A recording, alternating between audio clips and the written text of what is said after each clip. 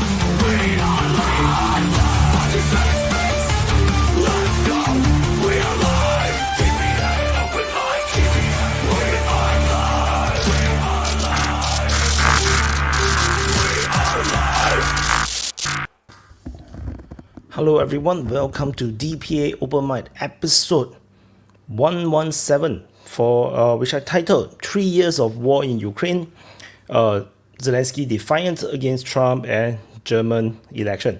So basically tomorrow, or actually right now, depending on where you are in the world, like for me it's already 24th of February, which is the third year of war for Ukraine. The DPA Super Panel has already been recorded and uploaded.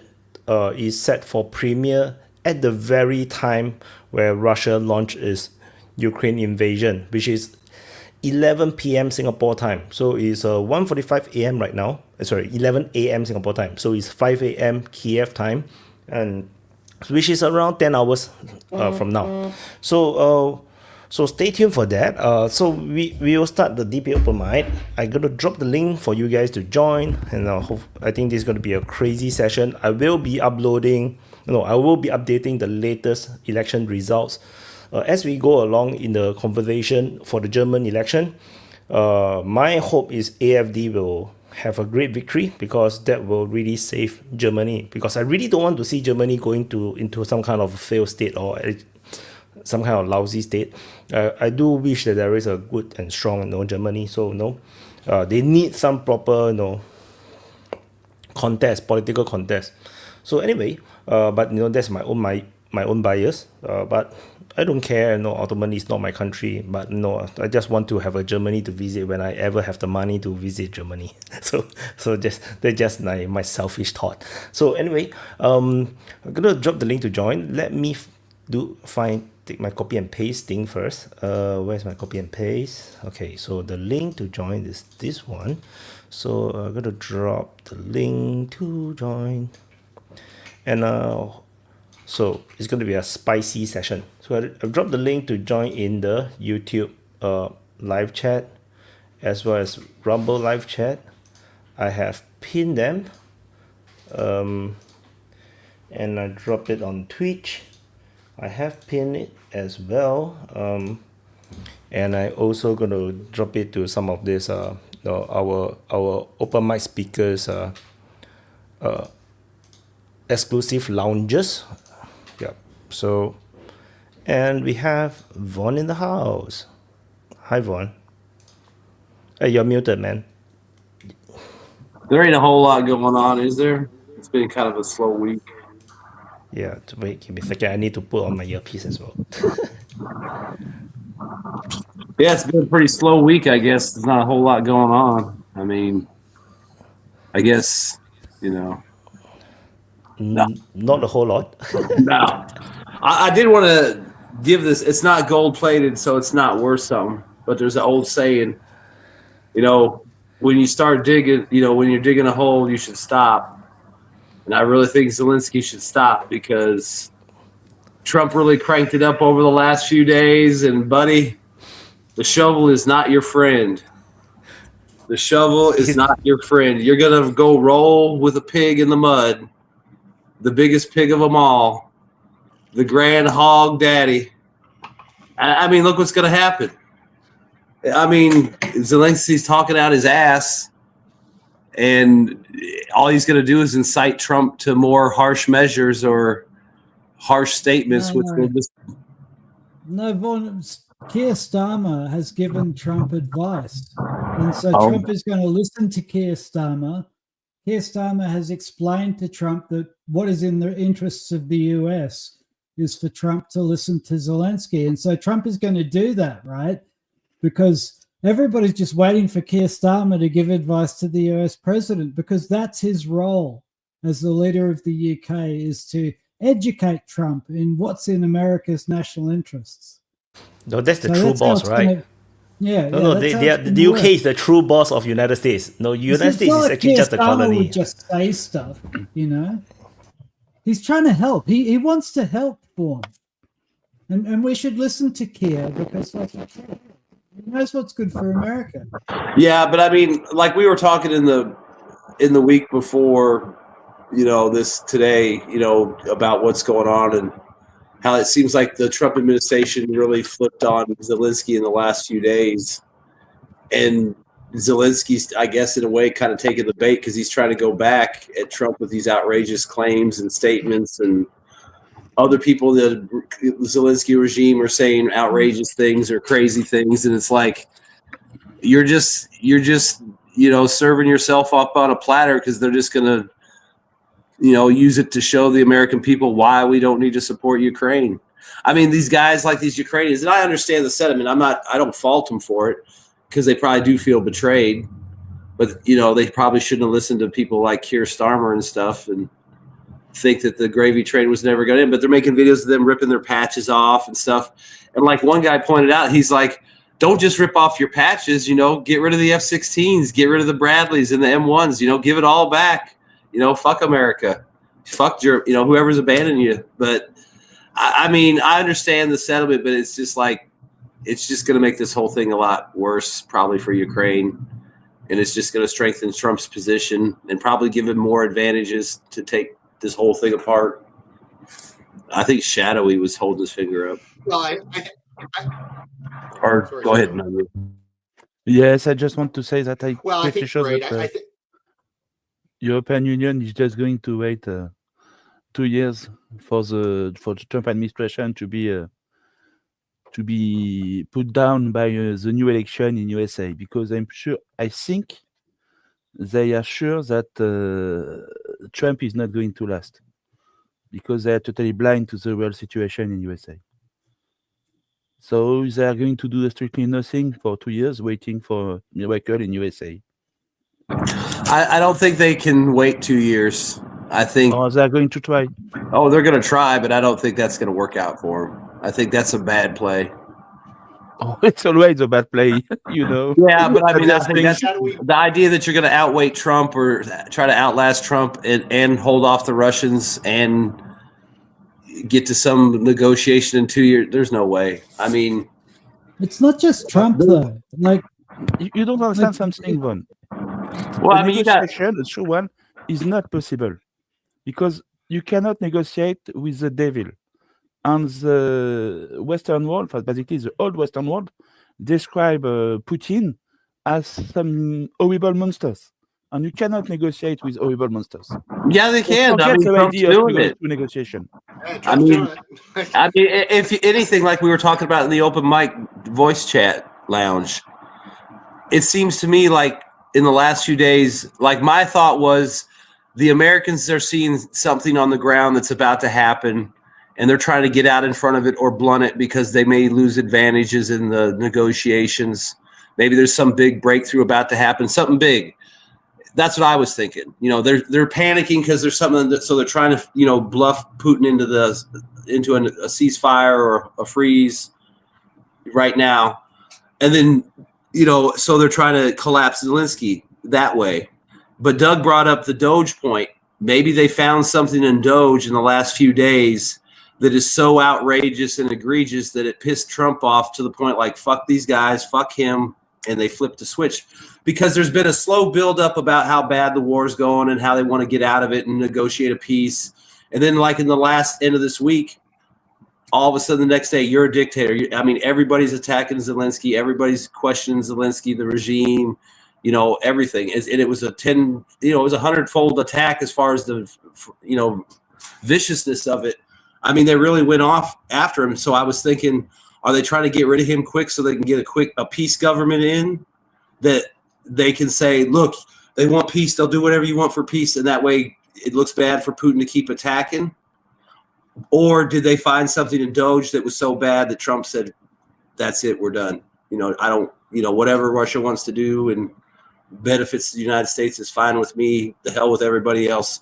I mean, there's all kinds of rumors about the Doge funding, the assassination, European countries involved. I mean, all I'm saying is something seems like it flipped in the last couple of days where America really went hard against Zelenskyy and the Ukraine war, like harder than Russia. Yeah, you want to go first? Yeah, sure. Well, my thought on it, yes, I agree with you, Vaughn. I think, a couple things. Number one, Trump has always said, this is not my war. He doesn't want it to be his war. He doesn't want to be another Richard Nixon who inherited a pile of crap. So I think he's very aware of that, and he wants to end this war as soon as possible. Though your comment about the Doge thing kind of piqued my interest, because now that was Doug's thought, so give him credit, but he's the one that threw the Doge idea in angle. All right, good call, Doug, because now that I think about it, Trump has been claiming, he's been referencing $350 billion the last couple of weeks. Now, they haven't approved $350. So what is he talking about? And that's a very specific figure. And what I'm thinking is maybe they've found some sort of accounting chicanery like similar to what they did. If you recall, maybe about a year ago, they revalued some of their assets by $6 billion. So all they did was revalue it from market value to book value. I'm guessing all sorts of accounting shit like that is going on there, and that's why they can't pass an audit. Go ahead, Shadowy. I just wanted to add something about the Trump and Putin situation. The main issue for Trump today is that in front of him there is a major player. It's not some kind of deal where you just have to negotiate a $3 billion deal. That's a deal about the future of the whole country. Basically, the whole world is going to be redesigned by these deals. And honestly, it's very sad for Trump, but the team against him, Putin and Lavrov, they are the best at this kind of deals, maybe with the Chinese. And they are going to eat him alive. I mean, that's fine if that's your opinion. We won't know what happens until they negotiate. But if you take the Chinese separately, Trump dealt with them fairly effectively by themselves, and he's dealt with Russia fairly effectively at times. I mean, who knows? I mean, he's looking to get out. He's looking to make a deal. Like I said before, he's got a big shit sandwich message. One night he's going to have to sit in the Oval Office and give a speech to the American people about why Ukraine was so bad, why we pulled out, why we wasted all this money, and hundreds of thousands of men were killed needlessly. So he's going to have some good things to show. Like that's why I was thinking, maybe he's trying to get the Panama Canal thing and Greenland and Canada. So he's got some things to point to for foreign policy. And then, if they work out some kind of payment or repayment of the money that was given to Ukraine through Russia and mineral rights and all that, I'm just thinking he's going to have something to show for this big pile of shit that we got. But do you think Putin is going to let him show this? Maybe. It doesn't have to be much. I mean, Putin, this kind of deal, you have to give something to get something. He could be a magnanimous guy, or he could be a dick. It's up to him. Von, what could Trump give to Putin? There is only one thing: Odessa. Yeah. What if he gives them Odessa and they work out some deal to do joint ventures on oil and minerals? I'm just saying, nobody knows what's going to happen. But those guys are probably the two that can talk and work something out. And look at who they brought. They brought their finance and money guys. They didn't bring generals and diplomats. They brought businessmen. And then like Rubio is like a mediator. It's Johnston. Yeah, hello, gentlemen. I didn't hear the very beginning of how this conversation started, but I wanted to give my 2 cents on what I think is going on regarding the negotiations between Zelenskyy, Putin, and Trump. Basically, if you look at Trump's rhetoric after he won the election, or actually, excuse me, after he took office, he kind of was silent about Zelenskyy as far as like a person or anything like that. And then when Zelenskyy refused his negotiation offer, which basically meant you get nothing, maybe your life, that's it. Then, and obviously Zelenskyy said no to that, because why would he? He could have gotten that deal from the Russians right now if he wanted to. Wouldn't need Trump for that, right? Zelenskyy could basically say, yeah, we'll give you up all the regions of Ukraine that you've already, are technically part of the Russian Federation now anyway, at least according to the Russian government, and we'll give you Odessa. So he wouldn't need Trump for that. So, and now Trump, so basically Putin has basically said, this is what we want. We're not going to give anything else up. Like you just said, they want all those oblasts that they've incorporated into their constitution, I believe. That's already a matter of law for as far as the Russian Federation is considered. So Putin is kind of in a bind negotiating too, because he literally have to cede territory to the Ukrainian government that is considered Russian territory by his own government. So, and of course, the Ukrainians don't recognize this, nor does Europe or the NATO countries or even the United States. So this is kind of a weird thing that they're in right now, because there's kind of a situation where no side can negotiate. Now, what I think is happening, you'll notice Trump's rhetoric recently over the last week. He's called, that post where he was saying about a moderately successful comedian and all this kind of stuff he said about Zelenskyy. Now he's calling him a dictator. Now he's saying that Ukraine started the war. Now this is a direct contrast to what everybody else around the world is saying. And the reason I think he's doing that is Trump. One of the things that Trump ran on, and it was a big thing, was to end the war in Ukraine. And now he's getting a little desperate because it doesn't look like there's a way out of this war. And people made the comparison to Nixon. You know, how do you get out of Vietnam once you're in it? Now, what can Trump do? He really can't offer Zelenskyy anything, and he can't really directly offer Putin anything that Putin has already said he's going to take anyway. So this puts Trump in a bind. And also, Zelenskyy has been given a huge amount, at least verbal support, from the other members of NATO throughout Europe, where they're literally saying, and I don't know how I think there's an election in Germany going on right now, and the party that is most likely to win is more Ukrainian friendly than the current German administration. And also you got England, you got that crazy guy there that's all in for Russia. All in for Ukraine.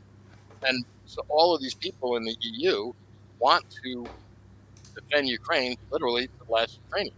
And it looks like they'll do that. So if the United States, even if they were completely to drop out all their aid, that could be made up for by Zelenskyy selling them at reduced prices all this rare earth minerals. Or let's say instead of giving it to the United States, he sells all those rare earth minerals on the open market and gives all the profits to all these European countries and buys all their equipment from them. And that would be a shot in the arm for their economies. Anyway, what do you think? Super chat. Vance is awesome. Europe crying. And Russia will take Odessa. No doubts about that. Hey, in regards to the German elections, I think Yuri was saying earlier, this is like maybe an hour and a half ago, there might be results in 3 hours. So they'll be coming in some kind of results during the open mic, probably the next hour and a half initial. Yeah, so the projections confirm that we're going to have a change of leader, I think, in Germany. So no, bye-bye, Shoyce. You shouldn't have shaken his hands. It's a taller version of Schultz. They look identical. Yeah, I wanted to talk about the new leader of Germany. They both like women. I wanted to talk about the military supply chain situation in Ukraine, because if you have a look at the funding that's gone into Ukraine, we can talk about like what the European funding went towards, but it didn't go towards military equipment. That was nearly all America. And so Zelenskyy is, like, you could call him brave, but it's also kind of insane to think that he can keep fighting a war at the same time as making an enemy of Trump. He's really not doing what he's being told to do here. And he's being supported by a bunch of European leaders. But, like, where does that go? Because Europe doesn't have the supply chain to supply Zelenskyy with ammunition and weapons. Europe is part of NATO, and so that means America is their supply chain. So cutting America out of this deal and telling America to sit down and piss off, it's like, okay, so they're going to wait until the next election when presumably a Democrat will win and Vance will fade away into the background. That's the hope. But during that period of time, we've only had 1 month of Trump. He's got a whole term, right? Well, what are the Ukrainians going to do for ammunition? Like, it seems to me that if they want to keep fighting the war the way they have been, Trump's going to have to back down. Trump is going to have to take Starmer's advice. Trump is going to... Does this sound like Trump to you? Trump is going to have to completely back down and say, okay, Zelensky's in charge. Zelensky's going to tell me what to do, and Starmer's going to tell me what to do, and Macron's going to tell me what to do, and I'll just ship over a whole bunch of ammunition. Now, here's the thing. It's not just Trump, and it's not just Vance. I was really interested to see Thune talk. Thune, for people who don't know, is the leader of the GOP, right, the Republican Party, who Trump represents in the Senate. Thune is a big deal. He's a very powerful man. He gave a press conference about the negotiations with Zelenskyy, and he backed Trump. And Marco Rubio, the Secretary of State, also backed Trump. the GOP is supporting Trump in this, right? And the idea that like Trump is going to that Trump is a naughty boy and that he's going to completely cave and just keep supplying Zelenskyy with weapons is ridiculous. And the other thing is, even if Europe decides to step in and fill the gap, right? Let's just say America walks away from the war and Europe decide to keep their boy Zelenskyy in power. It's really unclear how they do that as a practical matter. I've been seeing people in Finland say, "Oh, we're gonna like cancel all our F-35s and buy Gripen airplanes," and it's like, yeah, well, that would work if they made more than 2 or 3 a year, right? Not Gripen, Rafale. Yeah, well, no, they were saying Gripens. Like, there's this fantasy that Europe has these big supply chains of military hardware, which just don't exist. Now, that's not to say they couldn't exist, but then if we're talking about like the end of NATO and Europe starting up its military supply chains, well, like where? With what factories? All European capital has invested their factories offshore. America is the partner in NATO that has all the big weapons factories and ammunitions factories. It's not Europe. So even if Europe decided to like put on its big boy pants, cancel NATO or kick America out of NATO and support their boy Zelenskyy, they're not going to be able to get him enough weapons and ammunition to survive until the end of like the next Trump term or before the Russians overrun him. So it just seems to me incredibly desperate from Zelenskyy. And I think, going back to what Vaughan said earlier, I think Zelenskyy and other European leaders are absolutely desperate to keep the war going because they're petrified about what will be found if a peace is made. I suspect that there's shenanigans. With what he said with Thune, also in the House of Representatives, Mike Johnson said the next budget has zero money for Ukraine in it. So it's a united front. Yeah, I wonder what they've found there. Like we were talking about, it could even be that MI6 were involved in one of the assassination attempts on Trump. Like, because right out of the gate, when Trump took office, he was putting the boot into, and Elon Musk was putting the boot into UK in a horrendous way. So I don't know what's going on there, but it just seems absolutely desperate from Europe and Zelenskyy. Well, I would say that just quickly, because you said something about keeping the war going. If anything, if things like you said are true, like MI6 being involved in the assassination attempts on Trump, even if it's like indirectly, or if they had foreknowledge of it and didn't reveal it, I think Trump would have used that information now. I mean, he's pretty much got everybody in there already that he needs to. I'm sure Kash Patel is working right now and has been. He's also in charge of the ATF as well. So if anything, Trump would use that information, say, look, I'll leak the fact that you did this or you had knowledge about this and you didn't warn the United States about this if you don't do what I say. Yet, as you said, that the Europeans are going full on and they're saying, regardless of what the United States has done, at least that's how I understand it, they're going to support Ukraine. So if they do know about this, if anything, they'd be running scared and trying to be butting up to the United States because they don't want to be exposed. And that could be a bargaining chip. They could say, look, okay, keep that shit on the down low and we'll do whatever you want. Otherwise, because that's an act of war, right? Being involved in the assassination of the president of the United States. I mean, correct me if I'm wrong. You're a legal scholar. I believe that's an act of war, right, Toby? So, right. If nothing else, that would completely destroy NATO. So I don't buy that. But anyway, Super Trad, Zelenskyy is not relevant. Well, it's not whether or not Zelenskyy is relevant. It's whether or not the EU is relevant. But anyway, sorry, Toby and Vaughn. Super Chat, Bannon is right. We need a third Trump term. It's shadowy than me. Yes, I wanted to add something sorry. about the last super chat. I think it's wrong to think that Zelenskyy is not relevant. We have to all agree that Zelenskyy has made a wonderful job to basically make sure that Ukraine is still there today. We could say a lot of things about him, about corruption, about dictatorship, or whatever you want, but at least as a war leader, he has been very good. It's very sad for the poor Ukrainian soldiers.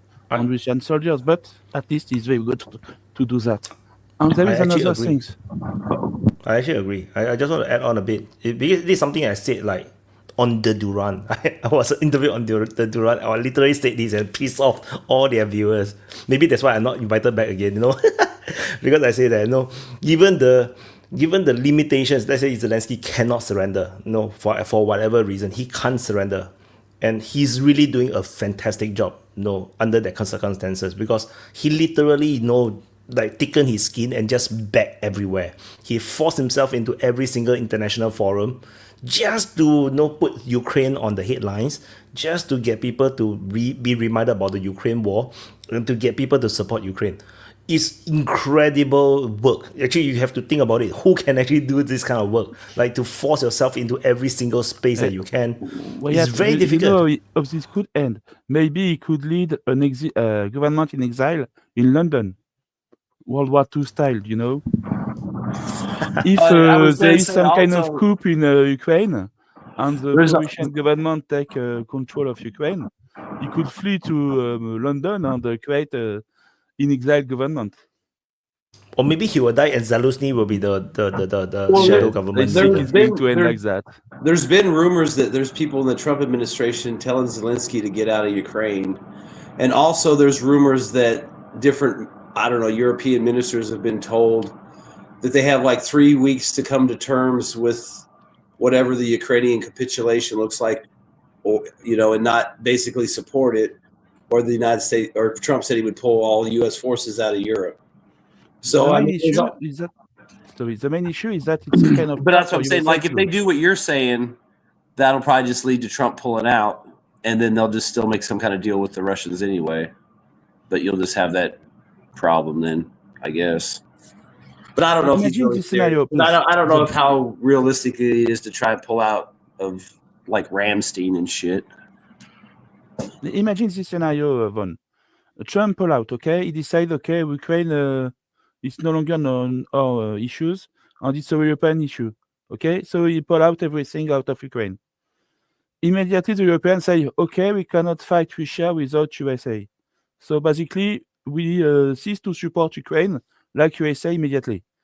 Then Ukraine decided to, okay, we lose the war, we surrender without condition to Russia. That means that it's going to be a direct defeat for USA and for NATO, and a terrible defeat, because basically everybody is going to say that it's the Trump retreat. It just depends. No matter how it goes, it's going to be bad press. But there was also another comment Trump made about how Zelensky's a hindrance to negotiations too, like that. He's. So you know what I'm saying? Are they trying to get rid of this guy? Are they trying to get rid of him so he's not there? Some people say they're trying to delegitimize him. I don't see how that would be hard to do already. All you got to do is show me the money. He can't. It's hard to do because the Europeans, every other country in the world, pretty much, is backing him, right? All of the West, all the quote unquote allies of the United States, fully back Zelenskyy. What are the other countries that are kind of hanging back? But was it Hungary, possibly Romania, Georgia switched? I think Hungary and the Czech Republic. Yeah. Yeah, it's not Romania. Romania is pro-USA. Yeah. So, they got a huge infusion of cash because we. And then I think the guy that just took over in Croatia is. I'm not sure if he's anti-US or pro-EU or anything. But those smaller countries don't really matter. I'm just saying he's another guy that's not for sending weapons to Ukraine, so you could maybe put him in the Trump. Yeah, but anyway, pretty much all of NATO is. Look, they've invested a lot of money in this, and look, people know my position on this. I'm pro-Russian in this, but you got to look at it politically. Trump needs a win on this. He can't just give Putin everything without getting something for the United States. That's where this whole rare earth minerals things come from. Well, I think that's why he's going to say, look, you give us $500 billion in rare earth minerals, and then the Russians will take all their land, and Trump can call it a win because he goes, I got $500 billion out of it. Yeah, that's what we were saying. As long as he can come back without empty-handed, like I said, he's going to have to you should sell everybody this shit sandwich. But hey, it's a horrible shit sandwich. But look, I got 500 billion in uranium or whatever. If he can do that, yeah. But how is he going to do that anyway? Who knows? I saw the Putin rumors. agreed to do that. Don't forget, Trump is not alone in this story. There is the Russian side too, and maybe for the Russian side to put Trump under pressure is a good thing. No, if you think from the negotiation perspective, no, the rumor is that Russia actually offered United States access to the region they have conquered in Ukraine to mine. That means they can take the resources from Ukraine, which is conquered by Russia. So if you think from that perspective, and imagine Russia feels like, okay, we give you free access to mine all these resources with minimal tax, but then you recognize our victory. It will be easier for United States than to negotiate with Zelenskyy, because we negotiate with Zelenskyy is like a dead end, right? So, but if they support Russia's conquest, they're going to get very cheap resources from Russia, which is the resources that the United States needs.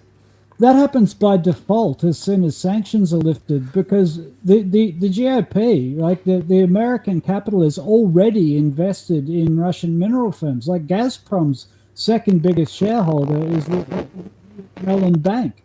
And this is the thing about Thune and the GOP money. They're already invested in Russia and in the mineral sector. So imagine in the negotiation deal. They are going to be. It's like they don't have to do anything. As soon as sanctions are lifted. I know, but something more on that. That's simple. It's not. They have more exclusive deals. Gazprom is not nationalized. Yeah, you see, right, from Russia's perspective, those land are extra. They got it for free now. It's new stuff. They don't need it per se. Russia don't really need it. They can give it we give United States like a 25 years tax free tax-free mining. It would be so attractive to United States. Why bother negotiating with Zelenskyy? It would be so difficult, right? It also puts a wedge. Real quick. The Russian negotiating team, they brought their finance guy, their money guy, and the United States sent their money guy. So obviously that's probably what they've talked about more than anything is the business stuff. For sure. That's easier to figure out than how to end the land war. There's also a guy called Eldridge Colby who is quite big in the new GOP. Right now, he's talked a lot about the worst geostrategic catastrophe that America can face is a real partnership between Russia and China, right? And he has talked about the need to get Russia on side and to isolate China that way, because you can't really isolate China without Russia on board. And this is a big theme in the GOP. I know what Shadowy said. I find what Shadowy said really weird. There's this idea that we're all playing like some video game and that Trump is going to lose, right, if he plays ball with Putin. This is the Euro globalists and the left smelling their own farts, in my view. They seem to think that they can dictate the terms and the frame of reference in this. They absolutely can't. If Trump succeeds, I'm saying that Putin dictates the terms, not the Europe. Let me finish. If Trump makes a deal that makes the GOP capitalists money and Europe sucks a big cock, no one cares in the GOP. Everyone cares in Europe, and the European press will talk about how Trump lost, but Trump won't care. And I think that there's a real danger that people like Keir Starmer and a lot of European commentators, they're believing their own fantasy. They think that they can bully Trump into keeping on with this war, and they can say, you're going to lose this war. Trump doesn't care. He doesn't care. He can pull Europe. He can pull American. He doesn't feel like America is weak because America walks away from Ukraine and lets Russia have Ukraine. Russia had Ukraine for the entire duration of the Soviet Union. He doesn't care. This is a European fantasy. I think you are mistaking something about what I said. Super chat. I don't. Wait, super chat for that. Wyatt is right. It's a deal for Russia, United States. Okay, sorry, Shadowy. Yes, I agree with the super chat too. What I was saying is that the reputation of USA is not about what Europeans think or what about USA people think. It's about what the rest of the world think. And if USA make a hastily retreat from Ukraine like they did in with Afghanistan and with Vietnam, a lot of people in the world are going to think that it is a US defeat. It's not about European anymore. It's about the rest of the world and reputation.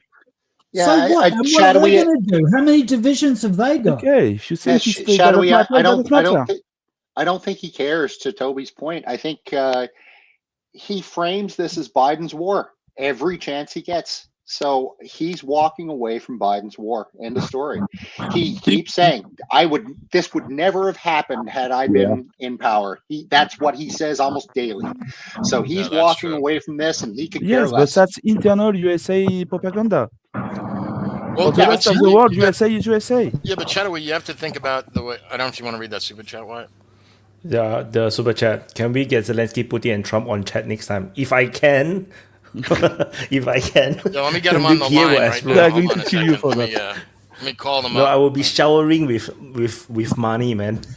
Well, if you want to think about it, the Russian economic finance minister and the guy the United States sent, those are the guys that are really shaping the battlefield now, because they're all picking where they want to be and what's going to be accessible and probably where the Russians need to go so they can get that good deal. I mean, think about it. They're probably doing more to shape the battlefield now than the guys that are going to talk about the peace plan. I mean, they're not there to talk about trenches and fortifications. They're there to talk about lithium and gas and all kinds of stuff. It doesn't have anything to do with Zelenskyy. I mean, I'm just saying they've been making it pretty clear over the last few days that they're wiping their hands at him. Yeah, but my argument was the reason they're wiping their hands is because he won't back down. Yeah, but I'm just saying, I mean, you literally had Medved saying, why don't you just kill him and make your negotiation life easier? I mean, he's like, well, Medved's more like Medved makes Trump I'm just look saying like the fact that he's saying it's like, why don't you just kill this guy and make this whole process way easier for everybody? It's like, it's like, hey, I'm still in the room, guys. I can hear you. It's like nobody cares anymore. I think Go ahead, Paul. Paul wants to speak. I wanted to say that the price is Russia, is not the Ukrainian mineral. This is a smoke screen.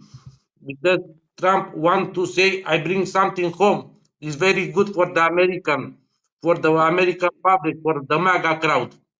No, it's a lie, because rare earth is a lie. Because if you want that mineral, you have in USA, but it's very expensive to refine it. So it's a smoke screen. Thank you. I agree. No, yeah, there's tons of rare earth in the United States and even more in Canada. The point is he needs something to sell. He needs something to bring back to the MAGA people. Also, there's a lot of environmental regulations we have. The reason that we haven't exploited our rare earth minerals in the United States, despite having lots of them, is because of all these environmental regulations. That's the reason why the majority of rare earth minerals in the world, at least percentage-wise, are actually mined in China, because they don't have to worry. They don't have an EPA in China. I actually think I agree with Paul. The rare earths is a bunch of nonsense. But I think the origin of that was that the British went in and made a 100-year deal with Ukraine, right? And I think this is really interesting. It encapsulates the massive problem with NATO, and it really sort of like makes Trump's point. America did all the heavy lifting. America supplied all of the ammunition, all of the military hardware. Right, the money that the Europeans put in was basically bailing out all of their people from the Ukrainian currency. It was all financial aid, and so America did all the heavy lifting. America was the one actually helping to fight that war. And then what happens? The dirty Britishers go in and they do this deal where their companies get all of the good stuff from Ukraine in a peace settlement. And I think that really ticked Trump off, because it's typical NATO. America does all the work and Europe gets to profit from the peace, right? And I think that Trump's point there was just putting the boot into that agreement with the UK. And I think that's why Zelenskyy also backed down from signing that agreement, because if Zelenskyy gives all the stuff, which is difficult, to the UK, to the US, he has to sort of renege on the deal that he made with the UK. So again, I see this as a fight between the US and the UK. And a really sort of interesting fight as well. The way it's gone down since Trump took office, I would not be surprised if we learned that MI6 had some dodgy hand in one of those assassination attempts. I've never seen anything like it. This is supposed to be the special relationship. It's absolutely a toxic relationship.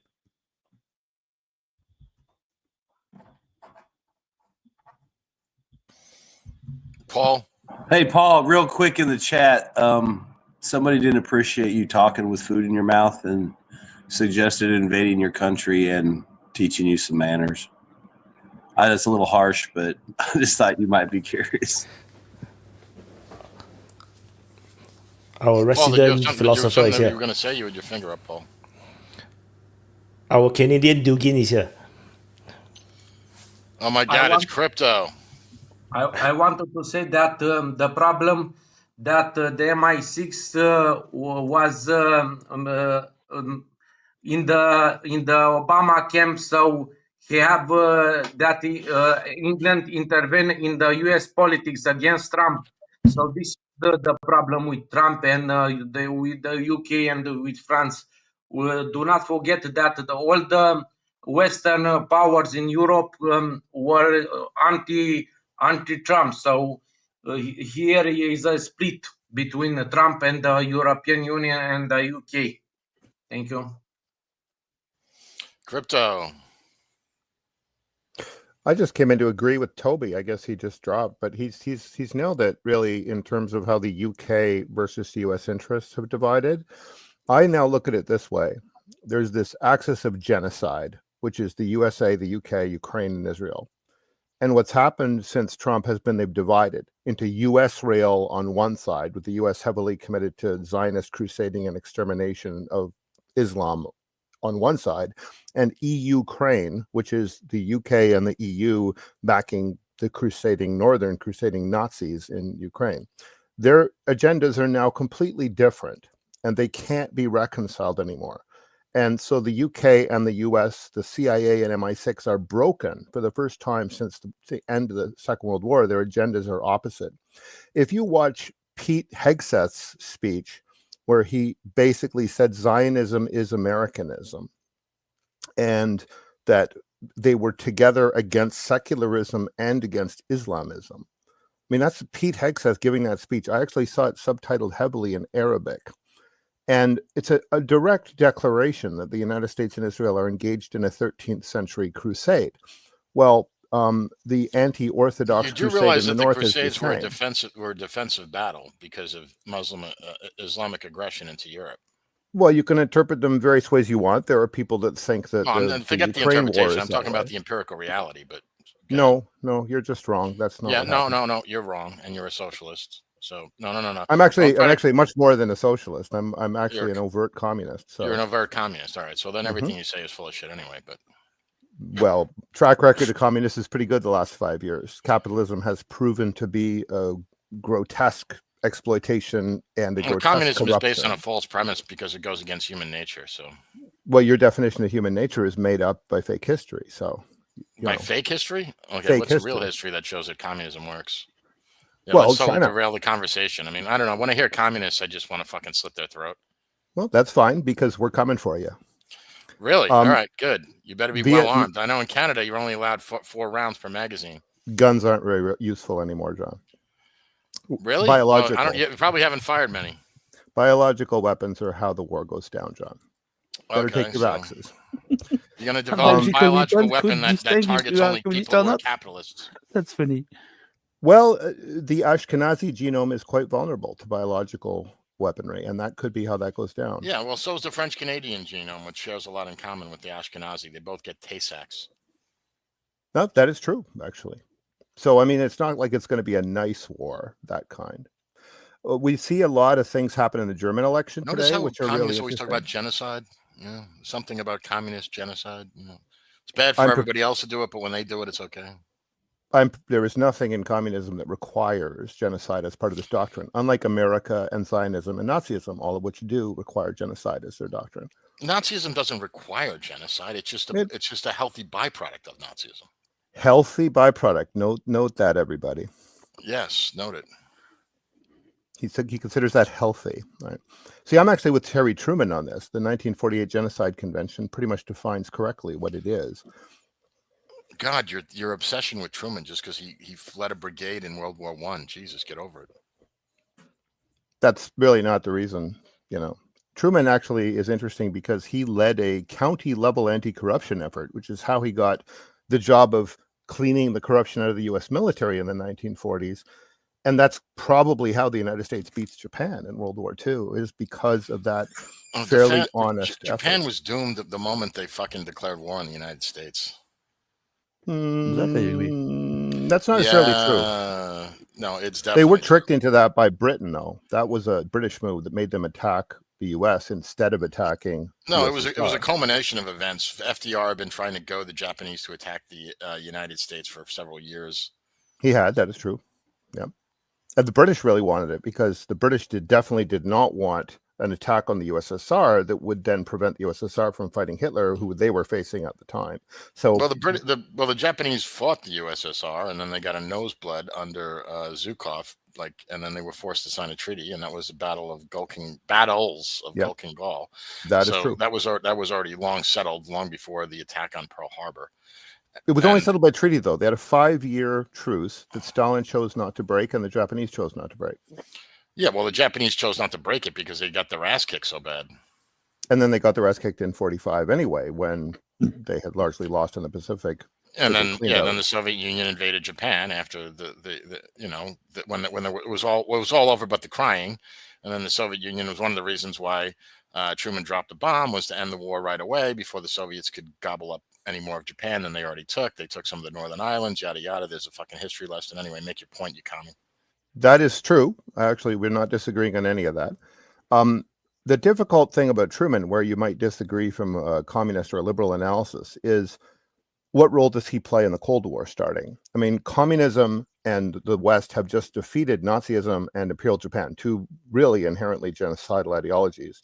And then they're still on the same side for struggling for another 5 years, figuring out what's going on. When China falls to Mao, though, it gets really hard for Truman to control the Congress. Like at that point, you get McCarthyism and anti-communism becomes a thing, resulting in characters like John here, who literally has whole idea of history is based on that McCarthyist ideology.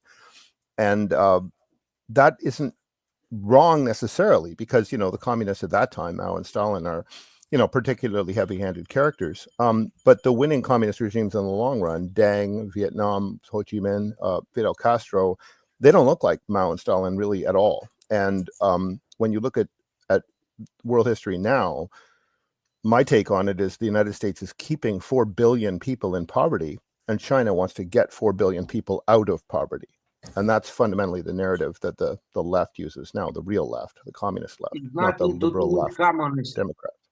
China economic nothing to do with communists. So I don't agree. I think they are still communists. I live in communist. You're going to have to redefine what you mean by the word then. I mean, I think we're talking a different language.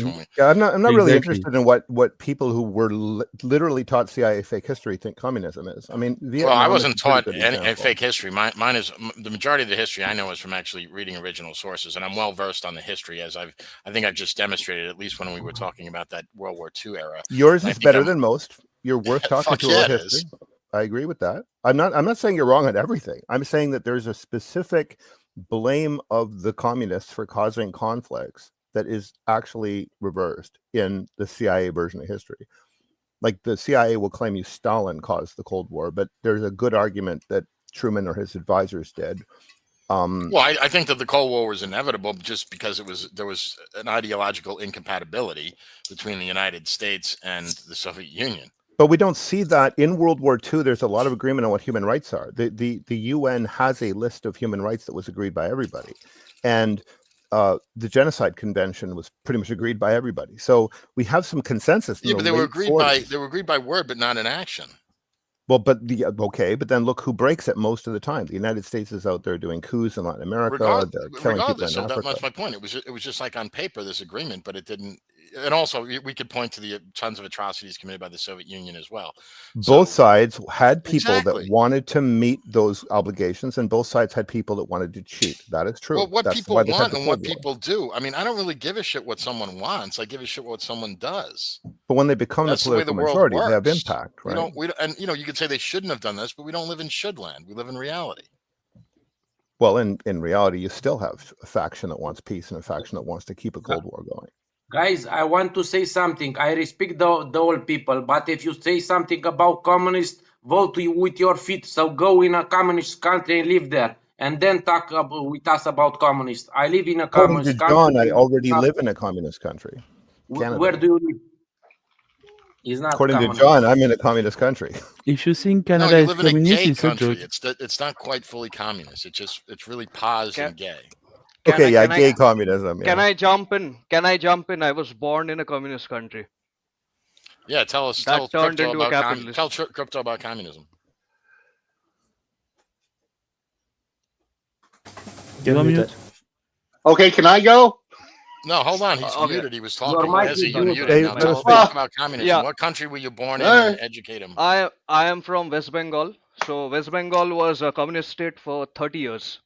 And you have to understand that in the West, you're mostly taught about Mao and Stalin, but the vast majority of communists in the world, they neither did good, they neither did bad. They were useless, like in West Bengal. In West Bengal, when they came to power, they did an amazing thing. They did land redistribution.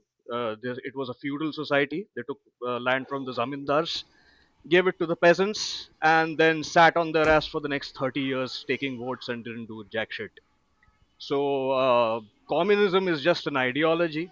You guys have to realize that ideologies are useless.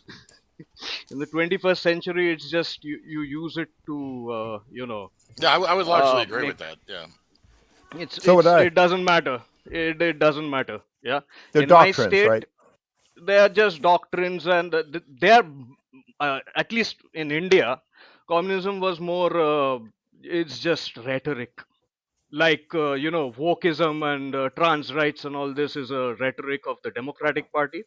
Communism, workers' rights, and all these things were just rhetoric for the. Well, it's kind of like a CPI, religion. CPM. It's like a pseudo religion, right? It's like or a proxy for religion, right? Basically, ideology like wokeism.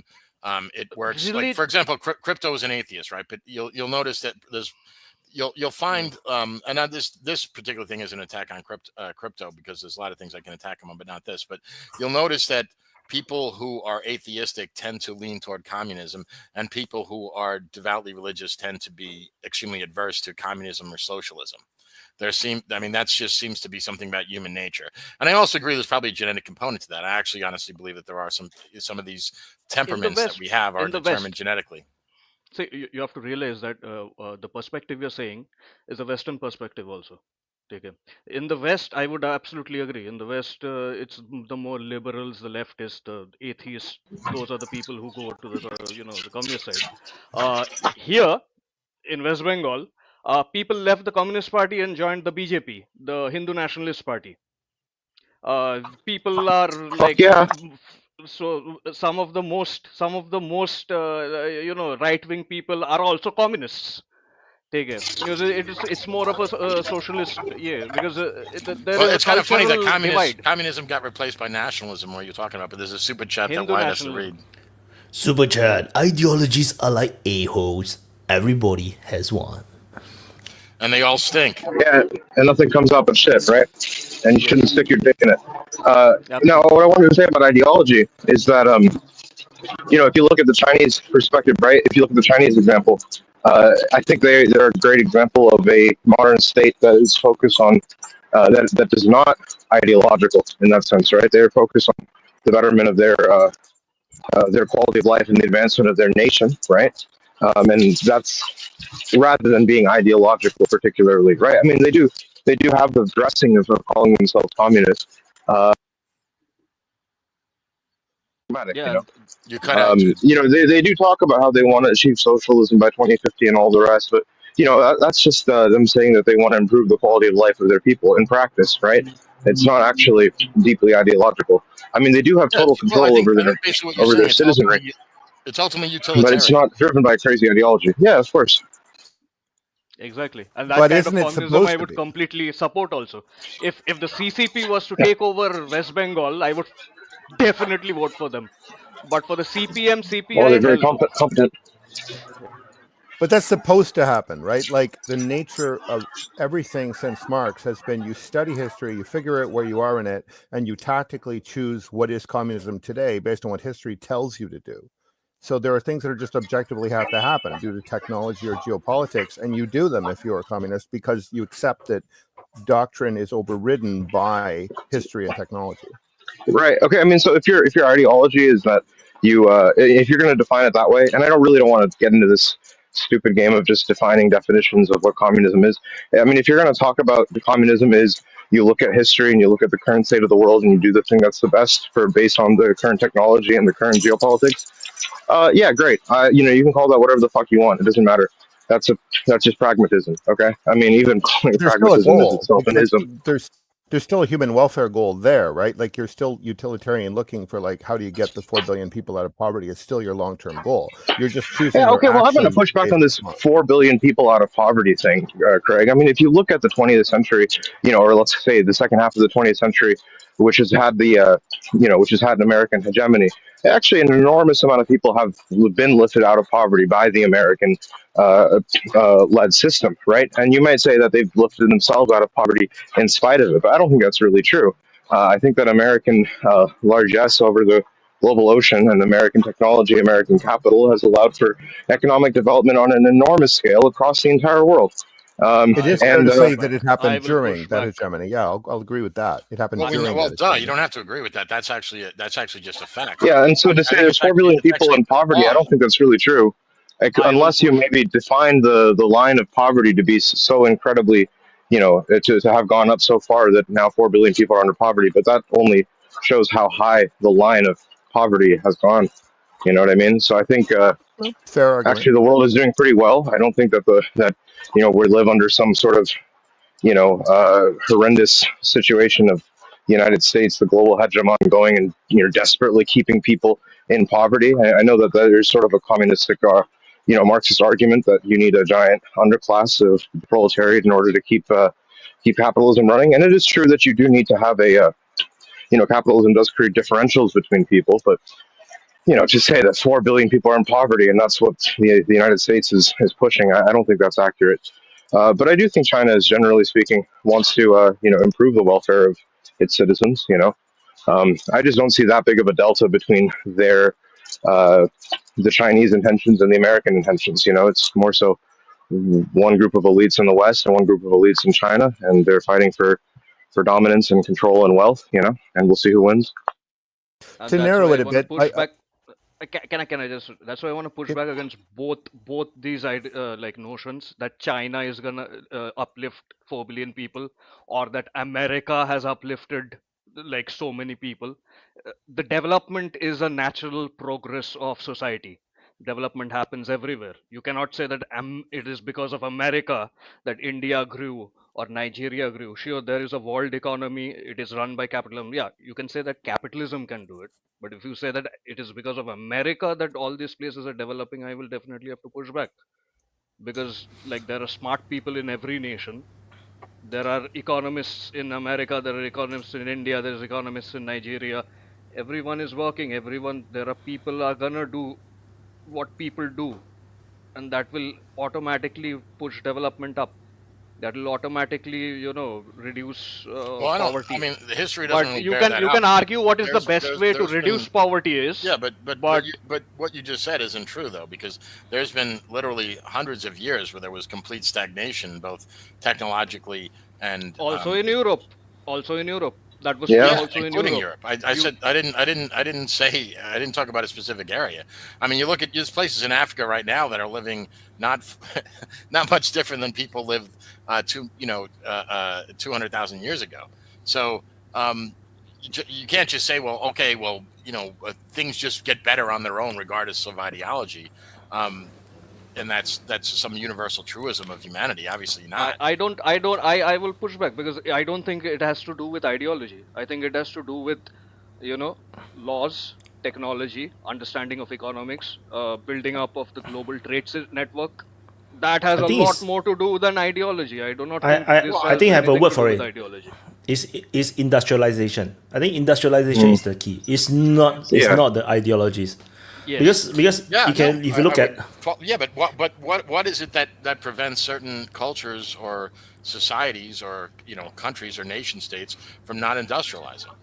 yeah, Can I respond to the a super lot chat of real quick Capital, by lack asking of capital. Boz? Can I respond to yeah. the super chat by saying Sure, sure. you should replace communism with women and capitalists with men in that sentence, and it'll be a lot more accurate. If woman is useless, why men can't stop talking about it? Because we want to get our dick. We want to get our dick wet. There's a lot to By that, and that entering into argument, communism, a-holes. that argument has been made before, that capitalism is essentially the male perspective on things and communism is essentially the female perspective. That's actually an old discourse. But I'm to cap the disagreement here, I'm going to Makes agree a lot with of sense. John and with Archimedes that essentially, and also with the argument that you do see a significant upgrade in like the average person's welfare across the late 20th century. And I wouldn't have a relatively high regard for Truman if I didn't think that was kind of essential. But even Marx will tell you capitalism is an essential step after feudalism and before socialism, right? So you can box that 50 years from 1948 to like 1998 or whatever and say, during that period, that was the optimal kind of system. And I was not a communist then. I was a geo-libertarian then. Now I've shifted over because now I see that the challenges are actually much, much more on collective decision-making systems, large-scale infrastructure, some degree of control on potentially autonomous technology, and all of that fits much more into the hard left framework. And so doctrine-wise, just from rationality, if we want to survive, I made an argument why AI had to be run by communists last time I was here. And I think those kinds of arguments pull us in to having to all reassess our view of history. I think there's a turning point in the early 2000s where things take a wrong turn in the West, and the wrong turn is the war on terror, which turns into a war on Islam. I actually completely agree with what the last statement you just made. And so completely agree with it. And I know, and actually, being an American, actually, someone I've seen, I actually fell victim to this because I assume you're talking about like it started with 9/11, right? I think we can all agree on that. The quote unquote war on terrorism started with 9/11. You could say that we started to go down a wrong path before that, but that's really when it took hold, right? Like when pretty much everybody was wrapped up in this bloodlust, including myself. And part of that was because I lost 5 friends in the one day on 9/11. Lifelong friends. I mean, I'd known these people since early childhood. I wanted revenge. I was willing to do anything. And you get an event like that, and you can take a totally rational person, and they'll throw rationality completely out the window. And I was, I can't say a victim of it because I'm a sentient being. I should have known better, but I didn't. It's a common experience. It's a radicalization experience. And you can then totally understand why populations like the West Bank or Gaza become ultimately permanently radicalized by having things happen every day to their families. So we're in this wrong turn in the West for the last 20 years. And Pete Hegseth, by going out and saying Zionism is Americanism, we're against Islamism, we're against secularism, and putting the entire U.S. military-industrial complex firmly into a crusade stance is almost like the ultimate wrong turn. And I think Christians and Americans should be very concerned about that because that's a losing position worldwide. It is a losing position. And I don't want to really comment on Pete Hegseth's comments in the forum of YouTube. All right, there's a lot of things you can't say regarding that relationship. So, but what I do want to say is that I think you're totally right that in that period between 9/11 and the recession, there was a total transformation of these categories of capitalism and communism, and that's one of the reasons that these phrases don't even really make sense, and that's why we have to talk about defining them all the time, interminably. But I think the way you put it about forget the exact phrase you used, Greg, but something along the lines of global decision making, handling large scale infrastructure and all of this. I think that you're getting towards the actual interesting distinction between the left and the right per se of the political spectrum today, which is globalism versus say regionalism, nationalism, or civilizationism. And it's the left more so is aligned with the globalist side of things, and the right is more so aligned with the regionalist side of things. Even though those don't really map onto the old meanings of left and right. And I think that ultimately that's the big distinction that's going to be that's playing out currently on election in Germany, right, with the AfD. It's something that just happened with with the election in the United States. Although our nationalism, as you mentioned, is tempered by the big asterisk that we seem to put another country first, not our own, but that's another topic. So I think that's the basic real distinction. It's not really an economic question. It's a question of, do we see humanity as being global and needing global governance, or do we see us as sort of retreating from global trade and emphasizing our differences once again? And in my view, I fall firmly on the anti-globalist side of that ledger. Yeah, so do I. I want to give the. Vojan has been waiting. Yeah, that's what I was going to say. I wanted to give the mic to Vojan. It's actually Nunya, Nunya actually raised his finger like long time ago. Yeah, but he's a Canadian. He's used to waiting for service. Yeah, he doesn't get rights in America. Sorry. He's a white guy. You expect me to? Okay, I remember what is. Yeah, I remember what I was going to say. Guys, So I wanted to this ask. Sorry. Actually, go on, Nunya has Nunya, to but go please, first. please I'm change sorry. topic. Nunya has to go Please first. change topic. Nunya has to go first. I'm sorry. Okay, yeah, let's change topic. So this is hot off the press maybe an hour or so ago. Zelenskyy says he may be forced to sign mineral agreement with U.S. in exchange for continued aid. So he says, and I quote, "If your conditions are we will not give you aid if you do not sign an agreement, then it is clear. If we are forced, we cannot do without it, then we should probably go for it. I just want a dialogue with President Trump." So all of this is theater. Like the whole mineral thing, the whole Zelenskyy says he's going to step down thing. It's all theater because Starmer and Macron are going over to meet with Trump tomorrow. That's more theater. They're going to try to get Trump to stay on side. But like I said at the very beginning, the decision's already made. So, yeah, leave it at that. Did Starmer walk back some of his talks? Because I've heard kind of contradicting things on this on my Twitter feed about, did Starmer walk back some of the statements he made about British troops in Ukraine? Did he walk that back or not? He did. Like when he first came out, he said that they were going to send troops, but then the very next day he said that the troops would be dependent on a U.S. backstop. So that's what they're going to go talk to Trump about tomorrow. That'll go over like a fart in church, and they'll be back in Europe later on in the week. Super chat. China alone is shaming the capitalist country. And also breaking news, the Pope is in critical condition, so we're going to have a change of Pope soon. Rumor saying that he's not going to survive the hospital stay. Yep. Oh, does that mean the next Pope's going to be a transsexual like the movie?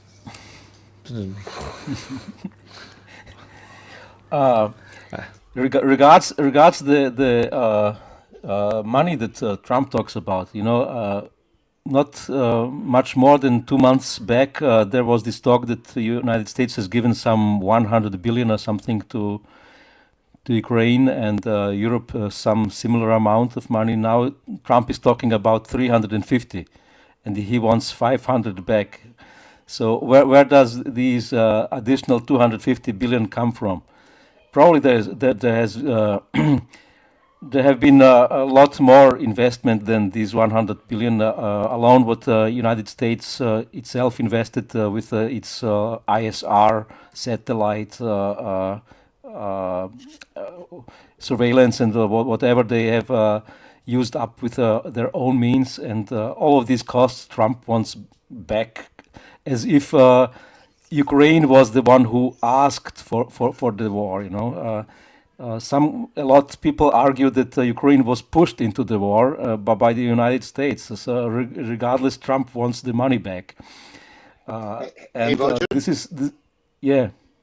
Well, we were talking about the 350 earlier. That's a really specific number, right? So he got that number from somebody. And what I think now is they've got so much, it's just an accounting clusterfuck in the Department of Defense. That's why they can't defend an audit. I'll bet you, actually, I'll guarantee you, all they've been doing the last several years is revaluating the assets to try to make it lower value. And you can't do that. So they're going to get in all sorts of shit. So when Trump says the 350, I think that's what they've done. To stick your accounting point. Hold on. What are you saying? You mean that the actual number was higher than what they told everybody how much the United States gave Ukraine?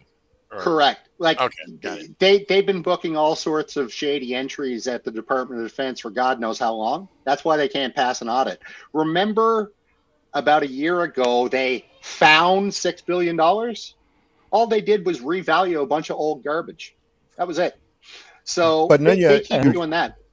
It's not just the DOD's accounting, it's also BlackRock's accounting, because BlackRock would have to write off all of the deeds they have that are no good, that were written by the prior former Ukraine government. There's that too, if there was no deal. But even a ridiculous deal that is never enforced still allows BlackRock to not write off all of that money in the Donbass. So that's why there would be at least a pretense of a deal, even if it's not real or if the money gets kicked back to Russia in some fashion, because they have to keep BlackRock solvent because it's become too big to fail.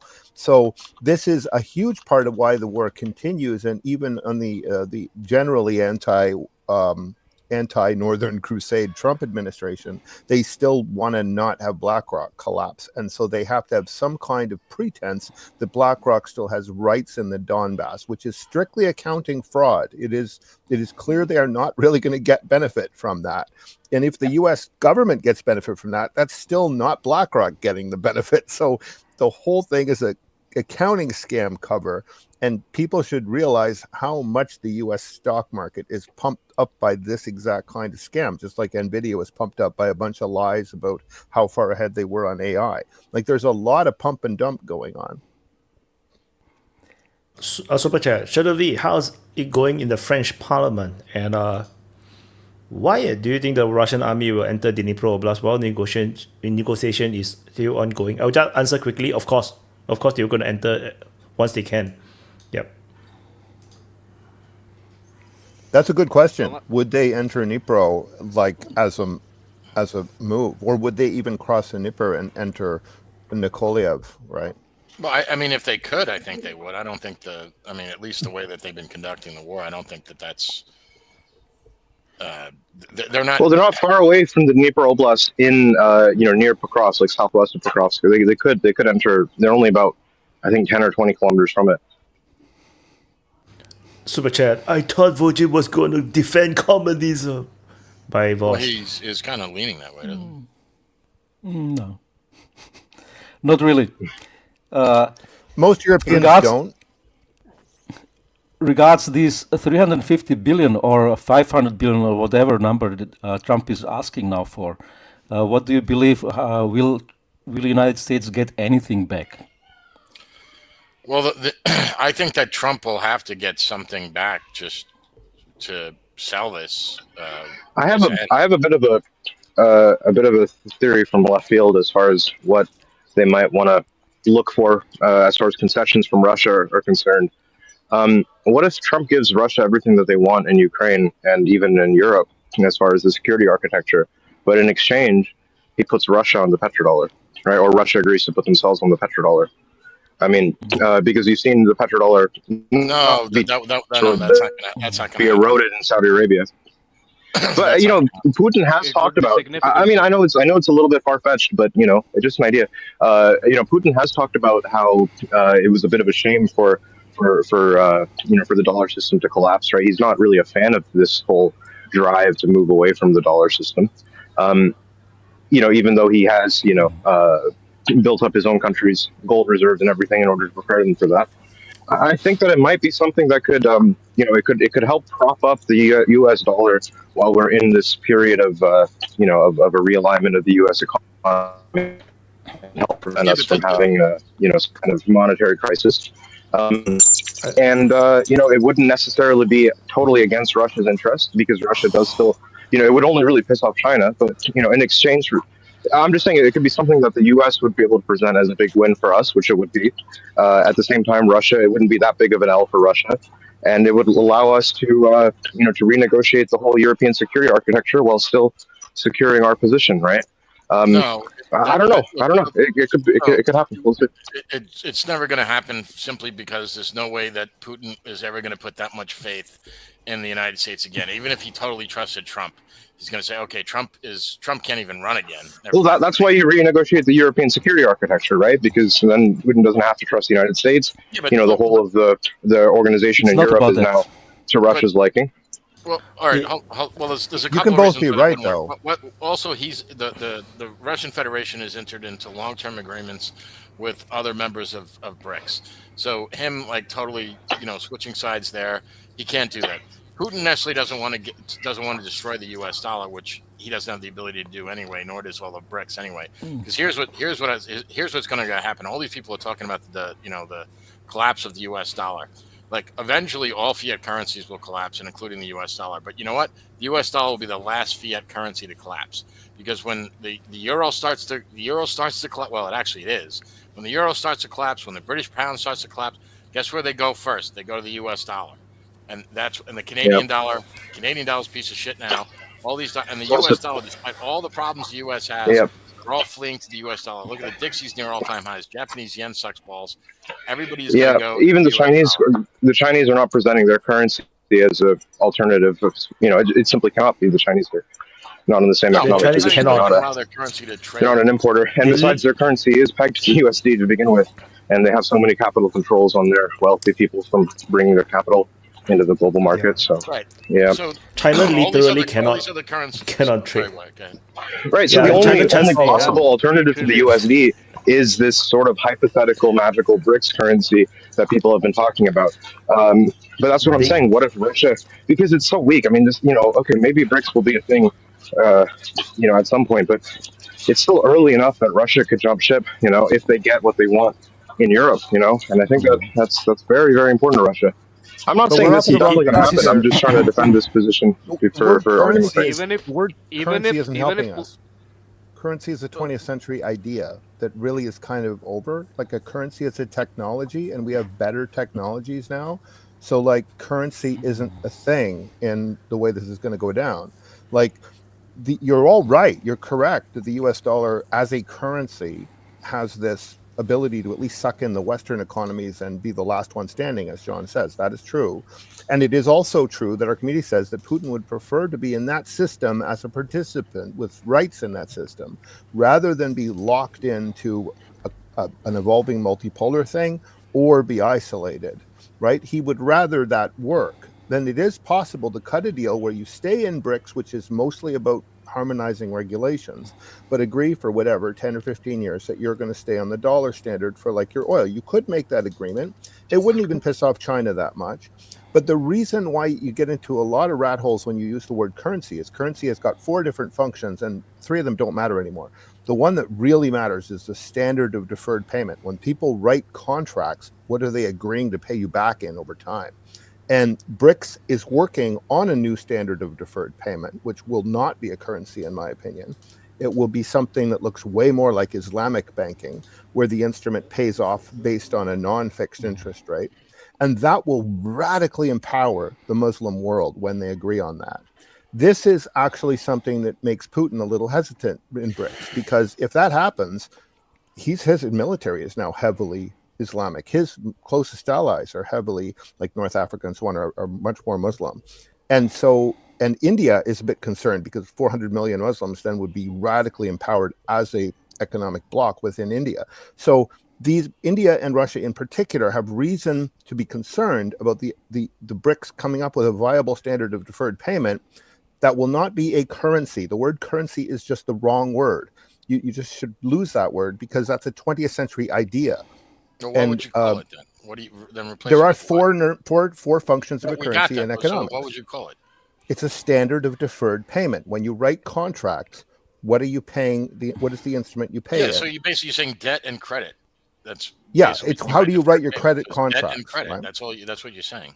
Yeah. So in crypto, we have this thing called smart contracts, And they can refer to anything to be the determination of what you pay back in, as long as it's calculable, as long as there's a formula for it. Well, it But also this has to is be true universally generally. agreed upon too. Yeah, but you can universally agree upon a standard of deferred payment. You can put any formula for anything if you want to.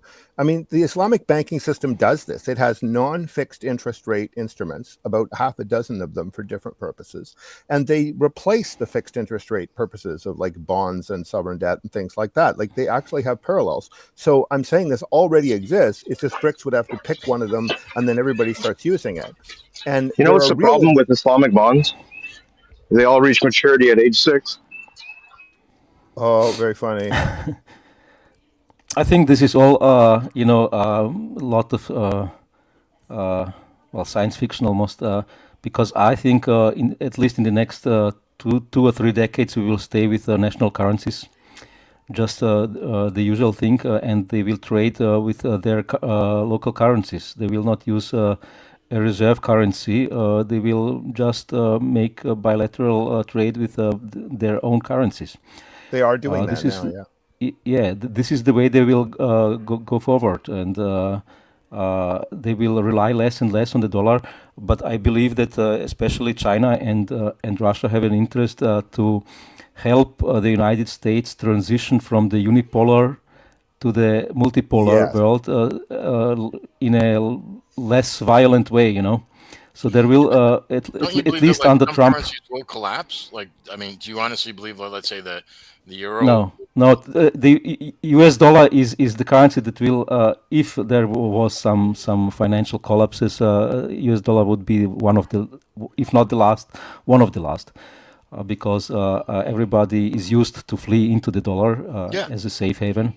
So but don't you think there's like a lot of problems? Because people always talk about there's problems with the U.S. dollar. I'm not saying they're wrong, but I'm just saying those problems are dwarfed by the amount of problems. The inflation. Everybody talks about inflation. The inflation is there, and the tariffs will have maybe a short-term effect of an accelerated inflation. I think it will balance itself out a bit in midterm. But United States is trying to get industry back to the United States, and I don't think it will come back from China, but they will take a lot from Europe. So this will be a problem for Europe. This is something that the Europeans have to chew upon. And that's why I think reinforcing the petrodollar would be so helpful, because as we go through this period of industrializing or reindustrializing, it is going to be extremely inflationary, and one way to help mitigate the impact of that inflation is through reinforcing the U.S. dollar system on the global economy. So I think it would be a smart choice.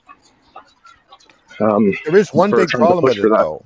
The big problem with it, though, is that then gives the United States an incentive to keep the world working on the fossil, and that puts it in inherent conflict with China, the world's largest exporter of renewable energy technologies. So, like, essentially, are you just setting up a different conflict where USD equals fossil and the 5R currencies equal renewable, and then there's a battle of propaganda and fake science and every other damn thing that goes on in a new Cold War that way? So that would be my big concern with going back to the petrodollar and tying it in as an agreement. But on the other hand, if it's tied in as a 10-year agreement, you know it's going to end at a certain point, then you can do what Voisin suggests and have a much softer landing.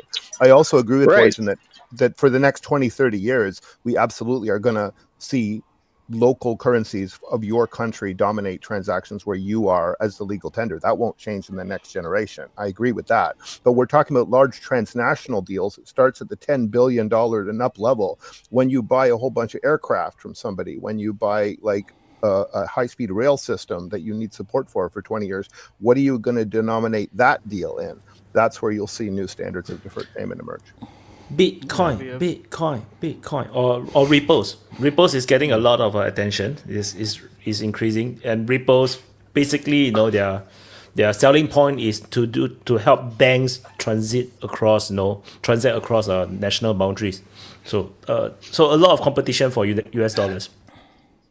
I'm shopping for gold and silver right now as we speak, gentlemen. There are people that claim commodity metals. Stay away from silver, Nunya. I I'm not like it kidding. though, John. I like how nice it is. It looks The so reason pretty. I don't like metals is because they're so recyclable now. Like you look at the Apple Watch X, it is made of 100% recycled metal. Like that means mines are gone as a thing, and the junkyard is where you get your metals from. So like how can metals and mining be like a stable investment when we figure out how to recover them from our junk supplies? Because think about the difference. That's the difference between gold and silver, right? I Right. mean, gold is not recycled. Right. No, so the scary thing is what? Elon Musk go to space and then suddenly find one asteroid of gold. Yeah, that's actually That's it, another man. problem.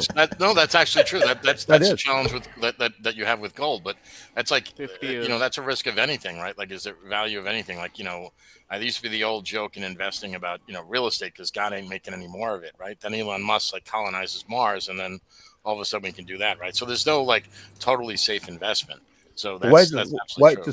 Why I just nailed it. There's one asteroid, I think it's called Psyche 19, that has Yes, got we are like never gonna mine it. nominally $20 quadrillion of all of these minerals on it. So somebody lands a probe on it, and just on mere speculation alone, all the precious metals collapse. So I don't think it can work for that reason, because that is now a feasible thing to reach that asteroid with a robot mining system. So Well, yeah, but how much? But In how much? 100 years. How many In resources? 100 years. But the 20 amount years. how much? How do you? Because there's this one guy that values gold and how much fossil fuels it takes to extract gold, and Yeah. that's literally he's actually been tracking the price of gold based on fossil fuels.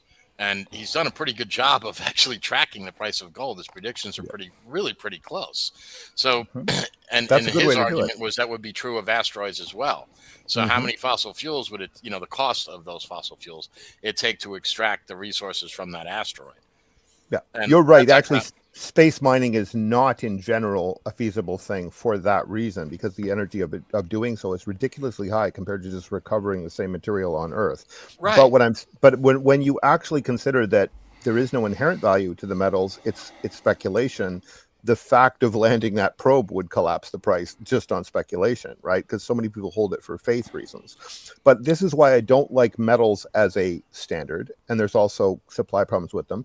And there's other reasons I don't like hard algorithm capped cryptos like Bitcoin.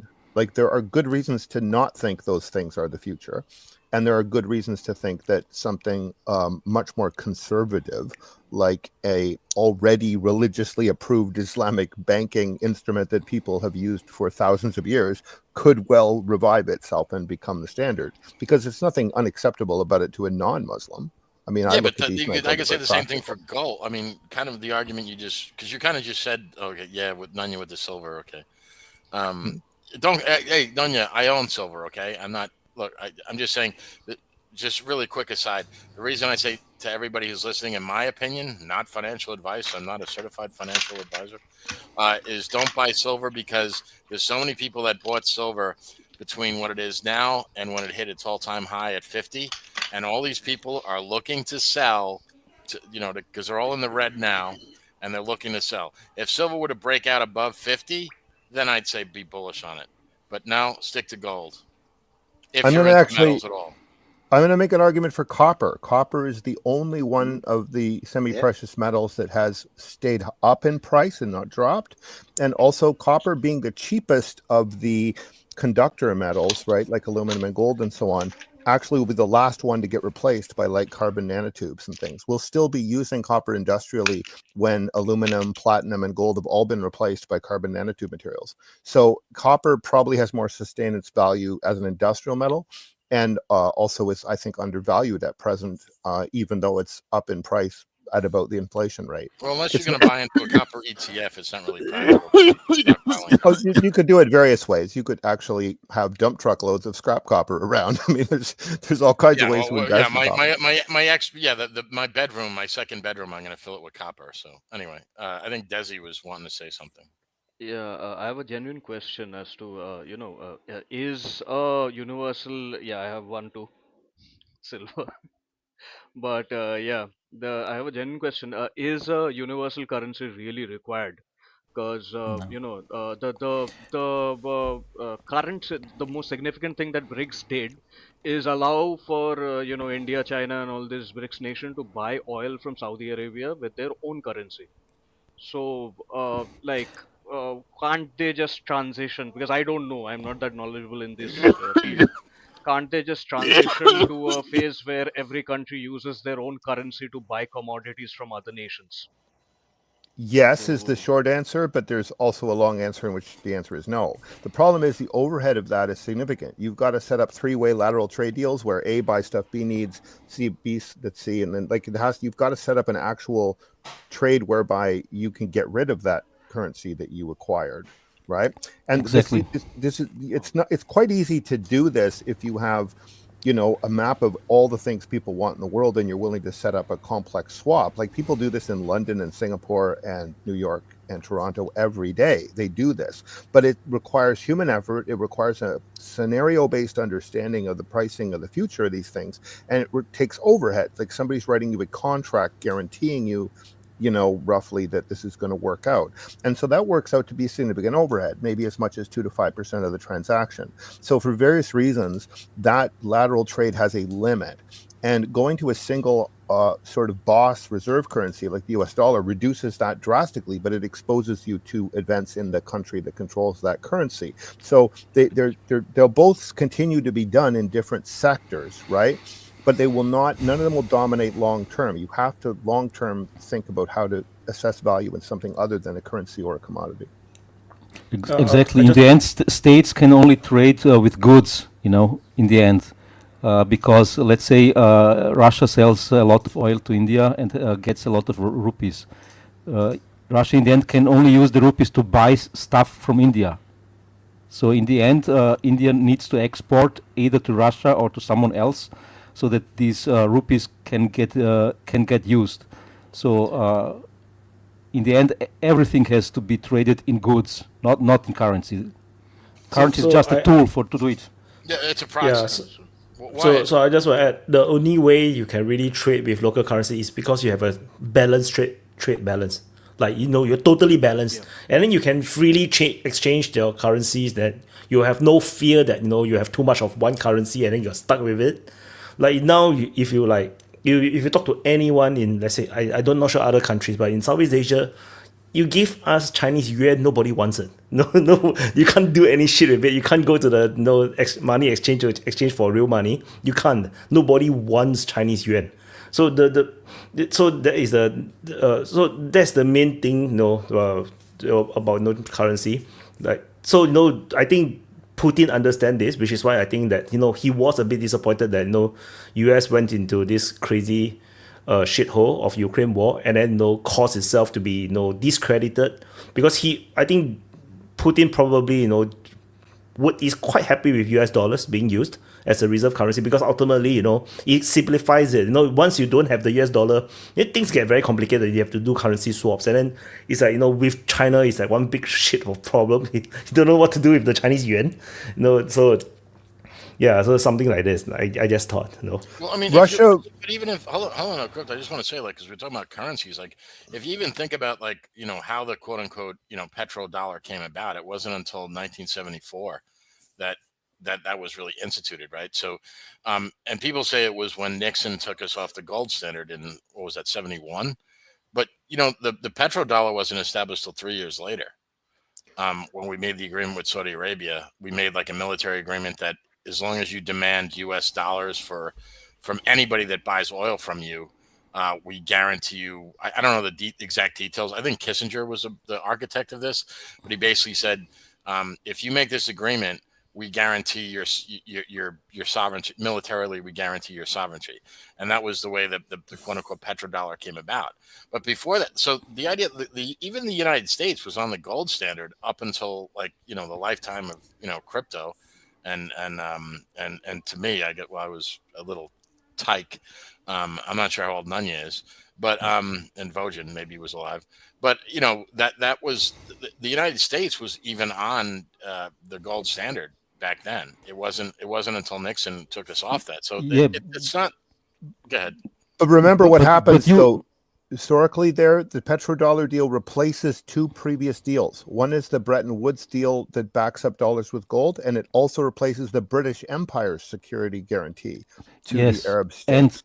Well, And but in addition, Bretton Woods was in 44, right? And but that had already, so okay, Britain was as most of the Western world was bankrupt after World War II, right? And that was the Bretton Woods Agreement, and they said that everything will be done in U.S. dollars, and yeah, that was when, and all the European countries stored their gold in the United States, or I don't know, John, all of them. you But have been Britain the is fact. still meddling with You, the Suez Canal until the 60s. They're still involved in that region. All their military effort goes into that region. They're still very involved. Like, it's not till that petrodollar deal that Britain is truly out of the Mideast.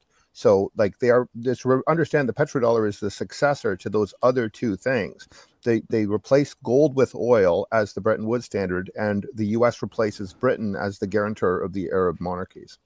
this is one point, but you also have to remember that after the Second World War, United States has been the factory of the world. What China is now. So the world needed dollar to buy stuff from the United States, and later on, the switch to the petrodollar reduced that need. Therefore, the industry has moved from the United States. Yeah, but the reason it was moved, the reason where Nixon took us off the gold standard wasn't because the United States had lost its industrial capacity, which Europe lost after World War II, because it was basically flattened, right? I mean, bombed. The reason was that the United States was spending so much money on two things. One was the what was it called, what lineage was it, the Great New Deal, what was it where he gave all the Great free Society. Great Society. Thank you. Yeah, communists would know that. The Great Society, and at the same time, the Vietnam War. We were spending money like drunken sailors, and giving a bad name to drunken sailors. So you had the Great Society, all the expenses for that, where all the the useless eaters were getting free shit, and at the same time, we were spending a huge amount of money in the Vietnam War and not getting any benefit from it. And then I think the first country to say, whoa, whoa, whoa, whoa, whoa, I think it was France, probably under de Gaulle, right? And he was like, well, we want our gold back, brother. And then Nixon said, I'm going to defend the dollar. And, I think that was what in that speech that he gave. That's my understanding of it. Correct me if I'm wrong. I think you're right. And the best assessment of that history that I ever read was Money, Whence It Came, Where It Went, the 1975 book by John Kenneth Galbraith. He explains the entire history of the gold and silver standard, how they come about, how they disappear, and exactly those circumstances John just laid. It was about euro dollars being threatened to come back to America that made them cease to redeem in gold. And it was already a fiction because they already had all these restrictions under the Marshall Plan that said that the euro dollar was a thing where you had dollars that could only circulate in Europe that were forbidden from coming back to America. It was de Gaulle's demand to break that wall between the euro dollar and the domestic US dollar. It was really two currencies at that time. And so Nixon just recognized a fact, which was that the European dollars were not backed by gold at all. And they turned it into a floating currency. And the petrodollar thing, it's like, well, we have to pretend it's backed by something. Let's pretend it's oil. And they take over this deal from Britain regarding Saudi security that they were in on anyway. It was always an Anglo-American deal since the 1920s to back the security of the regimes they set up after World War I. So essentially, these things. But before, and I'm actually totally ignorant on this. Didn't this before 1974, couldn't you buy oil in non-US dollars if you wanted to? Like, couldn't you buy dollars in British French francs or British pounds? Yes. The French and the British were both buying in their own currencies from Saudi, who then had to find things to buy in France and Britain, including education for their kids. They turned that into US dollar system at that time, and they stopped accepting pounds and francs, which of course pisses off Europe. But at the same time, this is the beginning of US vassalage to America, where they fundamentally are in a protection racket. So this is fundamentally a gangster scheme and a protection racket on the world's oil. And it's falling apart now because oil is being substituted. Like, half of all shipping traffic in the world is fossil fuels, but China's spamming the planet with renewable energy infrastructure and reducing, especially in transport and heating, because they're shipping heat pumps and EVs, and they're shipping solar panels and 20 megawatt wind turbines. And it just is not going to work in the long run to try to make a protection racket off of all this oil traffic Yeah, and but gas Craig, traffic. the whole idea of quote unquote renewables is renewable energy is an oxymoron because it really doesn't renew. I mean, first off, especially when you talk about solar panels or windmills, I mean, it's not renewable. I mean, think about the upkeep of a windmill, right? That requires a huge amount of quote unquote fossil fuels, or you know. Yeah, and it took horses to make the first cars too. But I mean, a lot of the arguments are about recyclability and things. There's a company right next door to me. No, well, you can't recycle wind turbines, and you can't. Yes, you can. I'm telling you this. There's a company right next door to me, which is taking wind turbine blades and turning them into boat hulls here in South Shore, Nova Scotia. Yes, but how much fossil fuel does it take to do that quote unquote recycling? Well, they didn't say fossil fuel is going to go away right away. It doesn't go away immediately. It takes maybe 20, 40 years. So that tech is there. That tech is there because in India. And then solar panels, as far as I know, I actually use solar. I think I showed the pictures of it. I run during the summer. I run all my 120 circuit volts, and I live in a fucking condo on solar. But my point is that solar panels are not recyclable. But they are also recyclable. There are other companies doing that, but it's also, we're getting to solar tech that is print on and paint on. It doesn't use aluminum frames. And all these things have come radically down in price, complexity, and increased in biodegradability and recyclability. Exactly. The thing about solar panels, I'm not talking about windmills in general, but solar is is a tech that is developing almost as fast as computer chips. Like back in the 80s, we could capture 1.5% of the solar output of inside the panel. Now we are right now it's like 23%. The high ends can do about 23%, and it is increasing every 2 years. So right, but you're maxing it out. Like there's a point right now where it's kind of like what was that law about the microchips where Moore's law. Yeah, Moore's law, where it doesn't become true anymore. That's pretty much where those solar panels are reaching now. Where they're reaching like peak efficiency, where they're not going to get any better than. There's a limit, yeah. But there's also, the thing is that efficiency isn't really your measure. You're fundamentally looking at a cost and recyclability constraint, not really an efficiency constraint. And one of the good arguments for why efficiency doesn't matter is think about a thermocouple. If I have a thermocoupling cable and I shove it down into the ground where it's like 8,000 Celsius down there, I don't care if it's 1% efficient because I'm harvesting out of essentially an infinite heat supply. So who cares about the total efficiency? A 2% efficient cable is going to give me twice as much power as 1%, but it's still, as long as it's economic to put that thermocouple in the ground, I'm going to win. So that's not the metric to look at. The standard that I like looking at in renewables is literally the tree. Because if you look at a tree, it's taking its water right from its site. It's taking its minerals right from its site. It's taking carbon out of the air, and it's taking sun from the sky. And then it's building this giant, strong structure that's good for a couple hundred years and is totally biodegradable. So the tree, if we look at our industrial technology, compare everything to trees and say, are we at 70% as efficient as a tree? Are we at 7% as efficient as a tree? Then we start getting a sense of how good we are at this, and are we as good at it as nature is? And I'd say on all those kinds of metrics, you find that we are improving fairly radically. We're becoming very biodegradable. We're becoming very durable. Look at batteries right here in Nova Scotia. The 10 million kilometer battery was perfected, right? So that lasts longer than a tree. That will last 300 years in uses. So like we're achieving those degrees of recyclability, local, like the ability to build them without a grid, strictly with local energy and supply, to be carbon negative and pull in carbon from the air. All of these tree standard metrics we're getting very, very good at. So I just cannot accept any argument that says that that the renewables aren't clearly the future. They clearly are. And so there is definitely this push from China to dominate that, and the US is still stuck in this, we want to control the seas, control the fossil export on the seas, and keep everyone on fossil, which is the conflict of interest I mentioned to Archimedes. You don't want the United States tied to a boat anchor technology when its economy was founded on innovation. It should be leading. You have to look at how cheap. You have to look at just the cost of things, right?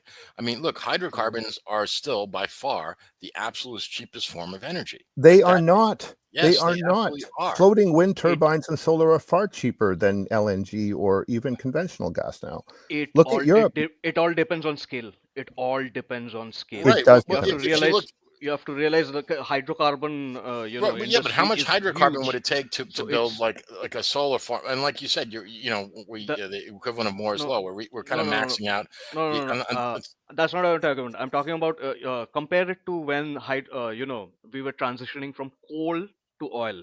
Okay. At the very beginning, extraction of oil was a very, very, very, very expensive process. It wasn't as profitable as it is now. It only became the literal black gold when the industry scale went up, and as things scale up, the cost of production, cost of manufacturing, it drastically comes down. The industry becomes profitable. As soon as the industry becomes profitable, people get to know about it, people invest, and it's a snowballing effect from there on. Well, I and to absolutely. add, and Just well, from the guys, to economic add on effect, it to is that, possible. That still to holds also true. add, That still holds true for fossil fuels, right? well, no, Because you look no, at how good, cheaper it's no, gotten it to doesn't. extract oil now No, than it John, used to be. it's Like becoming for actually example, there's the look opposite. at fracking. I mean, the amount of the quality of oil that we're able to extract now is so good. Because it's light. Because the oil that we extract during using the fracking process is light sweet crude, right? Which actually is so much of a higher quality of oil than is indigenous to the simple oil fields in the United States, which is more But, heavy sour crude. but John, All right, what go ahead. Desi's talking about, right? All that cheap oil is gone now, right? Like No, it's we're not. pumping, We're we're pumping It's it not out. It gone. sure That's is. my We're whole pumping point. it out of the Fracking is North not It's not. Atlantic Ocean now, John. Like, No, it's have not you in the been to United the North States. Atlantic Ocean? It's violent there, man. It's expensive to get that stuff. It's Exactly, but expensive I'm to talking about there's the technology has increased to the point where there's other oil deposits within the United States proper that in the past, you're right, they weren't practical to extract from, but now we can, because the technology has increased so much that how do I say, exploiting those oil fields is cheaper now than it's ever have been, and the quality of oil that you get from fracking is cheaper, or not just of a better quality than the oil that you would get from traditional drilling. I find that hard to saying believe. Don't want to hear that. Look it up. Look it up.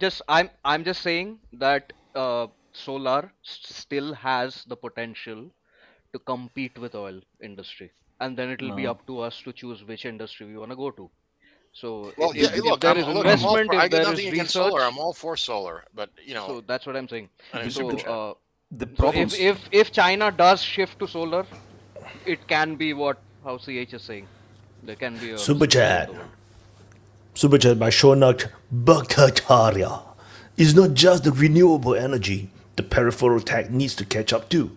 Also, IC engine development isn't gonna go lying down. The Well, issue is not speaking of just the China- technology. The Yeah, issue speaking of is China, though. Go ahead, yeah, George. China has a Back in a possibility minute, to do that because China has a lot of desert area. It's insanity to plant solar panels on green fields. It's insanity. Well, not Europe only can't that, do that. China's going heavy into nuclear too. Yes, Like, they're that as building well. a ton But of plants. the issue is political. Europe would need to plant their solar panels in this Sahara, and then they depend on the Arab countries there, just like with the oil. So it's much more a political issue than it is a technological. Because if you only plant some solar panels on the roofs of your houses, that's not enough. That's by far not enough. So either you change your green fields to There is some solar. desert in Europe too, Not a lot. Take over Libya. Yes, they are. Try Hey, in the two of Spain, them have try in the left. center You all of can France, stop talking about batteries and electricity. Really some desert cable. The two of them have left. No? Great. Hey, we should go back to topic, man. Oh my freaking god! Why you all go into black holes for so long? There's so much things happening. Ukraine. There's German election. There's all the crazy shit in the United States, and then of course Israel fly their fighter jets across the Nasrallah's funeral procession in the show of force. That was quite epic. If nobody says that is Israeli, you might think that the Lebanon fly fighter jets in celebration or in the honors of of Nasrallah, but no, it's really. Yeah, just checked the latest numbers. them fucking black holes really suck. Von was waiting outside. So the he latest- can't be bothered to come on. The latest just on the checked, German election Yeah. has the CDU at 209 seats, 28.6%, AFD at 149 seats, 20.4%, SPD at 119 seats, 16.3%, and the Green at 90 seats, 12.3%, and the rest of the parties don't matter. So seems to be somewhat in line with what the exit poll showed. The AFD is showing a little bit better, CDU a little bit worse.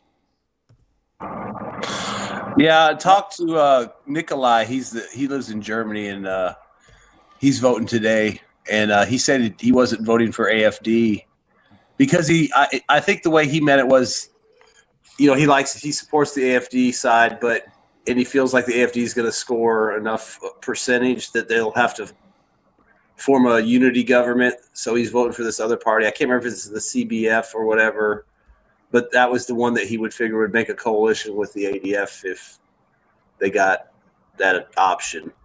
So he was making a strategic vote for the coalition that the ADF might put together, or AFD. No one is going to ally with AFD, though.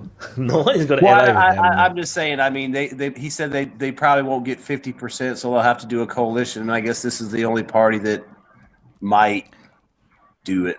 And I can't remember if it could be one of the small parties that he just talked about that doesn't even matter. So the count is not finished no yet, one can- but probably they will do it within an hour or two, most likely.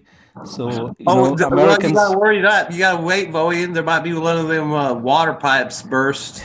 And the count gets delayed.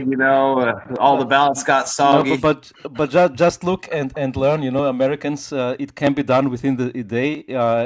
India does it with I wanted to mention that you said that 900 million votes. They count it all in a day. So, it can't be done without fraud. Trump announced yesterday. I don't know how much weight it has, but he said I don't know if he ordered or requested or just demanded that all 50 states use paper ballots, and I think have single day of voting.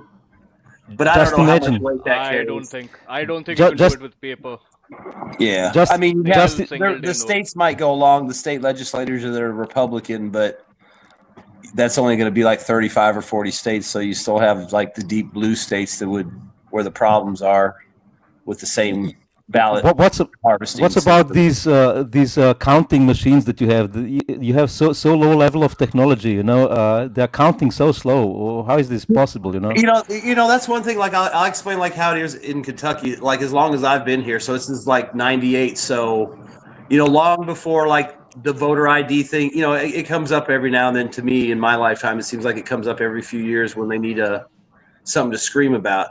But since I've been here in Kentucky, you have to have an ID and you have to register by a certain deadline to vote. And no one, and the thing is, and I've been an election official and a judge and shit like that. And we have white people and black people and some Asians and Hispanics, because that's pretty much what you're going to find in Louisville. And I would sit there and they give you your ID. You give them their ID. You take it. You look through the book that they registered. They find your name and they verify the address on the ID. They flip it around. You sign for your ballot. They take a book where they're all sequentially numbered and it's perforated, and you pull it out, and then you go over to your voting booth with a pen or a pencil and you fill in the dots like a SAT test. Then they give you a cover sheet. You walk up to the ballot.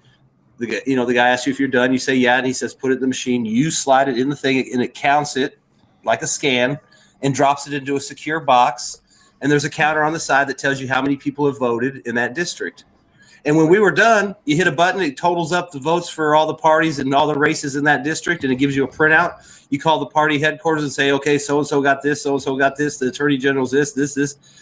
I mean, we would be done. I mean, granted, it's a red state, so if it was Republican like Bush running or, Trump, it was over quick because, even with Obama and Clinton probably, but I mean, it's fairly simple, and it's in a lockbox. It's all one self-contained unit. And it's on wheels. So when it's done, the sheriff rolls them out and they take them, and then they can open them. and get all the ballots out. And they're all, these are all ballots that are signed for and verified. And I've never in all my years seen a single black person complain about having to show an ID. So I don't even know what the problem is, but that's the way it's been in Kentucky. It's like, I don't know why they don't just do that everywhere. It's so simple and quick. I mean, granted, in big cities, it would take a lot longer, but you know what I mean? It's like you show your ID, you sign for a numbered ballot, you fill it out. No one else is touching it other than after it's already been counted. Now, granted, somebody could fuck with the scanner, but, I wouldn't know that. But the whole notion of not presenting an ID is so foreign to me. Like, I don't understand who came up with this as a good idea, right? Yes. It just doesn't make any sense. I think in some cases they'll even take alternative IDs too. Like if you didn't have a state issued ID, but you had like a Medicaid card, as long as it had an address on it that verified with the thing, and but I don't think they do that anymore. Now you have to have a picture state ID, but still, no one has ever complained. Even when we had the Breonna Taylor and we have the black activism here and the voter suppression shit, it's like, when you go vote for Mitch McConnell or whoever you want to vote for, you got to show ID, right? But you don't ever hear anybody complain about it. But then you see these idiots on national media acting like it's a big deal. And it's like, we're a divided city. I mean, we have forced busing because of segregation still. It's like, but you don't hear that shit here. So I don't get it. It's such a simple process. Geoffrey. So I'm on the left coast. So I have a totally different voting experience than you, obviously. It seems to me that they just shove out as many ballots as they can possibly shove out, and then whoever can get their grimy hands on it will gladly, fraudulently put that ballot in for another person. That's why on the left coast of the U.S., it's hard pressed to find a Republican that wins anything. I'm really surprised that they say there was red wave through California this year, but then the major seats always go, Democratic. And I believe Trump's going to fix that.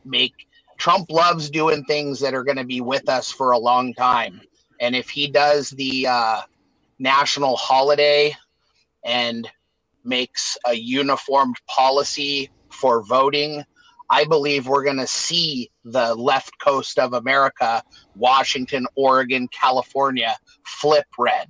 And once they flip red, it ain't never going to go back. I just checked the numbers from the German voting. It seems that it depends if this Sarah Wagenknecht party, which is a split off from the Communist Party, she is a politician that has a bit anti-immigration message, but is a left nonetheless. If she gets into the over the 5% threshold, then there will be only one coalition probable, which is the Christ Democrats with the socialists, which were having the current chancellor, and the Greens again. So it will probably not change the politics in Germany a lot, because if the Greens get in, they have been regarding Ukraine the most hawkish party, and if they stay in, I don't think a lot will change in Germany. But the question still is also interesting. Germany is not anymore the powerhouse in Europe, at least politically. If you remember this emergency meeting after Trump's. Wait, Vogan, before you back to the results, what do the Christian Democrats, what do they call the Christian Democrat? I don't know what they're called, Christian something. CDU. Yeah, CDU, Christian Democrats. They are a union of two Christian Socialist and Christian Democrat party. What do they do? What was their numbers? They have 28%. 209. Is that high? How many parties you got? I don't know what that means. It's the largest. CDU is the largest currently. And it's the second worst result that they had in their history. So they But underperformed. So that's a surprise, right? They were expected to do yeah, well. they're a bit. I think they're a bit stronger than the last time, which was the worst result in their history. And the socialists have fallen from a lot to their worst result in history now. The Greens have lost slightly from 14 to 12%, and the AFD, the Alternative for Deutschland, they have doubled practically to 20%. So the AFD is the second largest, but still some 8% behind the Christ Democrats. Do they get? Are they guaranteed to have seats if you reach that number? AFD. The they have threshold is seats. 5%. The threshold is 5%. So they get into the parliament, but they're unlikely to get into a coalition. Hey, what about if the end of the election cycle, if like the AFD closes that gap, and the other party loses, and it's a tie, or 1 point above or below each other, if it's that close between the two major parties, would they? There are several thresholds. 5% is the one that you get into the parliament and have some members of parliament, and there are several others. I'm not living in Germany, but I hear that 25% is also a threshold where you get additional some additional You get funding. influence in Kona. But the AFD with 20% and the Sarah Wagenknecht, the former communist, is in my opinion the only ones which are for a peace process in Ukraine. All the others are basically united in continuing. Well, so basically nothing. If these numbers hold, nothing changes, right? Yeah, Exactly. good luck to them. I mean, the traffic light coalition government of Schultz has been working so well for him. So if you're just going to replace Schultz with a taller version of himself, okay, well, good luck to you, Germany. Let's see how that works out. I wonder if Musk or anybody did anything, or if they had done anything, it would have helped more.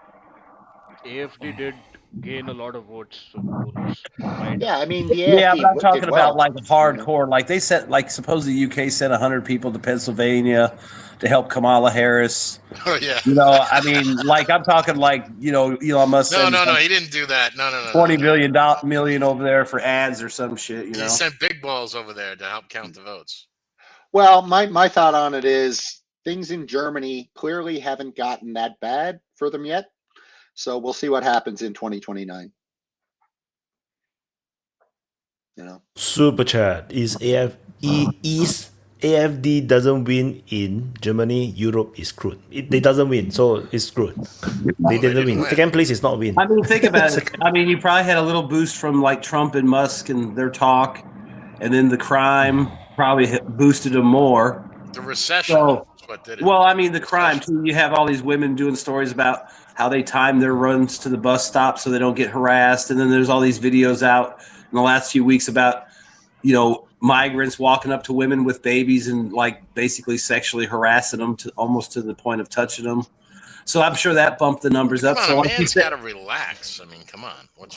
I mean, but like you're saying, 2029, maybe they need a few hundred more like assaults and rapes and cars running over people before they finally get their head out of their ass. Yes, which we need to increase the number of rapes and vehicular homicides committed by migrants. The Christ Democrats have made it last ditch, change of narrative.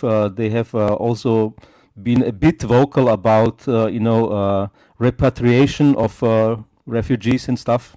So probably they saved a few percentage points in this way. Yeah. Also, I heard that a lot of the towns, I guess, are canceling their seasonal parades and stuff that they had coming up because of concerns about people running over people. Carnivals and stuff. Very smart. This was the point when the Merz also had a talk about, that this cannot be tolerated anymore. So it was a bit of a change of narrative by the Christ Democrats. They got a bit more anti-immigration. So yeah, but it was just rhetoric. There was no policies that they were going to institute to actually do anything. I mean, are they really going to send them? I mean, like as Wyatt was saying that they should send all the mud people back. They're not planning on doing that, right? They're going to have to change something. I mean, you've got 1/5 of your population that you can't ignore, right? They're trying to ignore them with this whole firewall and all that stuff. That hasn't worked, right? And the AFD, if they keep getting ignored, they'll just keep growing in power. And that's what I'm saying. Things aren't bad enough in Germany yet. Wait till 2029, I guess. Well, the question is if they will make it to 29, because the last administration didn't make True. the complete 4 years as well. And the question if Germany can change really is also not so sure that they can, even if they repatriate or do like what Trump wants to do in the United States to move all the illegals. There are not so many illegals in Germany, in fact, but legal ones, asylum seekers and stuff. But Germany has a demographic issue anyway, because the last numbers that I have read is that 50% of the newborns in Germany are not national Germans, Well, you gotta native have, Germans. because you need. Well, the problem with that is you gotta have them raping the German women that are citizens, and then you'll get those numbers up. So anyway, super chat for AFD is a big win given the German system, and ASCII says that EU will be communist union, censorship will go up. And can you what a imagine if horrible that was an statement actual by platform? JS. No, I'm just thinking in my head. Imagine if that was an actual platform item. Which one? To rape more of the German women to get the numbers? Yes, we will None endeavor yet, to none increase yet, the raping. none yet. It's called the required annual pregnancy exam. Yeah. RAPE, required annual pregnancy exam. And We've then discussed the this women that extensively. fail that have to go and they have to walk around the Muslim neighborhoods. And then, in a month, they'll pass the required annual pregnancy exam. And that's how you deal with the population collapse in Germany. Yeah, we've gone Can over someone that answer me protocol. what the denomination of this Democratic for Christ political party is? What's their actual Christian, I guess. affiliation? They're conservative Catholics and Christians and Protestants. They're Christian in name only. It's like in name only. So they're abortion. They create abortion clinics. They create policy. That gave the speech at the Trump when he won the presidency, and she gave the speech like that kind of Christian. You remember her? Oh yeah, the old lady. Yeah. So they're the Christian hate-filled Christ person. Yeah. Yeah. So they're Christian, but they just don't believe in Jesus.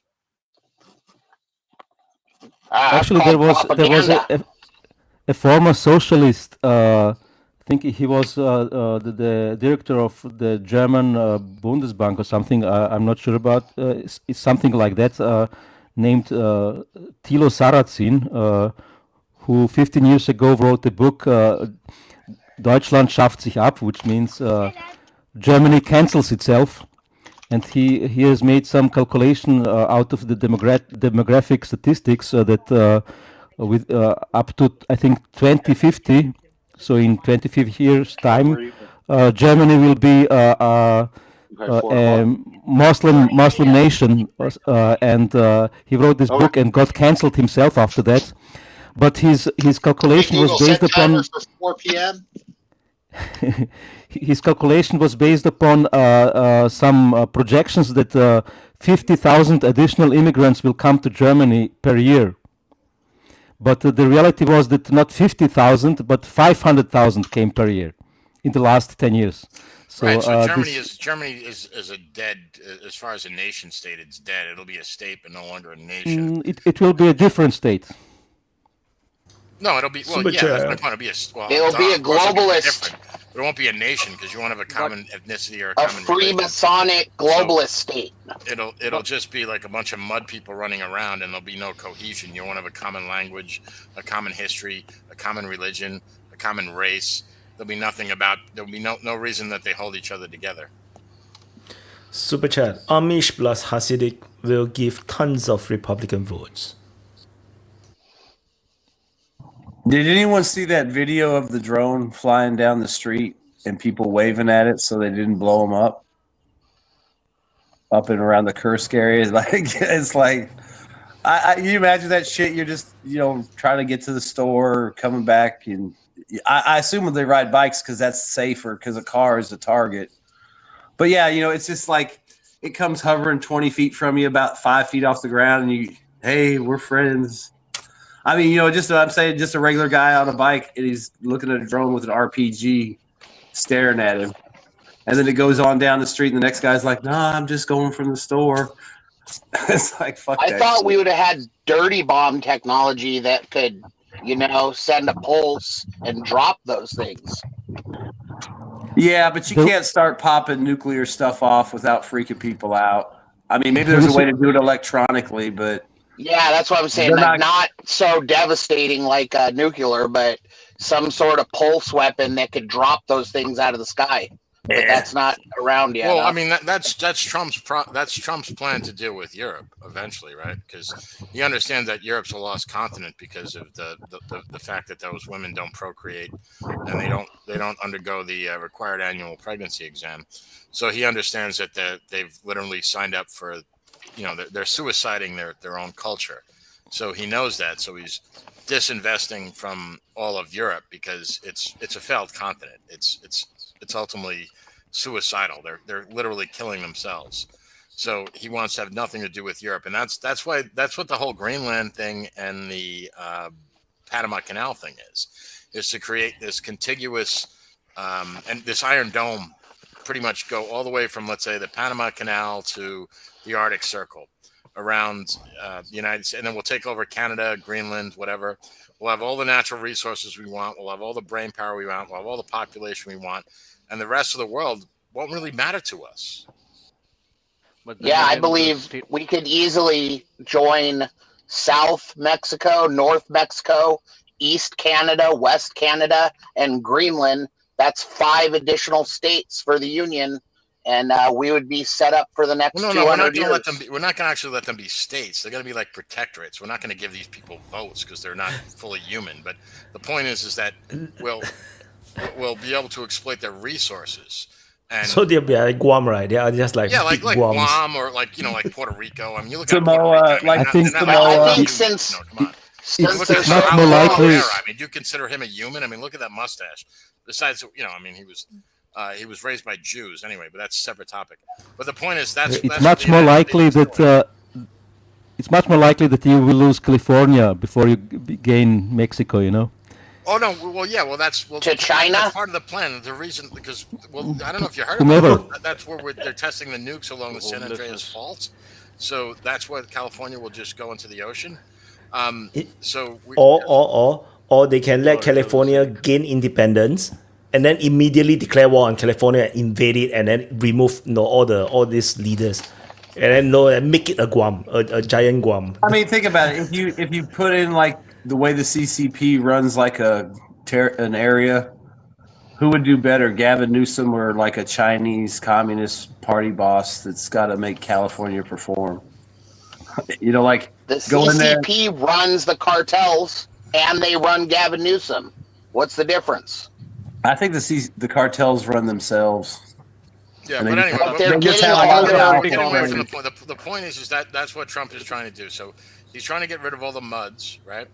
And totally like giving up on Europe because Europe has given up on itself, and that's the ultimate plan, and that's that's we're seeing that, and that's why Joy Reid is so upset, where she just lost her show actually yesterday. So this is going to be a beautiful thing, gentlemen. Super chat. Watching the death CDU of the Democratic Party will be beautiful. So super chat, CDU a bit right of mainstream conservative in EU. I actually just asked Grok like 1 hour ago about the position of the leader of the CDU, which will be the next I think chancellor. He's going to be pro-Ukraine. So so Germany will stay its course, and it's going to be entertaining to watch. Yeah, but he also didn't he in his speech. I don't know if he's going to keep this promise, but in his campaign speech, he actually promised more money to Ukraine. I'm quite sure he's going to give, because Yeah, the none of that's going to happen. The problem with EU club is that all these people is like, it's like a school friendship gang, right? It's like you're all in it together, and then it's like if you don't do it, everybody will like ostracize you. Just like what happened to Viktor Orban, they got ostracized. Then Viktor Orban is like all on his own. No, I don't care. Then Slovakia now joining him. The thing is that it's still ultimately this gang where if you go against them, you'll feel very ostracized. I think it's very difficult for them to change their tune. I think for now. So I think Germany will follow through. Will continue to support Ukraine for at least one more year, and then then there will be a snap election, and then they got kicked out again. Then AFD becomes government. Who knows? I don't think so, Wyatt. I think you're going to see Project Ukraine end very quickly now, because keep in mind all these parties, the Schultzes, whatever the world, like this was a snap election. They had to stay on message because they didn't have any runway to pivot. So for as long as it takes, blah, blah, blah, that's all you heard. But that's all. Election's over now. So now you're going to see reality. And I think that you're going to see Germany drop Ukraine like a hot potato. A lot's going to depend on what happens this week with Trump, with Sturmer and Macron. But if it goes the way we expect it to go, which is Trump is, maintains, Project Ukraine is done. You guys can take it on, but America's out. Once they're given that stark reality, okay, we need to figure out how to wrap this up. And more importantly, we need to figure out how to stem the tide of 20 million really angry people coming and rushing our borders. That's going to be their focus. It's not going to be the war. Go ahead, Vaughn. Oh, I was just never mind. I forgot what I was going to say. Just give me this. It probably wasn't important anyway. He rarely has anything good to say. Have you all seen Zelensky's statement? He said, with all due respect, we do not recognize Ukraine's $500 billion debt to US. We do not recognize even 100 billion. We agree with Biden that this was a grant. A grant is not a debt. So that's what Zelensky said. And then Trump said that guy's a comedian. Well, in fairness, he said a moderately successful comedian. Not even. He was more successful at gyrating and dancing. I was quoting Trump. Yeah, I understand. I was just making a joke about his more successful ability of dancing and gyrating. The other thing I was going to say, like in Wyatt's last frontline changes, I mean, in 24 hours, the Ukrainians picked up like 40-something kilometers. Or the Russians, I mean. The Ukrainians had 0. One thing I haven't heard people talk about, though, like, they're talking about the Russian advances. But do you guys realize that Russia, like 45% of Russian refining capacity has been destroyed or taken offline? I think not 45. I've heard it's been offline, and I've heard it's all been repaired already. I've heard it's all been repaired. And what's your point? Ukraine's going to win because of that? No, that's not my point. I'm just saying that there is consequences when you lose 45% of your refining capacity. We just want the war to stop. We don't care who lost what. Look, I want a pony, okay? That's not the point. I mean, you just say... As long as you use it in the right I'm talking about reality here. My understanding is on that 45%, the majority of that was light damage, moderate damage, and most of it's been repaired, and it's inconsequential to the overall Russian oil production. But that's for the Russian side. But they're talking. But that was a couple weeks ago. And then if you factor in, they've said lately that there hasn't been any attacks by Russian or Ukrainian drones on Russian targets. Some people are speculating that's because the U.S. isn't giving them information on where the sand sites are. The intel has been throttled back, and probably now after the statements that Trump has made over the last several days, he's probably given them a complete blackout. So, I mean, it wouldn't go well for the negotiations in Saudi Arabia if the Ukrainians hit a major refinery in Russia using, U.S. intelligence to do so. That would pretty much be an end to those talks. So, yeah, obviously. But I'm just saying, like, these are the casualties that the industrial casualties that Russia has suffered. So let's not play games here. I'm someone that wants Russia to win this war for a variety of reasons. But at the same time, can't be Pollyannas and say everything's going well in Russia.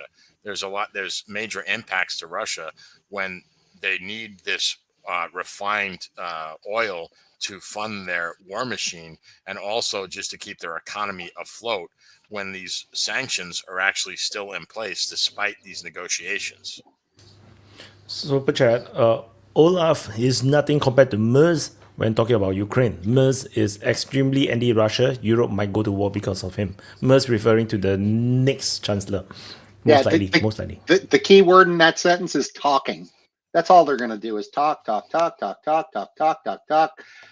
not going to do anything. So what even can they do? Are they going to send 100,000 Germans to Ukraine now? Right. They can say hi. With what? They can say hi. Will that liberate Crimea? Well, I don't know. I'm having a flashback. Didn't it happen in the past that there were like German tanks in Ukraine? Like, didn't that happen once before? I could be wrong. Yeah. I think that happened. The deal is, after Trump and all of his rhetoric, seems like the military has laid down their weapons, and now it's just the politicians standing up there bluffing at this point, because no Ukrainian soldier is going to go throw their lives away in the last 3 weeks of war when a truce or some sort of treaty could be signed tomorrow. They're not going to be out there throwing their life away. They've seen Trump. They know what he said. They know what happened in the election, and the only reason the war happened was because they installed Biden as president. Period. Once the globalists got Biden in there, then the war started because Russia was backed into a corner with NATO. I'm not even a whiz at anything, and I can see that. But Zelenskyy is now openly declaring like rebellion against Trump. Does this mean that these are his last days? Like, is it guaranteed now? Trump boost as his volume. He's already at maximum volume, so I can't raise it up more. My mic is shit. I'm saying we can tell. I'm saying like with Zelenskyy openly declaring war, like rebellion on Trump, does this mean like it's all over for him, or is there a chance in like Western Ukraine this guy may still stay? No. Imagine you. No, but imagine you. Okay, go ahead, you go first. Okay, so imagine you pick a fight with a superpower. Now he pick a fight with another superpower. I'm not sure how this is going to go well at all. Dunya. Well, yeah, I think I said this. Yeah, I said this last week. Like, Europe just hasn't figured out that they've been broken up with, and that's what it comes down to. You've got this jaded ex-girlfriend who you've dumped, who doesn't want to accept the reality. Is she gonna slash my tires like last time? Because I can't. That'll come. That shit. That'll come. Jesus fucking Christ, that bitch. But all we've seen the last couple weeks with, all of these statements, and they are panicking. That's it. They are panicking. This trip tomorrow, it's all about panic. But I think they will get sometime this week terra firma from the U.S. This is done. You guys got to pull out. U.S. already told them that. They already told Europe, you guys got to surrender sometime this month. Like Trump said that. Really, but okay, look, I hope you're right, but I mean, do you honestly believe like the psychopaths, like how would pronounce the British guy, Starmer? How do you say his name? Starmer? Keir Starmer. Yeah. Yeah. That psycho communist freak is just going to like lay down. I mean, yes. No. Yes, I do. Yeah. No, keep in mind, John, Keir Starmer, if you ever listen to the guy, he's as empty a head as you'll ever find. Like, he is just baseline, just stunned. He's a puppet, man. He'll do what he's told. Just like Biden. Yeah. He's a puppet. Look who got sent. Look who Zelenskyy was sitting across the table with. Who's Kellogg or Kelly or whatever his name is? That's the representation the U.S. sent to go have a meeting with the president of Ukraine. some no-name guy who, like, oh, you go handle it. That's how high on the depth chart of our worries that is. Hegseth wasn't there. No top No. brass. He Jeffrey, just sent a we got diplomat. that. My question was more in line with the major European powers, right? Which is Germany, France, the UK, right? They're bluffing. Those are the powers that have the money and the material, right? Now, from my understanding, that at least the guy from the Christian Democratic Union, whatever the fuck, he was all for Ukraine. I'm all in. The Starmer guy, you know, in Britain, he was. Macron has flip-flopped back and forth so many times. I don't even know where he stands now.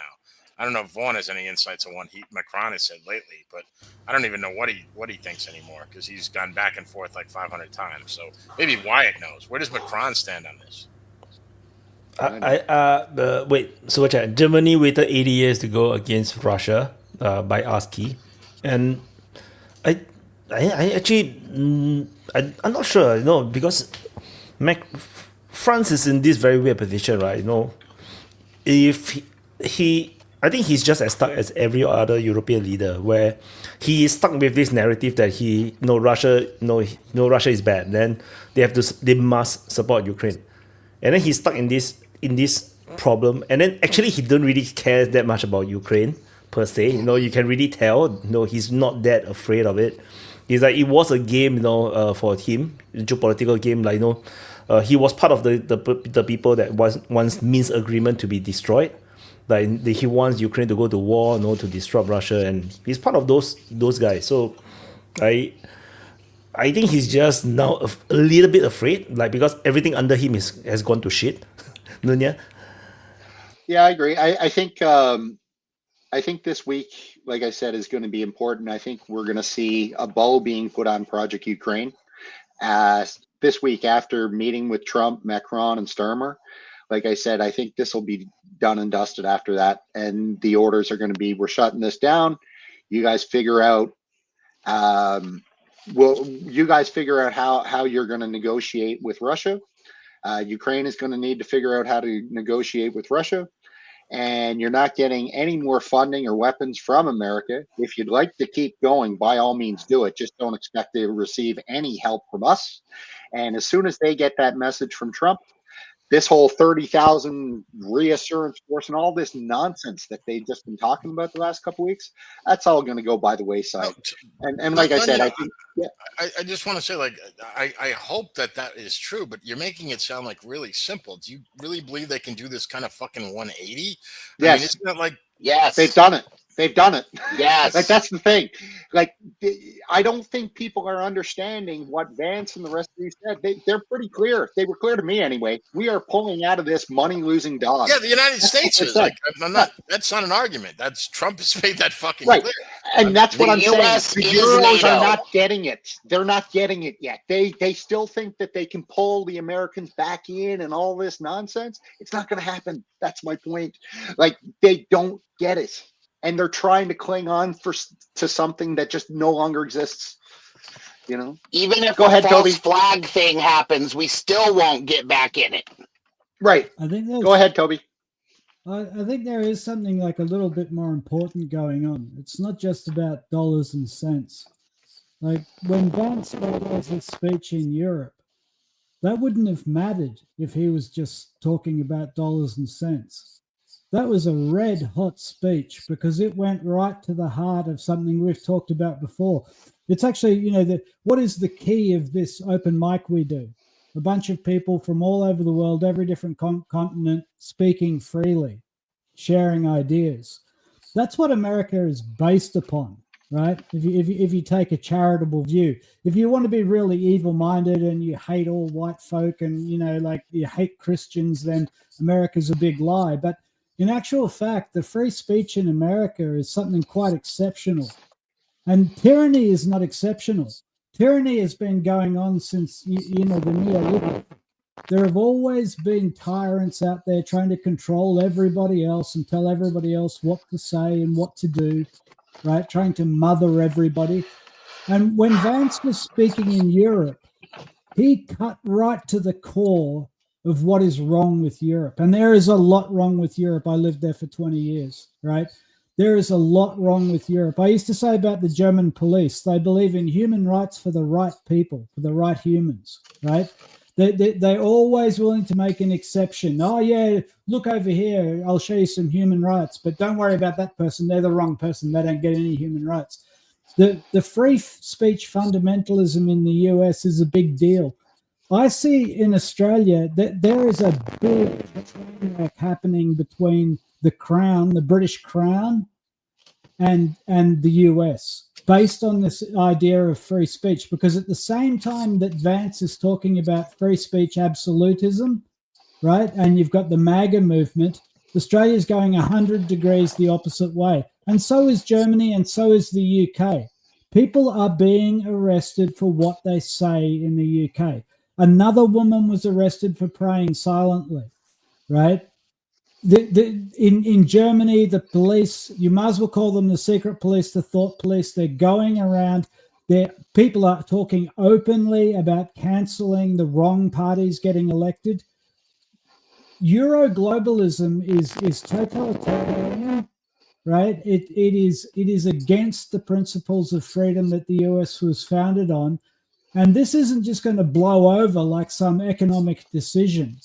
There is going to be an absolute confrontation between American values on the one hand and British and Eurocentric elite values on the other in Australia, for sure. Like, everybody's kind of avoiding it at the moment, but I tell you, it's going to be dicey, because there's a lot of people in Australia who are quite sheltered and who actually think that, like, you know, America is the great Satan and that Americans are stupid and so on and so forth.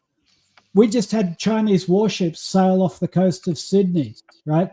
Not doing anything that Australian warships don't do in the South China Sea to China. The reaction is really odd. A lot of people are saying, you know, they're Ukraine to the bone with our leadership, and they're saying, oh, we should totally rethink our alliance with America. But then there's a lot of other people who understand that if we don't have an alliance with America, we become a Chinese province pretty quickly, because the British aren't going to defend us. So there's a lot of room on this road yet. And these are real issues. And they're real issues in Australia because we have absolutely draconian new laws against free speech. I saw a video of a guy doing a Hitler salute in America, just to troll someone up. You get 12 months in mandatory jail. You do that in Australia, right? So these aren't just economic issues. These are civilizational issues, and I don't think America is going to lose, because at the end of the day, tyranny is old, and the European tyranny is old, and I personally think that we may see the end of the British monarchy before the end of Trump's term. But anyway. Super chat, European problem. Elites are ideologues, no realism. Yeah, agreed. I want to see how dedicated Toby is to the cause. Let's see that Roman salute.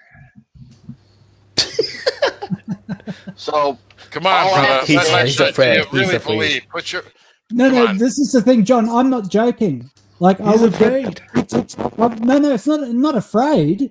I don't want to go to jail. It's mandatory sentencing, mandatory 12 months, right? Well, fuck, I better get mine in then. These laws have passed. I am not allowed to do this. I will be sent to jail for 12 months if I do that, right? This is how free Australia is. This is what we get for having the totalitarian feminism of Eurofascism in Australia, right? And this is why I think it's absolutely unacceptable. Just absolutely unacceptable. I no longer want to see the British flag on our flag. I no longer want to see the UK in the South Pacific, right? I don't want anything to do with Eurofascism.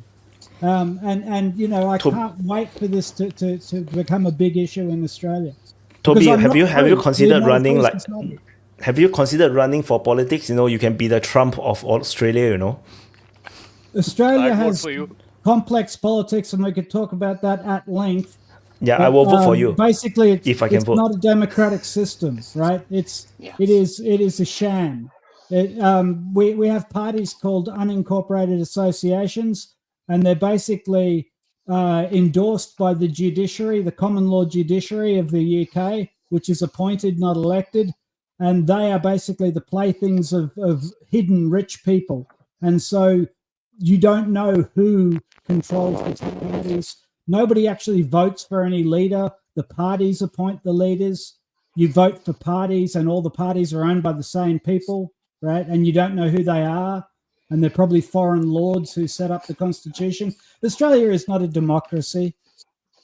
Then right? you need to It's raise an not. army, man.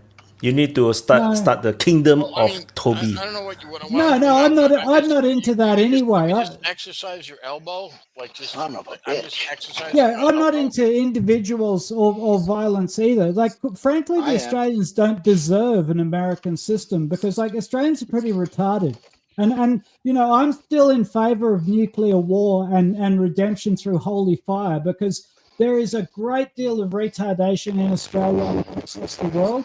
And frankly, I don't think we deserve the American system. I'm not even sure the Americans deserve the American system. I look at John; he disappoints me grievously. You know, I think John, people like John sitting on his couch, right? They brought the furries, right? They where were they when the fur started? So no, I don't think people deserve. Maybe Mehdi deserves it. Hey, Mehdi's back.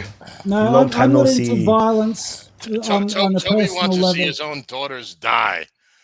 No, in a we'll be nuclear fine. I live in the hellfire. countryside. No, Yeah. there'll be cults and barbecues in the redemption. You've got a Okay. very pessimistic view, John. No, Mehdi hasn't been on in a long time, so why don't we welcome Mehdi and talk about Ukraine for a while? Yay, Mehdi. Welcome, sir. I don't know how long it will last or I can be connected. I do have to leave in about an hour, but it's good to see you guys again. Share your thoughts, Mehdi. You have been not around for a long time, you know. Throw it on us. I had to step away from it all for a while just for my own mental well-being. Basically what it was. Oh yeah, You know, Mehdi haven't been on since Trump was elected. No, Mehdi, what's your thought so far? You know, all this shit show going down in the United States. I want more Doge. And I want to piggyback off of what something that Toby said is that I don't think any of us in the West are living under true democracy right now. The elites have corrupted it only to benefit them. They control the election processes. So how are we in any form of democracy when our votes are not actually counting? Now with Trump, hopefully that changes. Hey, Mehdi, what do you think about the ground action? You ain't been around. I'm sure you've been watching it. Yeah, I have. I've been following you guys somewhat. I haven't been watching the show the whole through, but I do watch and you know what can you say? I mean, what is the AFU going to do at this point to put in front of them to stop any of it? The only thing they can do is hold out until a settlement is there. And the best thing they could do is run away from the front line, get somewhere safely back, and survive until there's some type of meeting. Because right now, all they're doing is the dying. Geoffrey? Yeah, but in fairness, they've been holding on pretty well. I mean, they're falling back, but it's not as tragic as some people make it out to believe. And everybody here who has ever engaged with me knows I'm no fan of Ukraine. Right. And they know where I stand. But the point is that the Ukrainians have held up very, very well. Well, in their secondary lines, yeah, but you know, any place they get isolated, you know, once they get flanked, they're done. And that's the whole problem. They keep themselves in a condition to be flanked. When once they see it starting to develop, they should be backing up. But you're right, John. There are some places they're holding up. That term you had, the box. Germany's box. I mean, ever since you talked about that, it's like you look at the front and it's everywhere all the time. Big, small, medium, large, whatever you want. Russia's got it. And you just watch those boxes and see which ones turn into something more, or the boxes disappear or fill in.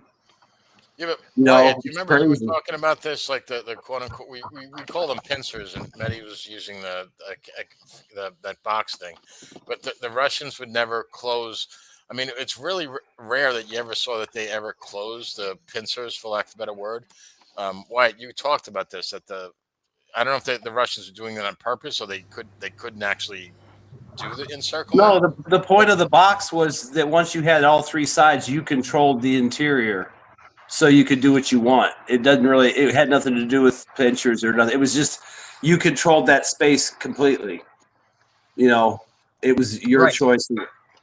Wyatt, like that's what the Russians were doing, because it was right. Because you look at I remember I saw lots of documentaries on Operation Barbarossa. You remember, like, the Germans had these massive pincers where they would, like, completely encircle the Russians, and because based on the technology of the day, they wouldn't even know where the Germans were. They would just, like, totally encircle and completely cut off, and sometimes it would take them a day to realize they were cut off.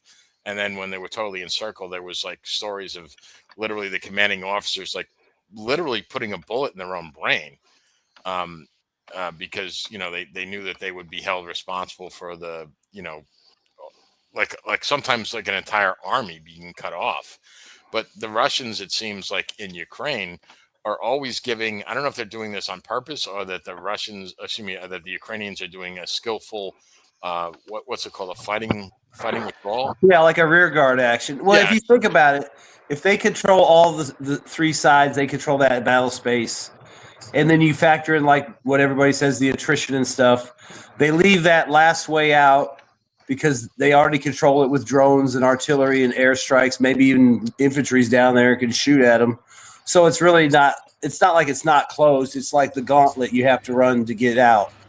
So I mean, it works for them because they kill you while they hold you. They killed you while they surround you, and then they leave that gap for you to run through the gauntlet.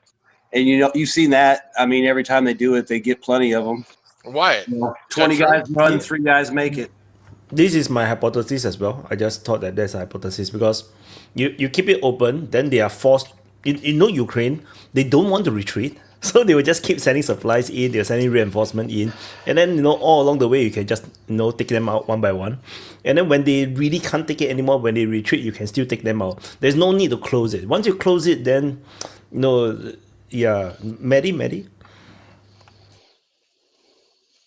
That's exactly the theory behind it, is to leave a little bit open because it relieves the pressure too. Because if somebody has a way out, they're not going to fight, like they're cornered rats.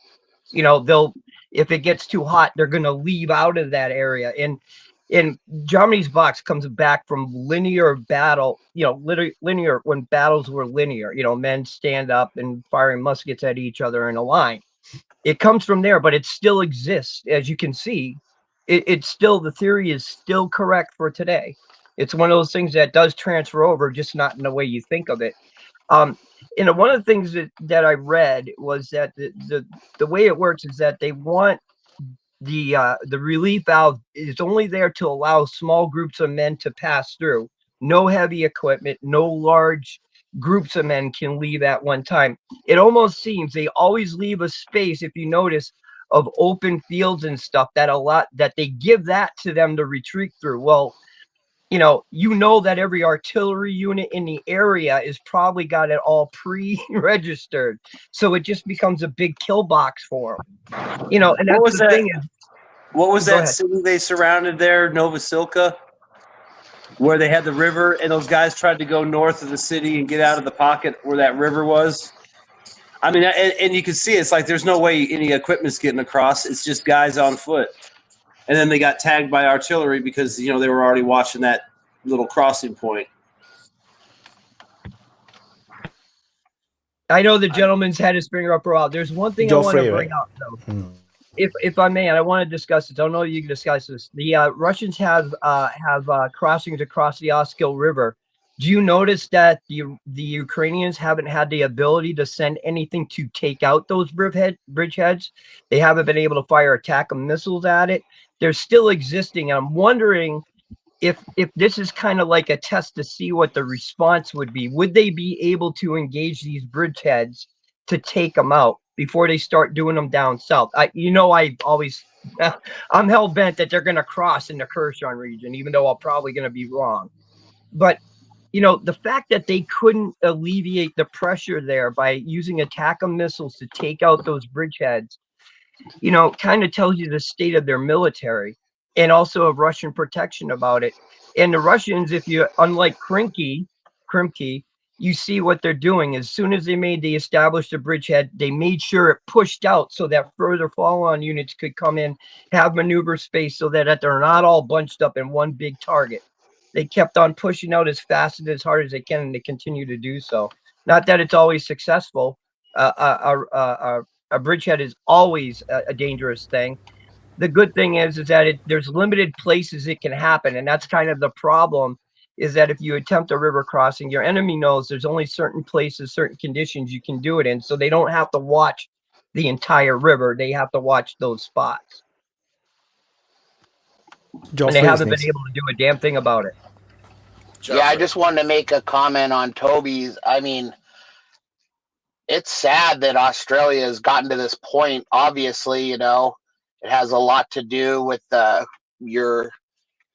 just like Canada, where you guys are really in sync with the British Crown or whatever, and obviously you were never able to break away, even though probably your citizenry wanted to. But as far as I'm concerned, where's our national outrage, like globally? That's a crime against humanity to throw someone in jail for speech.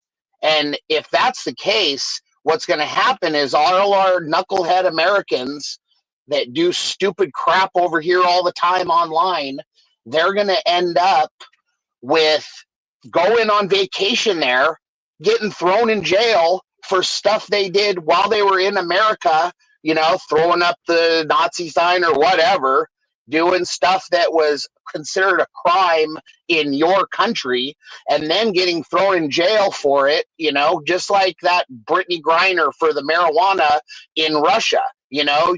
That's not against the law in America, but it's against the law in Russia, and then she ends up in jail. But this is like a true crime against humanity, because we're talking about free speech rights. So obviously nothing's going to change until Americans start getting thrown in jail for going and visiting overseas and Jeffrey, getting thrown in jail. That's not going to happen, at least not in England. The moment that at least under this administration, the moment that British government starts to throw Americans in prison for free speech is the moment that the British Empire ceases to, forget, they don't even have an empire anymore. It's the moment that the British government ceases to exist. Us as The United States will not allow the British government to going wherever. No, because the whole Australians' rights, fighting for other people's free speech rights. No, we're talking about Americans now. Fine, the United States will stand by and let the British government do whatever they want to British citizens. The moment they try to do that to American citizens is the moment that the British government ceases to exist. The United States is not going to allow that. The United States, at least under this administration, views the right to free speech as not a right that's granted by the Constitution, but a right that's guaranteed by the Constitution. And that's something that I notice that a lot of other governments or people that grew up in other regimes don't understand, is that we don't believe that our rights come from our government. We believe that the purpose of our government is solely to protect our rights. Yes. Yeah, that's good. But we need to fight for human rights across the entire globe. And if Australia we don't need to fight for anybody else's rights. It would be very foolish. We don't It would be need very to. foolish for Americans to fight for Australians, because, Mehdi, I'll pass to you, but just very briefly, Australia is not America, right? Like, it would be very foolish for Christian Americans to come to Australia and think that they're going to get welcomed by a bunch of people like them. There are people like me that admire America and that are Christian in Australia, but there's also a great many people who have been conditioned by the Anglican Church, for example, which is very unchristian. There are a lot of atheists in Australia. There are a lot of people who are against America in Australia.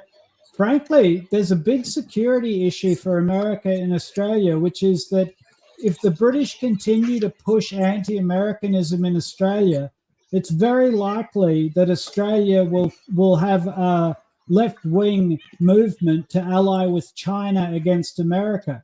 Yeah, but right? Toby, no one in the United States gives a shit about Australia. Yeah, they do, because they've got a lot of minerals here, and they've got. John, you don't know what you're talking about. Yes, the Pentagon has do said know what they're I'm going to talking protect. about, Toby. A lot of times you don't know what you're talking about. Yeah, John. If Australia were to talking for a minute, disappear John. tomorrow, this may come as a shock to you. But if Australia as an entire continent were to disappear tomorrow, the United States could source all the minerals that are extracted from Australia, from the rest of the world. And it really would be that big of a Without deal. America, Australia will turn into another Pakistan, and It doesn't have enough that people goes to turn both into ways. Pakistan. That goes both ways. But listen, not John, like a John, Chinese client state. John, That you're is not in missing American the point interest. here. I know that you want to grandstand on your couch, but the point is this, right? No, I'm not grandstanding. I'm just talking Shut about up for a reality minute. and whether I do it Yeah, from fucking the top I'm of not the saying- Empire State Building or Listen. the Millennial Tower or my couch or on top of your fucking head. It's still a truism. There's nothing that matters in Australia. Bring it back to the The guy United in States Ukraine can't with Maddie. force All right. anywhere Yeah, fucking I want to else. go back to Ukraine, Get but over just very yourself. Relax John, about it, man. Just Jesus, you relax talk a and lot. calm down. Calm down. Calmer than you are. Listen, Just I'm all relax for and calm Australia down. going for China then. If America doesn't want to protect its interests, its economic interests I'm talking about in Australia, then let it go to China. Let the population go Marxist and join Your population defense is alliance. already Marxist. You're lost. Yeah, I as know. a That's what I continent. said. You're listen completely lost. to what I'm So we're saying. in Listen to what I'm agreement. saying. You're If lost. China You're controls done. Australia and China controls the South Pacific, right? America is then isolated on its island, and it loses its geostrategic influence in the South Pacific. Now, going back to Ukraine, We don't moving need the back to- South Pacific. Shut up, John. No, I'm Jesus, not you gonna. rattle Well, on. fuck you, motherfucker. I'm You don't tell going- me to shut up, motherfucker.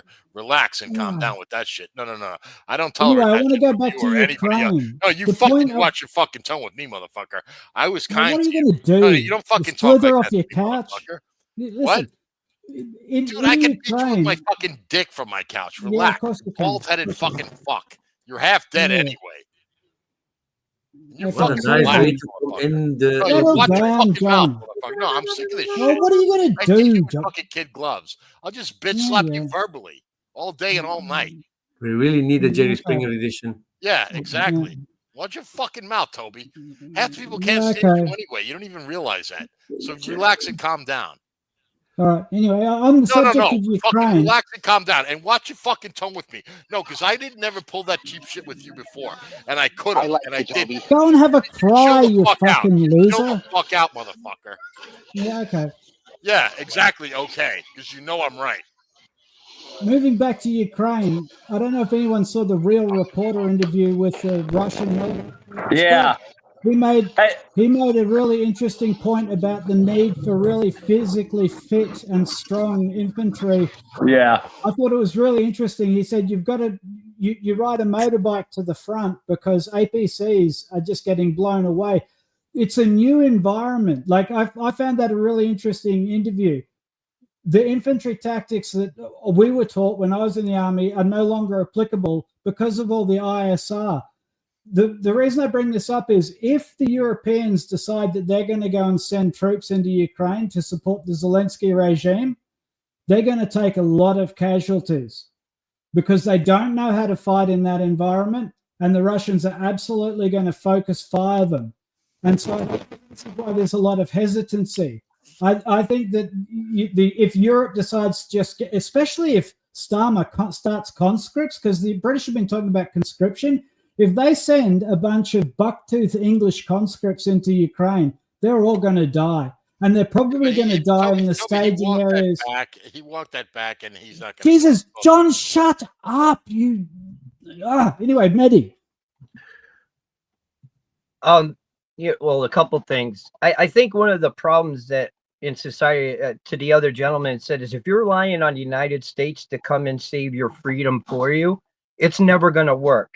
We've already demonstrated that you can't rely on somebody from thousands of miles away to fight for your freedom at home. You either fight for it and earn it so it sticks, or you don't get us involved, because if we get involved as soon as we leave, things go back to the way they were. They got to resolve themselves naturally. We can't get ourselves involved in every little thing that goes on out there. The other thing is, you notice the one thing that's not being talked about in the peace discussions that are happening between Russia and the United States is the one thing is, and I know that Russia is demanding it, is that there be accountability for the people that brought this on. And I think that's what the EU is totally freaked out about, because they want to be in that room listening for those type of discussions to see which way they're going to come at them. And Trump and Putin have smartly locked them out. So now there can be discussions about some type of accountability for this. What will it mean? Will it mean the United States extradites Victoria Nuland to the DPR prison? I would love that, man. That's my wet dream. I would love it, but see, nobody's picking it up in the press. Is that is a condition that must be talked about, but nobody's mentioning it. And that's what I really think the leaders and the elites are really scared of, is what is going to be decided about how the form of justice that'll be taken against the people who perpetrated this against humanity. Hey, Mehdi, I know you like to talk about crossing the Dnieper down around Kherson. And I think I sent you some maps and some pictures. But I kind of agree. I mean, what do you think about it? I can't think of the name of the place, but it would be north of like the Artemis Bridge. You know how it's really narrow along there, and it goes all the way up north, and then there's that big reservoir that used to be there. Ask Wyatt; he'll tell you what you're talking about. And that just seems like a really narrow area where it would be easy to cross, and it's pretty lightly populated. And if you look at it, it kind of gives you a vector towards Kiviri, like a triangle. Like you could almost take it along that riverfront and draw a triangle to Kiviri and create a bridgehead there that puts you north of Mykolaiv.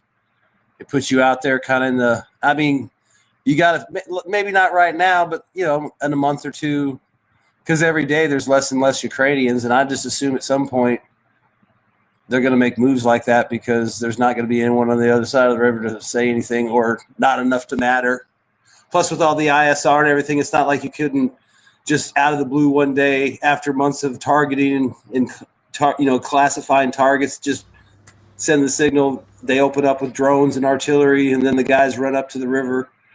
You could have stuff pre-positioned in places at different areas, a platoon here, a company there, another platoon, but they all know where to go when the signal comes, and they all hit the river and cross.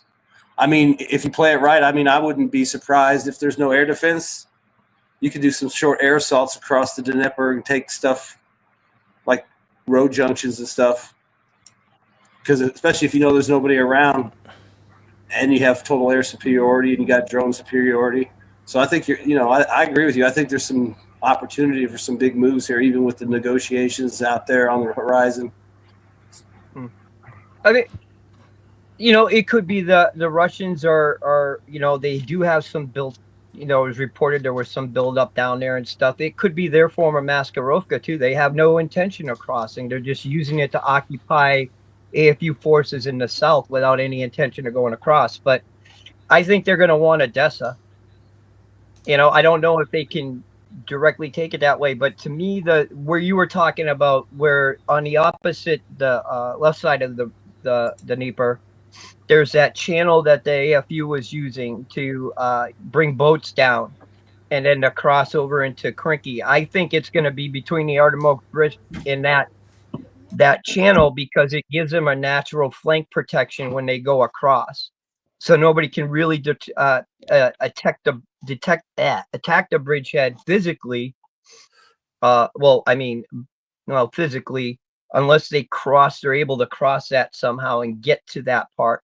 So that gives them that protection. Plus there's a road network that's right there that allows them to, if they move up just a couple kilometers, they're actually on high ground. It's overlooking Kherson somewhat, not very high, but it is above Kherson, looking down into it.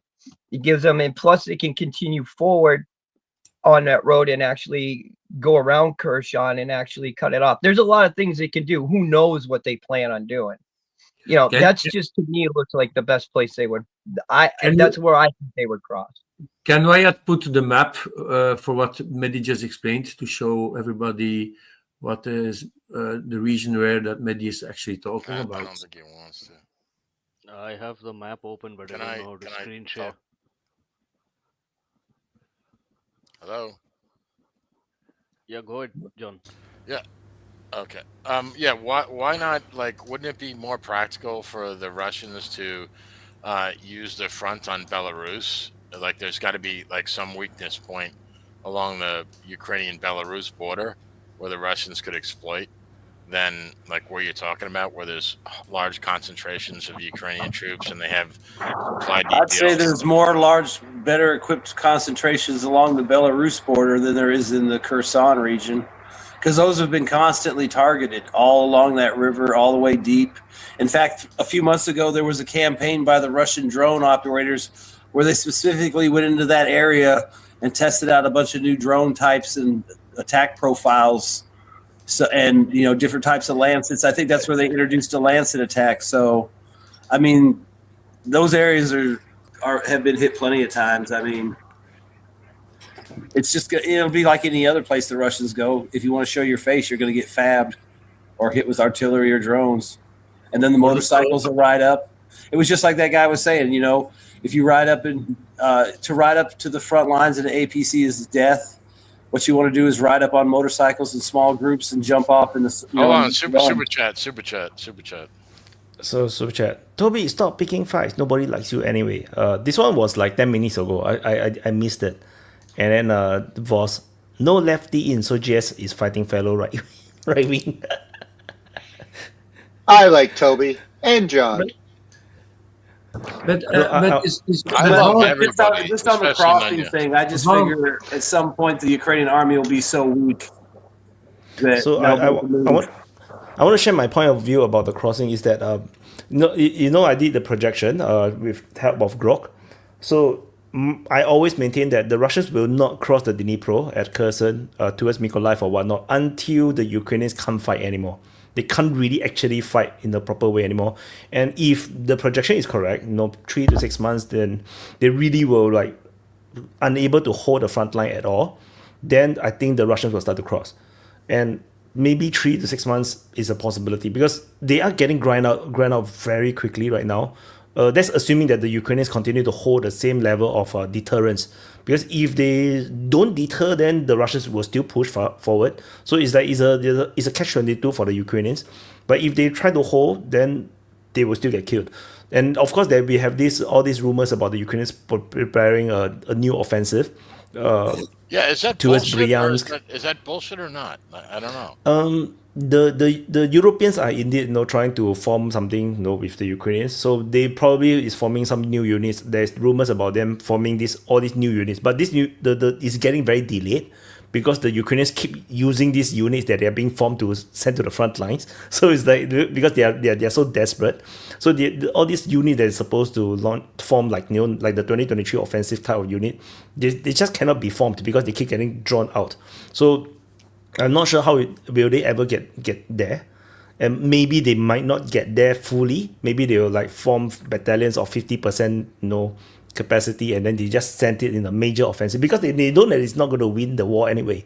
So maybe they just launch an attack anyway, and then if there is this offensive, once the offensive is failed, I think the Russians will go on an all-out offensive across Ukraine. That's what I think. I think there's only one last offensive the Ukrainians can do, and that's about it. There's some people saying that they only have like 11 brigades in reserve Just left. a question for Wyatt quickly.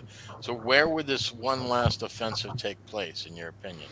I'm sincerely curious. My opinion, I'm quite sure it's definitely in. I mean, I don't think they will crash themselves into any of the Ukraine war right now. The Ukraine war territory is definitely they'll try to hit into Russia, most likely. I mean, if they launch into within Ukraine, then they cannot get any PR victory, and it's very difficult to fight against the Russian positions that is already entrenched. But they the theory that they might go for Bryansk might be possible. Previously, during the Kursk offensive, they were seemingly preparing for a push towards this city north of Kursk called Orion. So they have this Kursk offensive, right? No. Oh yeah, I know. They was preparing this force that was trying to push up to do a pincer, right? That never happened because they got grinded out too heavily. So maybe they might go from here again. There's a possibility. The Bryansk, but ultimately, if none of these places is near enough. Everywhere is just way too far for them to reach. So it's just going to be a major push in. You know what's crazy about it too? Like you said, it really makes them have to go into Russia because that's where they'll get the PR. But anywhere they go north towards that area, I mean, it's already been stated that the Russians have like complete drone, air, and artillery superiority over Kursk. And you can imagine they have a pretty good time over Sumy and all that. So it's like, and those units are not SMO units, no? And the thing is that if they engage into Russia, then they are attracting units to fight them that is not part of the SMO. That means there is actually more than the army that they are fighting against. So no, but what I'm saying is if they go up there, I mean they're going to be exposed moving up there the whole time, and then they're moving into like an area that's saturated with ISR. It's like how they even going to get up there to even try an offensive without being noticed? Because you can, like you pointed out before. Like, I don't know what's going on, but all of a sudden they bombed this section of forest for like 3 days in a row. Maybe they were trying to get some stuff gathered there, do something, but you never know. Well, so they're not going to do anything then? They're just going. I don't know. I mean, think about how they make bad choices. I mean, even though they know they can't do it, they might still try to drive up these roads and park in the forest and get prepped, and then the Russians drop back, and then the drones hit them in the artillery, and then a few days later, that's it. Go first, Lambo. You go first. But the Russians are entering Sumy Oblast to enter the Kursk by underneath to cut everything off. So I don't think even Kursk is going to almost eventually. Finish. Yeah, if they can push and the Oblast and the Sumy Oblast and they can go underneath Kursk. They will still launch an attack elsewhere. That's what I think. So if you're not powerful enough, because one was busy about the drones and about the motorcycles, but you forget one and the fabs. You forget also very big details where we can see how that Russia is getting closer to advance is when they are busy launching their TOS thermobaric missiles, because the TOS 1 is a very short range, 10 kilometer, and then you have the TOS 2 and the TOS 3. Maybe they're using them, but if they're using the TOS, they're going to enter in the coming days. So it's. I just hope Zelenskyy stops doing stupid with the negotiations. Like he said today about stopping being president and exchange for Ukraine. Yeah. No, fuck you. Resign. Like he overlooked his value. And you need to change it for the NATO. No, it's never going to happen. It's never going to happen because Putin wants just to. That is one of the biggest things that Putin asks is like not joining the NATO. And Zelenskyy is putting the NATO again back in. He's desperate. He's stupid. It's stupid for the Ukrainians actually, but it's sad. So sad. So Super Chat, do you think Sever's front will soon break? No. Sever's front will forever be there until the war is over. I need to call, so I come join later. Okay. I just want to add regarding do you guys play like real time strategy games like Command and Conquer, StarCraft and all these things? When you're about to lose the war, what you do? 4, that's all I play. Yeah. when you're about to lose, what you do? You will select all your units and go for their base straight, and then just rush, right? And then it doesn't matter. You already lost the war. It's gone, But you just want to do one last big hoorah and damage as much things as you can. That's probably what the Ukrainians are thinking in this last offensive, to really go into Russia. In real life, like the Battle of the Bulge, kind of. The last maybe. offensive. December 1944, the war was over, right? It was totally concluded. So the Germans took their last absolute reserves, their best equipment, everything they had, and instead of throwing it at where the real problem was, where the real threat is, right? Yeah, they will go for the softest place and try to get as much victory as you can. That's what I think. But so it doesn't matter what the Russians do at the Sumy region down from Kursk. It wouldn't matter. The Ukrainians will just go for another offensive elsewhere. So the Russians, in Sumy though, didn't the Russians blow all these bridges?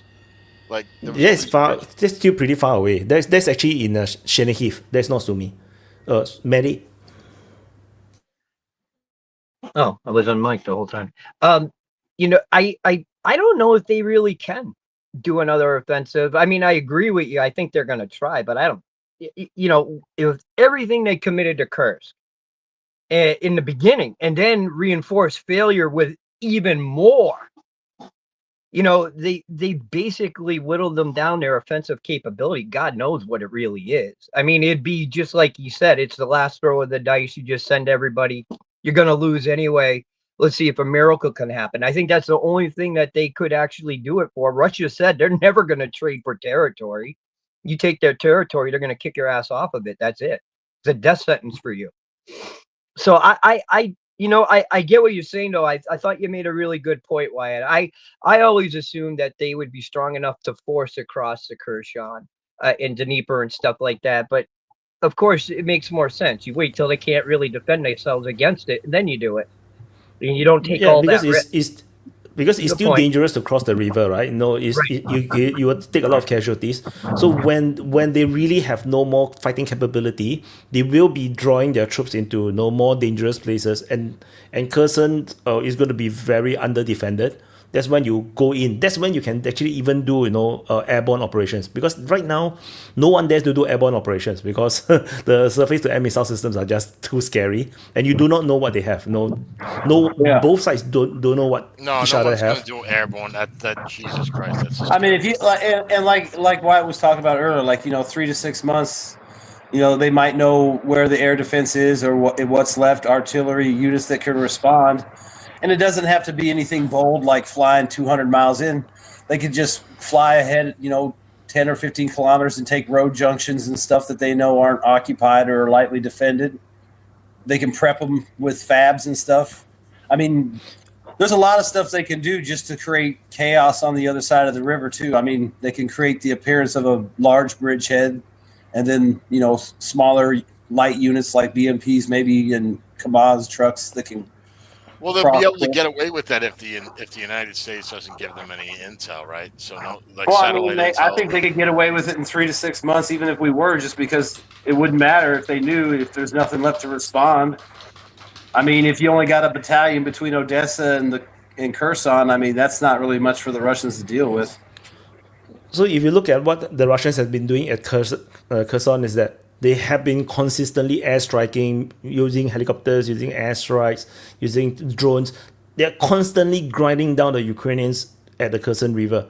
The Dnipro River at Kherson. It's like they're not doing an offensive, but they're making sure that the Ukrainians can never have a strong foothold there, and they're making them feel very wasteful to build up forces there. Because imagine you're the Ukrainians, you put out artillery, you put out your surface-to-air missile system, you put there, and they just get destroyed, and it does nothing in your war. It seems like it's better deployed elsewhere. And then the moment the Ukrainians take the bait and deploy elsewhere, that is going to be when the Russians will start to they have done that though. They have, and they missed their chance. Belgorod offensive. But like Wyatt's saying, I mean, there's days where you notice, like there'll be a week where you'll notice a lot of artillery systems hitting the Kherson area, or systems that are near enough that they could support it, or SAM systems, or ammo depots, or troop concentrations.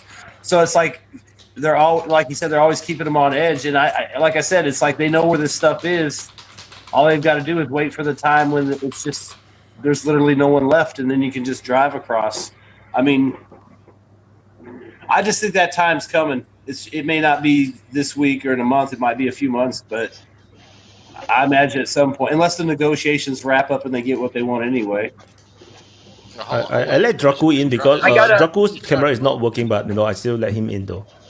I gotta take off for a bit. I'm gonna try to make it back. Maddie, great seeing you, brother. Great seeing you, man. Stay in touch, man. See you, Maddie. Maddie's connection is actually very good. You see his camera, it's so sharp. So no worries. Maddie's a man. Draku, can you hear us, Draku? Yeah, I can hear you. Can you hear me? Yeah. We can hear you, but we can't see you. Yeah, I don't know why. Maybe I got the wrong camera. Yeah, let me do that. Yeah, you need to get out of the bat cave. Then we can see you now. Yeah, you're good now. Yeah, so your camera is covered. How are you guys? Good, man. How you been? Good, man. How you been? I'm surviving. We missed you. I missed you too, guys. Because I'm still using your music as the opening. So every time, in the beginning, then people is asking about Draku, Like every opening, Nice, people is asking nice. about you. Yeah, it's a great song. every time I am checking for you. Here I'm hearing this song, and then I go again to my channel and hear the songs there. And Oh, by the way, specifically about that song, where can I download that? Can you give me the link? Can you send it to me privately, Wyatt? Or can I? I drop it into the office. I can drop it off. I downloaded it. Yeah. Say again. I can. Yeah, you can take it from Wyatt. From Wyatt. So, or But I'd have to play this whole thing. Can I just download it? Yeah, I will send you the MP3. Okay, yes, that's what I mean. Just send me the file, so I don't have to. yeah, just do that, Wyatt. Yeah, no problem. Thank you. Mike F, how are you? Good to see you guys. How are you guys doing? We good. Good. John, Van, Watt. Sorry, I'm trying to see the guys. Daisy, and then Draku. You know what? It'd be nice to hear what you guys been saying since, because I wasn't be able to come on, but I could hear you guys. I just want to say you guys do a wonderful job, and say about the United States and the Ukraine, and like I said before, United States is a boxer, and the British is a Napoleon. So all those come from the book Animal Farm. I don't know if any of you guys ever read the book Animal Farm before. Yes, we all did. George Orwell, of course. Yes, good. So you understand that what I was saying. I've been saying for a long time, right? That the British making the money, and America do the heavy lifting. So now as a Christema was saying, the British Prime Minister, he want to send a troop to Ukraine, but I don't understand. He is making a promise. The troop is sending. It's not going to be 95% of those troops is not going to be British. It's going to be from. I don't understand how he's making plan for somebody else's life by sending, because what he was counting on before is to send American troops into the Ukraine, right? But now they want to send somebody. Maybe they will script all over Europe, Africa, South America to find those 25,000, 30,000 they want, and send them to their. Yeah, to the sign up. You think like Africans around like the British territories are going to sign up to go to fucking Ukraine? No fucking way. Yeah, the one thing is that those guys that are going, they don't know what they are going for. Some of those guys, I never understand what this war about, or what do you even see what is the casualty of this war, because some of this thing was sensitive. In fact, even in American here, in United States, about 70% of American don't understand how terrible the war is. They only hear the number. When they say 1,000, I think they think about maybe 300, 400. That's how they think it. They don't think about thousands of people. Their mind Yeah, but don't. Mike, that's true of not just Americans. I agree with you, but that's true of most places. Yeah, but now Trump told them. Even Trump is telling them they still don't believe it. Believe me, I have some friends that argue bluntly, like people that they are not dying, like they don't understand it at all. They, no matter how you try to convince them, because the media in here already set them to the way they want. The way the media control this country is, you will not believe it. Because majority of those listening to MSNBC, even Fox News, are convince people in a way that they could not understand how terrible this war is. Mm. Majority, in fact, I say 75% Americans do not understand, and what the Biden administration about to put them through, because their mind is like, it's 300, maybe 300,000, maybe they're talking about 300 people. They remove the 1,000, they just talk about 300, because the way the media is saying it, here the media can sell you a poison as the most best thing ever, and people will be gladly to buy it. Yeah, COVID vaccine was a proof of that. I agree with you. So, Mike, I agree that the media is fudging up the numbers, but the fact is, the people who are still supporting the war and who want the war to continue, they know very well how many people have died. They will support it regardless. yes, These that's are correct. And like I say, this war, this is what I'm thinking right now. I think another trading is growing as the war is looking like it's about to end. And right now, China is panicking right now. Chinese, Why is China panicking? I'm not okay, disagreeing. I just want to know why. okay. United States have one rules and one rules only. They're old people always say if one door close, another one is open. United States go by that rule. If one wall is closed, another wall is open. Okay, why they've been planning this for a very long time. The Chinese-China war has been planning for very long. It's not just today. The way they do the Ukraine, everybody think Ukraine war just started 2014, or it's been longer than that. This is a game they've been planning for very, very long. They first start with the media. They first to sell it to you. When they sell it to you, then you buy it, right? You won't even know what they are buying. So now it's about if they close the Russian war, they're going after China. No doubt about it. I said that before when we were talking about last time. Somebody was saying which is going to be the biggest war going to be happening. I said China, because now they are setting them up, and they know that it might look like my best advice would say, whatever it is, China should not do anything right now, and they should stop talking about they are going to bring Taiwan home. So they're about to bring Taiwan home. They should stop saying it, because what I want is a peace in the world. Because if they keep saying it, right, it's going to cause a big problem for them, and they are setting themselves in trouble. Because right now, even they say if the mountain, hold on, I'll be back, please. Yeah, I would like to make a point because this war in Ukraine is something very, very surprising. Actually, I think for the whole world, the truth that the Russia didn't manage to take Ukraine that fast as they thought they will be. It has some very interesting reasons. This way to do war in hiding in the cities is something that never happened before. This is the first time in the history that armies are attacking each other, and the one army that is defending is hiding in the cities, and we see the same thing in Gaza. That's the reason why Gaza couldn't be took, because the Hamas is hiding in the cities. So a new war, which will involve two countries, it would be a horror.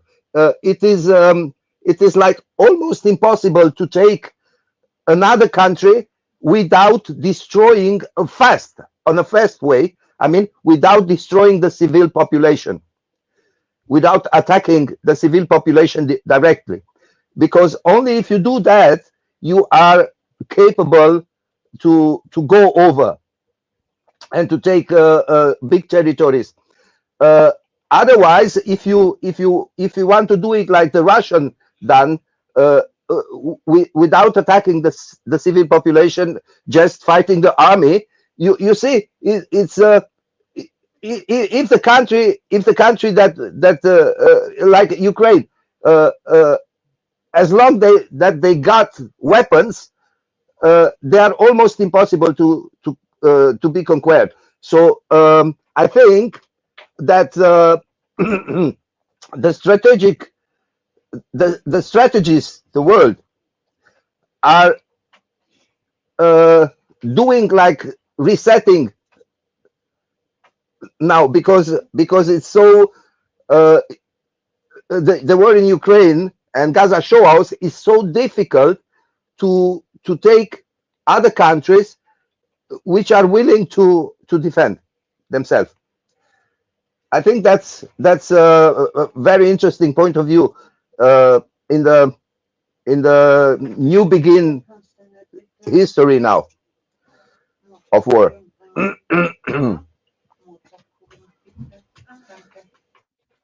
Yeah, I wanted to make a point about nuclear weapons, because there's been some chatter on the Ukrainian side about obtaining nuclear weapons. They resent giving up their nuclear deterrent. The thing is, that would escalate things in an extreme way, because if Russia's position is they can't have NATO on their border, how are they going to go with an unbelievably hostile Russian-hating Ukrainian regime developing nukes?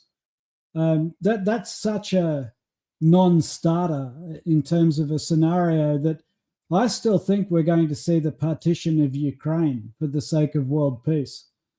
Like, I think that Russia could accept the Western regions joining Hungary and Poland and becoming part of the EU and NATO. But I don't think a rump Ukraine being, justifiably as hostile as they would be towards Russia, they've got a lot of plutonium. They have the means to develop nuclear weapons, more than most states in the world. Remember that the first nuclear reactor was invented in Kharkiv at the Kharkiv Institute of Physics. It's not like this is foreign technology to those people in that part of the world. So I don't see Russia's practical peace scenario including a Ukrainian state. I almost think like a partition of Ukraine is the only peaceful solution for the people in the region, because like the ferocity of the Russian hate in Ukraine is something else. It's savage. And I think that that's something that Russia has to deal with one way or the other. And I think partition is the answer, but I could be wrong. And also, Maybe regime change. Yeah. Well, just to follow up. Yeah, go ahead, Nuno. Just to follow up on Toby's point, I don't think it's in the Europeans' best interest to have a rump state of Ukraine right there. Keep in mind, this is going to be 20 million really angry people, angry with Europe too. And as you pointed out, they're all kind of touched in the head. So I don't see how it would benefit Europe either. So yeah, I agree with you. I think whatever's remains of Ukraine will get absorbed by Hungary, Romania, and Poland, and that'll be it. I actually think that the partition idea is the solution to almost every conflict.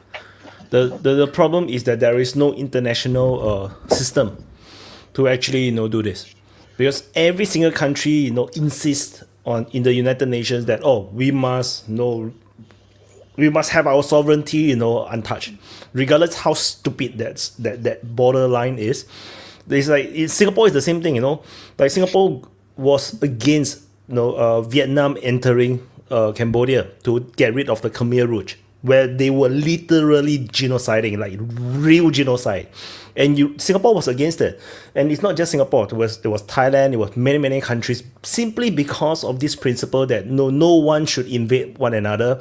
Everyone's border should not change. And this is a stupid idea. And it's the reason for all the wars we are seeing, almost all the wars we are seeing right now.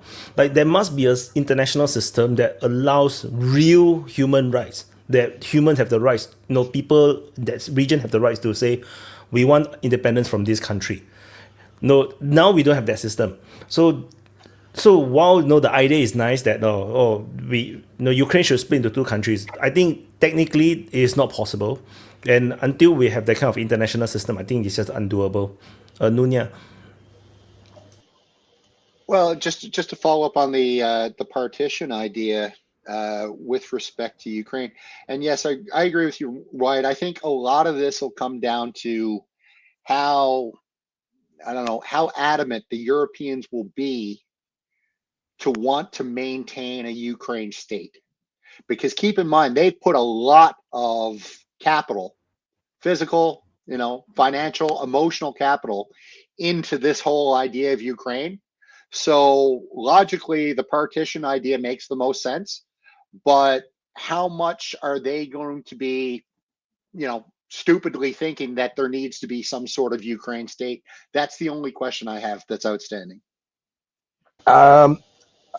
For me, in my opinion, this solution with the partition of Ukraine is almost impossible, because Russia need a country which is standing between NATO and Russia.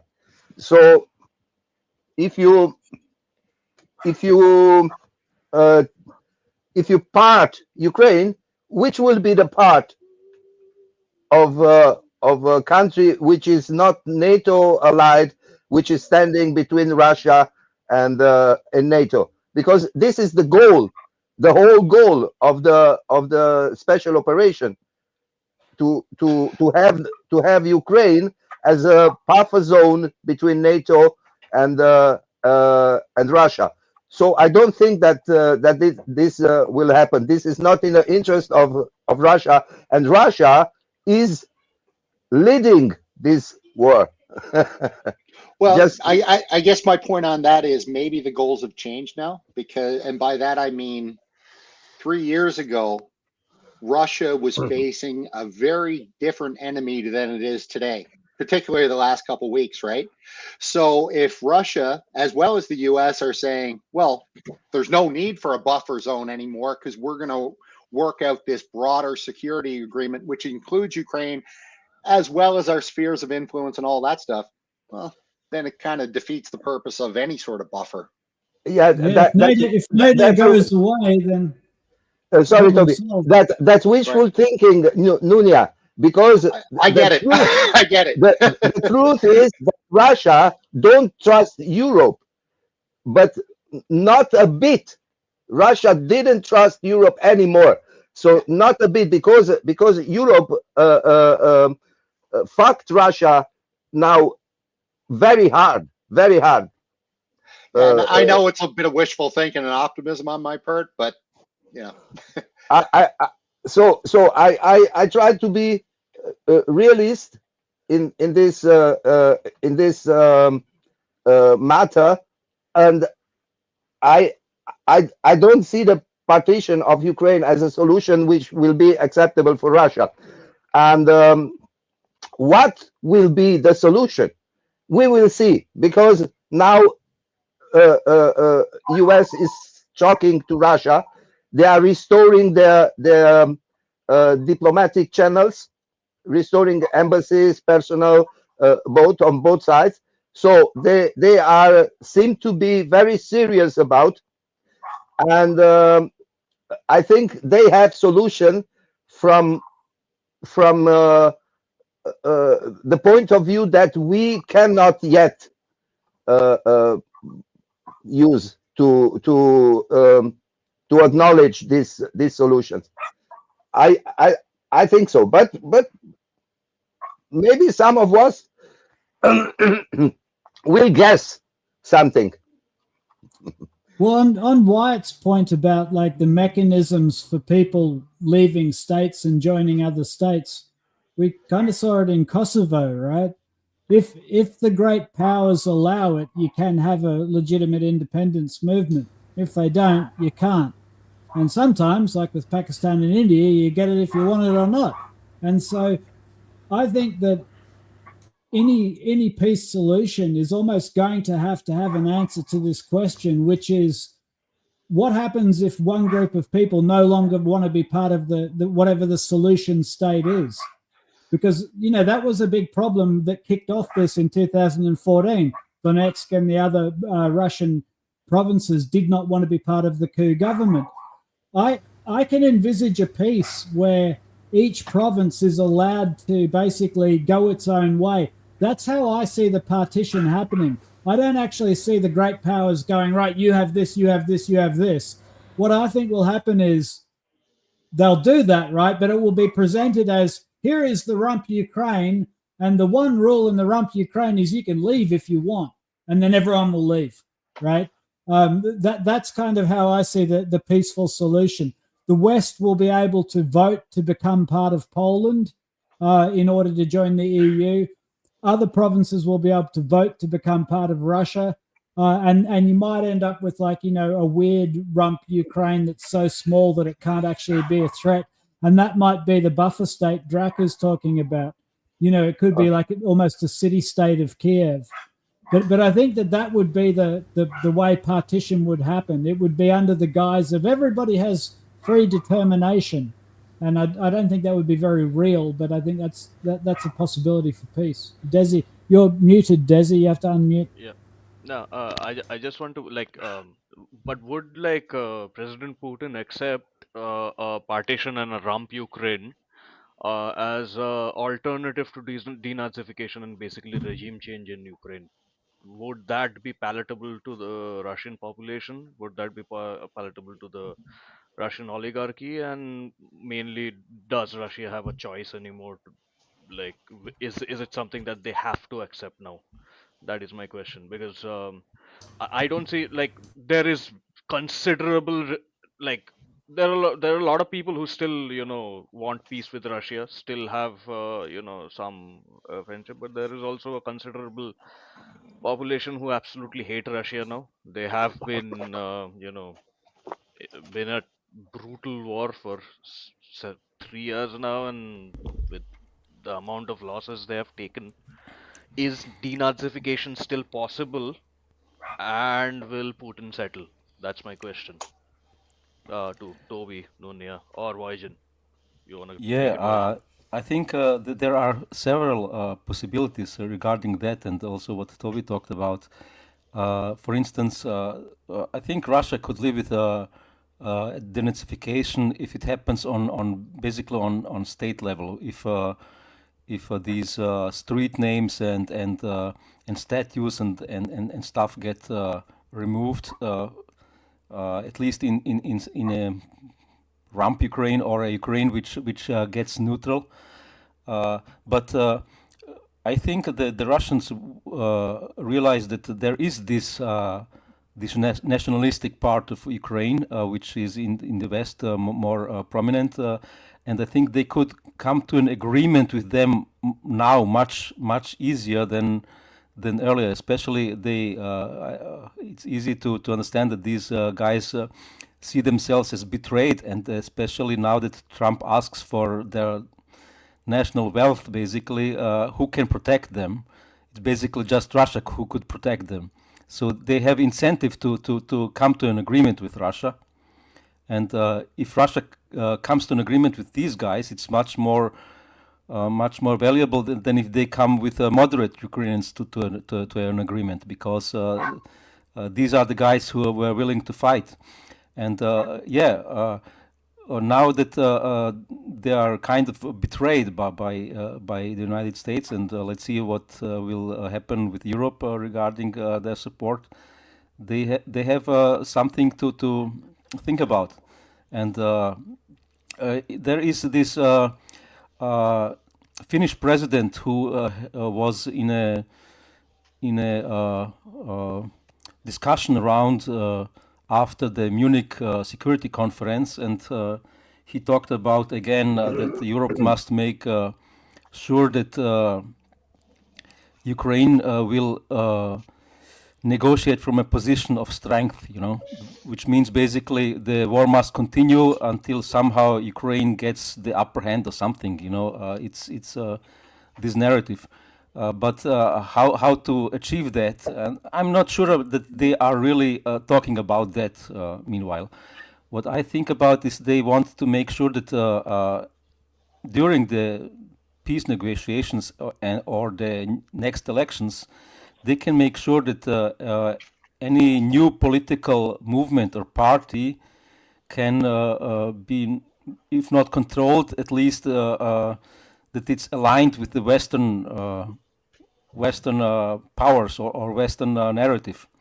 So the Finnish president talked about that they fear that the Russians will try to, do something like in Romania to do, subversion, hybrid war, and that they will propagandize the Ukrainians into a pro-Russian standpoint. Basically make something like that. So they really fear that the Ukrainians will break away politically. And the BRICS, what I have understood is that the BRICS are offering to the so-called Global South, probably it's better to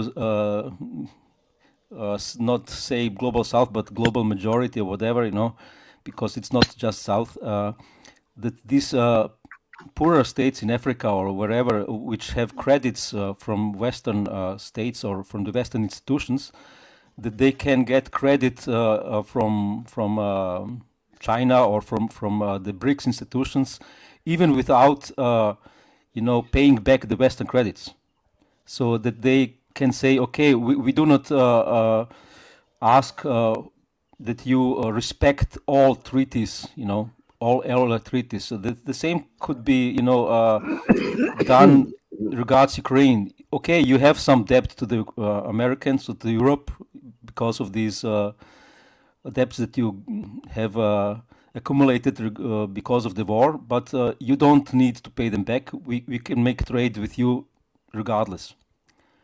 This is a possibility. Toby? Yeah, Voyan, you mentioned like the Western narrative. That's kind of an old concept. That's very last week. Like as of now, there is no Western consensus. Like half the West is global fur, and the other half is like America first. And to hell with Ukraine, and isn't Putin a good guy? It's like it's really hard to know what the Western narrative is anymore. And as far as Ukraine's concerned, with what we've learned about US aid and the amount of money that's been pumped around the world, but especially into Ukraine to push narratives, that you've got to wonder how many people actually believe this stuff.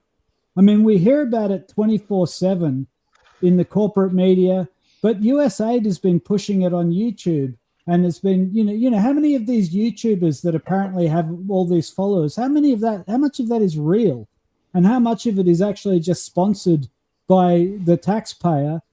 Like, I really wonder how much of Ukraine actually supports. If you look Ukraine. at like Ryan Macbeth, that one YouTuber that's very NAFO-ish, all his videos in the last week have been either against Trump's agenda or questioning his moves or questioning why he's doing this to Europe and the money, how he's not telling the truth about the Ukraine selling weapons to Mexico and stuff, which, he's just going to be a weenie and a weasel about and basically say, well, because this guy who's Ukrainian of descent but doesn't actually have a Ukrainian passport, just friends in Ukraine, sold it to the Mexicans, it doesn't count because he's not in Ukraine. It's like that's how he's going to weenie out of it. The sums of money are staggering. You're talking about like hundreds of millions of dollars, literally billions of dollars towards the propaganda effort.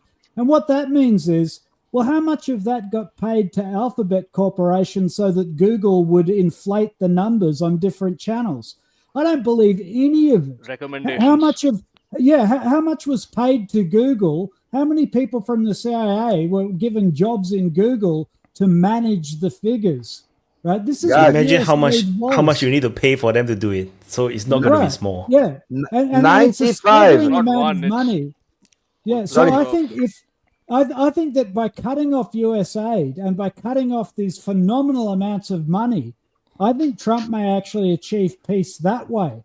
Because I don't know how many people actually support the Ukrainian narrative. Well, you Because got to at the end of the figure day, it's over been the a next stupid couple. narrative.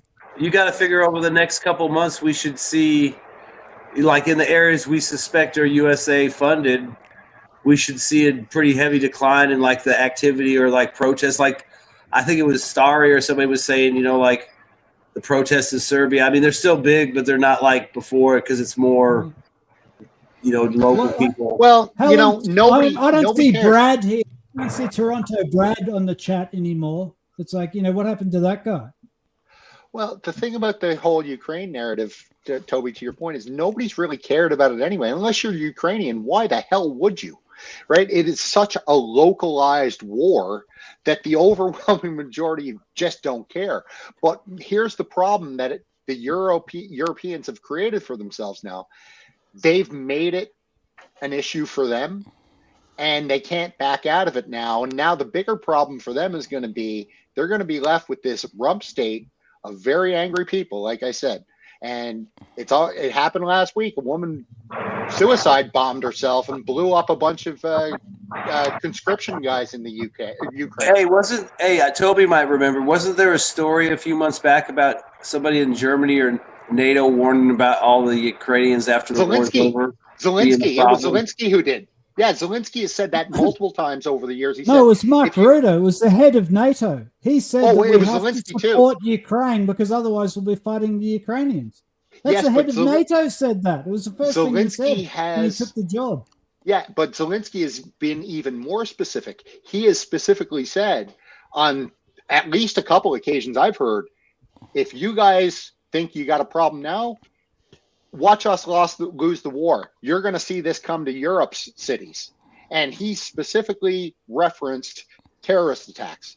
So that woman who blew herself up because she was protesting about her son was killed, yeah, I think you'll see a lot of that in Europe. Why wouldn't you? Right? If you're a parent, you do it with a smile on your face. I don't think so. It happened last week, guys. So it's not in Europe. Not in Europe. Not in Europe. It happens in Ukraine, not in Europe. I don't think so, because the next step that I see that's necessary for the peace to come in Ukraine, they will. I think they will try to make a regime change. They will try to bring Zelenskyy down, because Zelenskyy is not affordable for the peace. Zelenskyy don't want peace. That's one thing we were talking about earlier. Like this going after Zelenskyy so hard, like maybe they're seeing something on the ground that's about to happen that they don't want to happen. Maybe they found something with Doge, but for whatever reason they need to get Zelenskyy out of the way. Yeah. And think about it. If they get a pro-peace guy in there who's like, I'll do whatever you want, I'll sign whatever you want, you can have whatever you want, and the Russians keep going, then they can say, hey, look, there's a guy in here, they want peace, they're demanding peace. I mean, he's basically dropping to his knees for peace, and Putin won't stop fighting. Maybe they think Putin won't want that on the news, he won't want that bad press. Maybe Putin won't care. But it seems like they are trying to get rid of him. And Trump said something either today or yesterday about Zelenskyy being a hindrance to peace. So, I mean, it just doesn't, and the way they've turned on him in the last few days, it just seems like they don't expect him to be, he's not going to be relative to the talks, whether he's alive, president, or not there. I guess my point is a new government won't matter. It's not going to bring those dead sons back. You'll see what happens. Good luck. No, but I'm just saying. Yeah, it's important to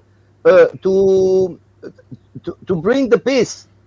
It's important to have there someone which is positive to this process, because Zelenskyy don't want peace, because in the moment that they agree to a peace, there will be election and Zelenskyy is dead, because the Ukrainian will kill him. If they if after the after the new election there, they will find out what there was done, what for crooked things were done in Ukraine by the side of the Ukrainian regime. They will kill every one of them. Super chat by NGS. In Europe, a lot of people believe the narrative. Not that Yeah. that matters. I mean, what are they going to do? No, it's like everywhere. Everywhere the people is believing the narrative, because the narrative is coming from the whole media, which was supported by USAID. 95% of the Ukrainian media was supported by USAID. Yeah, 95%, and it could be the same percent in Germany. The Spiegel, all the state media in Germany was supported by USA. Now they are lose. Yeah. I think we've got to wait and see what happens, because like we don't know what the impact is with all that money being turned off. Everybody's squealing at the moment. Like on X, there's all these people. You can tell who was getting USAID money because they are absolutely squealing. But that money's gone now. And so I think that we might see peace break out because the propaganda, the information war is just being gutted by Trump. Never mind the bullets and the tanks. They don't have the people anymore pushing this narrative. And, you know, I think that Europeans might actually wake up to the fact that they're pushing a war with their nuclear power on their border, and that might not end the way that they think it's going to end. So, like, I'm quietly hopeful that we could see peace break out. But I wonder what you guys think about Arestovich, because, like, in this environment where you don't have USAID, Arestovich, although the Russians don't particularly like him, he is kind of like a lucid character. I kind of feel like he could be a guy who could bring about a peace settlement.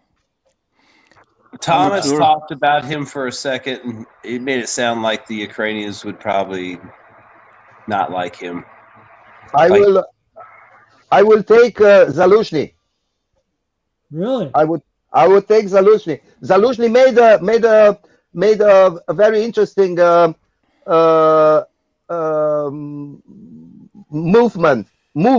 made a very interesting move last week. Zaluzhny is now ambassador in UK, and that's the thing. Would the Americans accept him? He seems like too much of a Britisher now. It's like, and as there was I think Macron was visiting Ukraine, and I don't know which politician was now for sure, but Zaluzhny came from UK to Kiev, and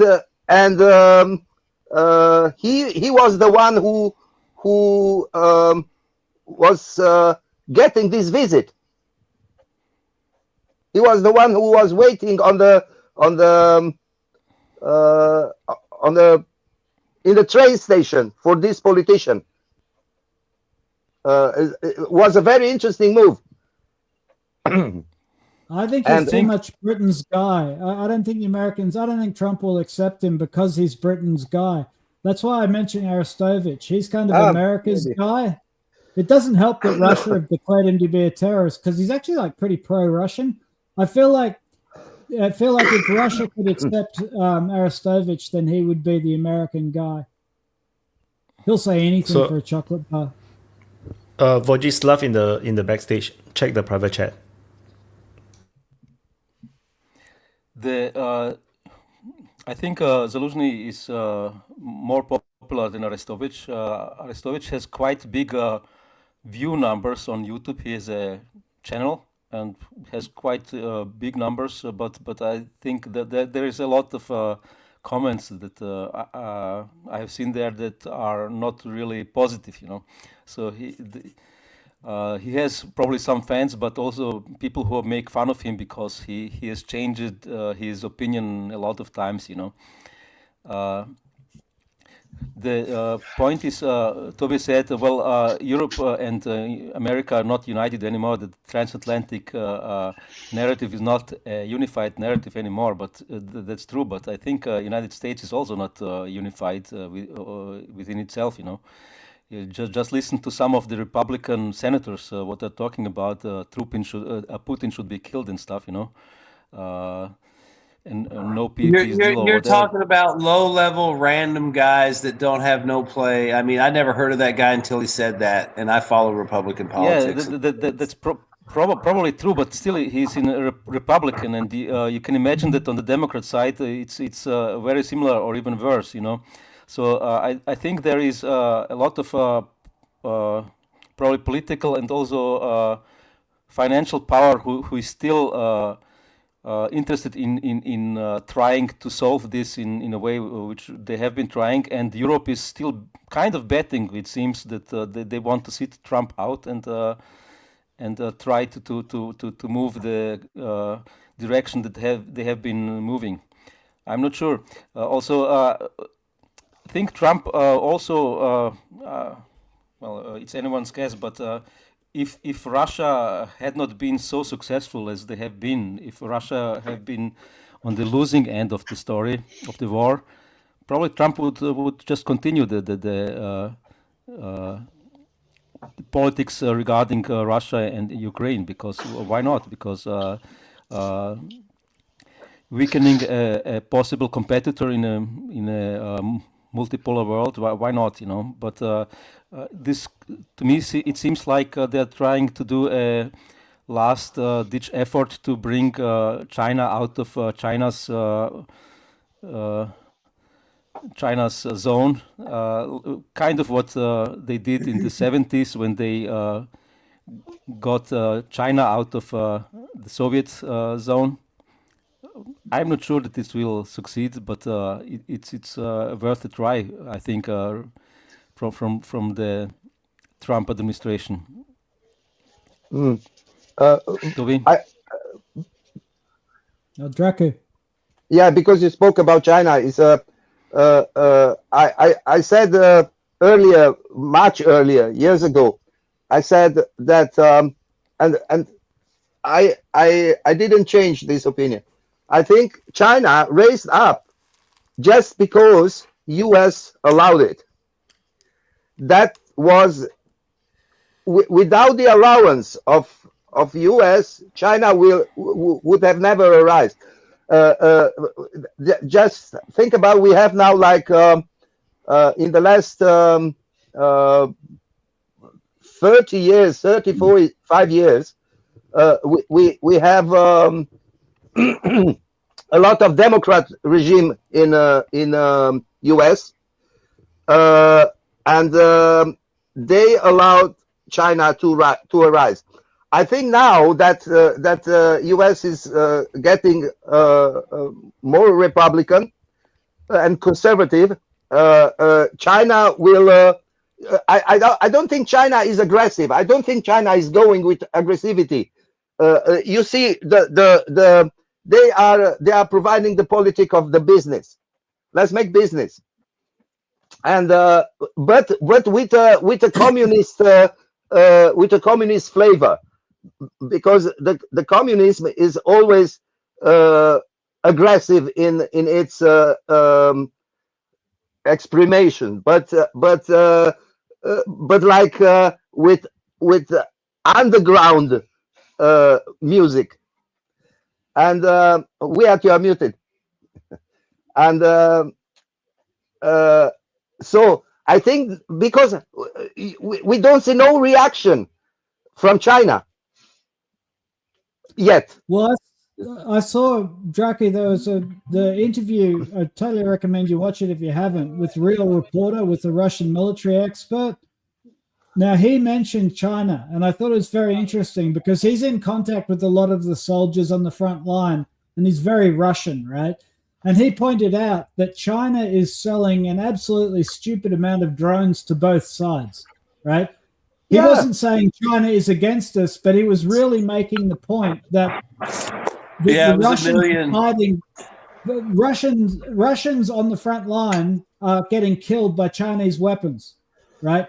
That's what's happening because it's a drone war on the front lines. So this idea that Russia and China are tied at the hip and that BRICS is against, Ukraine and against Europe, this is not true. And I think that this also informs why Russia is interested to negotiate with the US. And I really think, based on what Eldridge Colby says and other people in the Republican Party, this is the avenue that Trump wants to go on. He wants to bring Russia back into the US influence. And I really don't think that China and Russia are any kind of geostrategic partnership. And so I think that's like an interesting point in all this. China is just selling drones to everyone who will buy them. I told you so. And I want to let Vojislav to introduce himself. He did write J is silent, so I'm not going to say Vojislav, Vojislav. Introduce yourself. Can you guys hear me? Yeah. Yeah, so I've been following you guys for several months now. And I enjoy every conversation, or most of the times, unless you got that douchebag on. I don't know. I forgot his name. Anyway, John. Luckily, you forget his name. Yeah, could be. John Steele.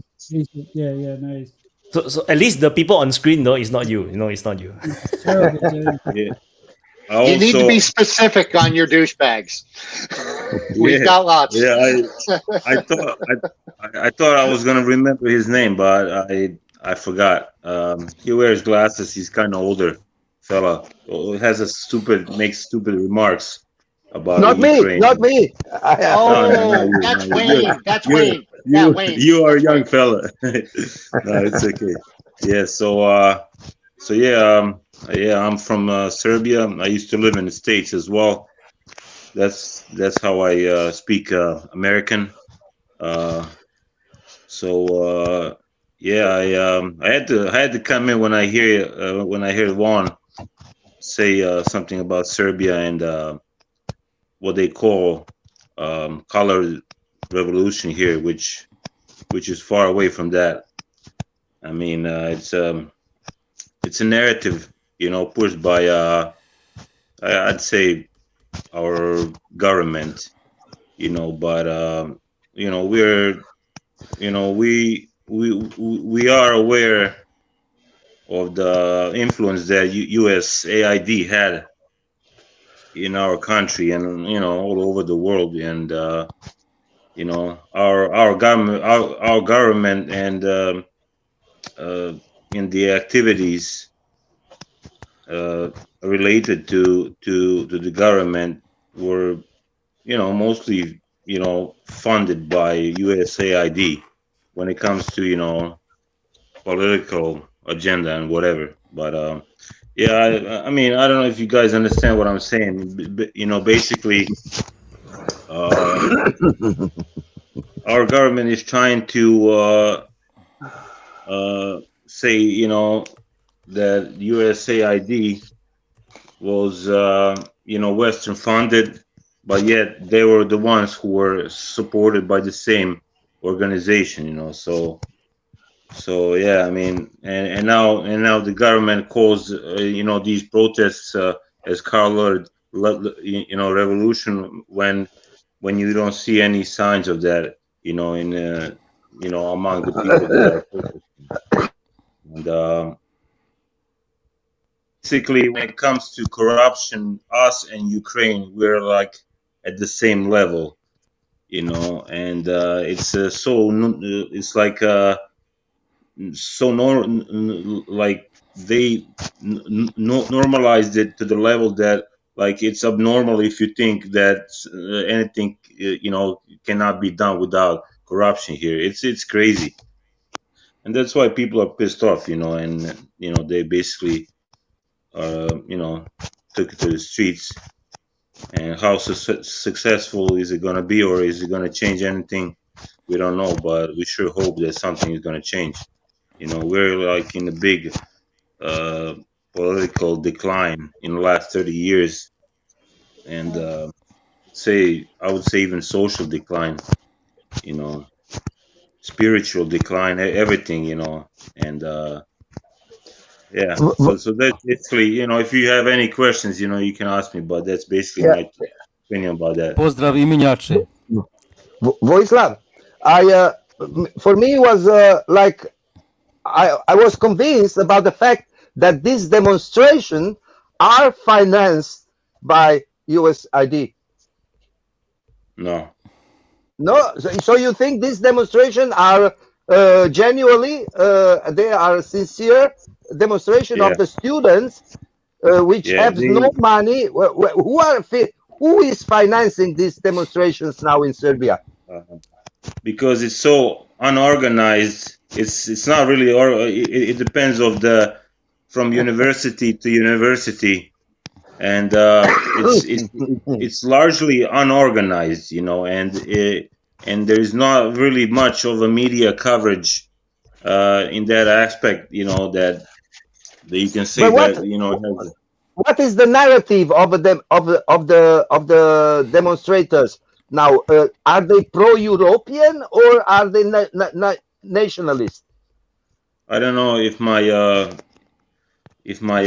colleague or my friend from Serbia is gonna agree with me, but you know, the narrative is largely about corruption. I mean, that's what the students, university students who started to protest, that's the narrative that they were pushing, and they're trying to exclude any kind of influence of any kind of party or organization, NGOs or such, you know. So it doesn't seem that they're basically are not allowing either I'd say mostly pro-European parties to influence the protests or try to, you know, some kind of you know, push their agenda through the protests. So I would say they're mostly, you know, it's mostly narrative about the corruption, and that's basically how it's gonna stay for now. So I don't know.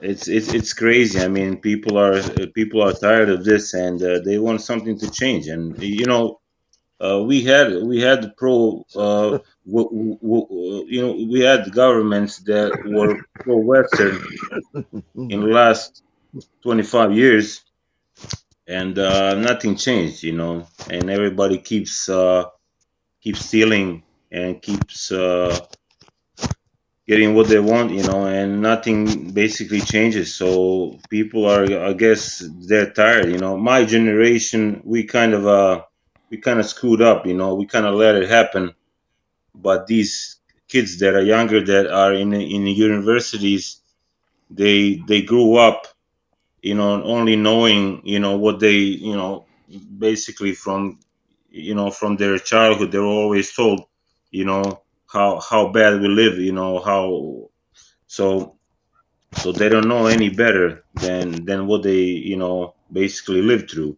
So and they want something better, you know. They have, I would say, kids today have better moral, you know, and ethical values than probably my generation have, or even older ones, you know, because we allowed this to happen, and basically we have illiterate people running our country. I mean, this is, you know, what I think about it. So go ahead, whoever. So basically, I need to say super chat first. Wait, super chat first, because I need to bring this off the screen. Finally, we have a real Slavic. Sorry, Vojin, by Voz. Two. Yeah. Basically, when I was listening, you guys call, you know, Vojin, I was like pissed off. I'm like, man, that's not Vojin, you know, that's Voyin, you know, that's Silent J, you know. So that's why I had to put Silent J down there. So, Okay. Anyway, yeah, I'm originally from Croatia, and you know, I was a refugee first here in Serbia. Then I moved to States, United States in '97, then lived there for like 10 years. And yeah, man, I mean, it's, you know, I basically, I don't know if I can call myself half American, you know, but I do appreciate some things that some values that I saw from the West as well, and how people are kind, you know. So, you know, when I see people like Vaughn, or I don't know who else is from the United States here, you know, I can appreciate them, you know.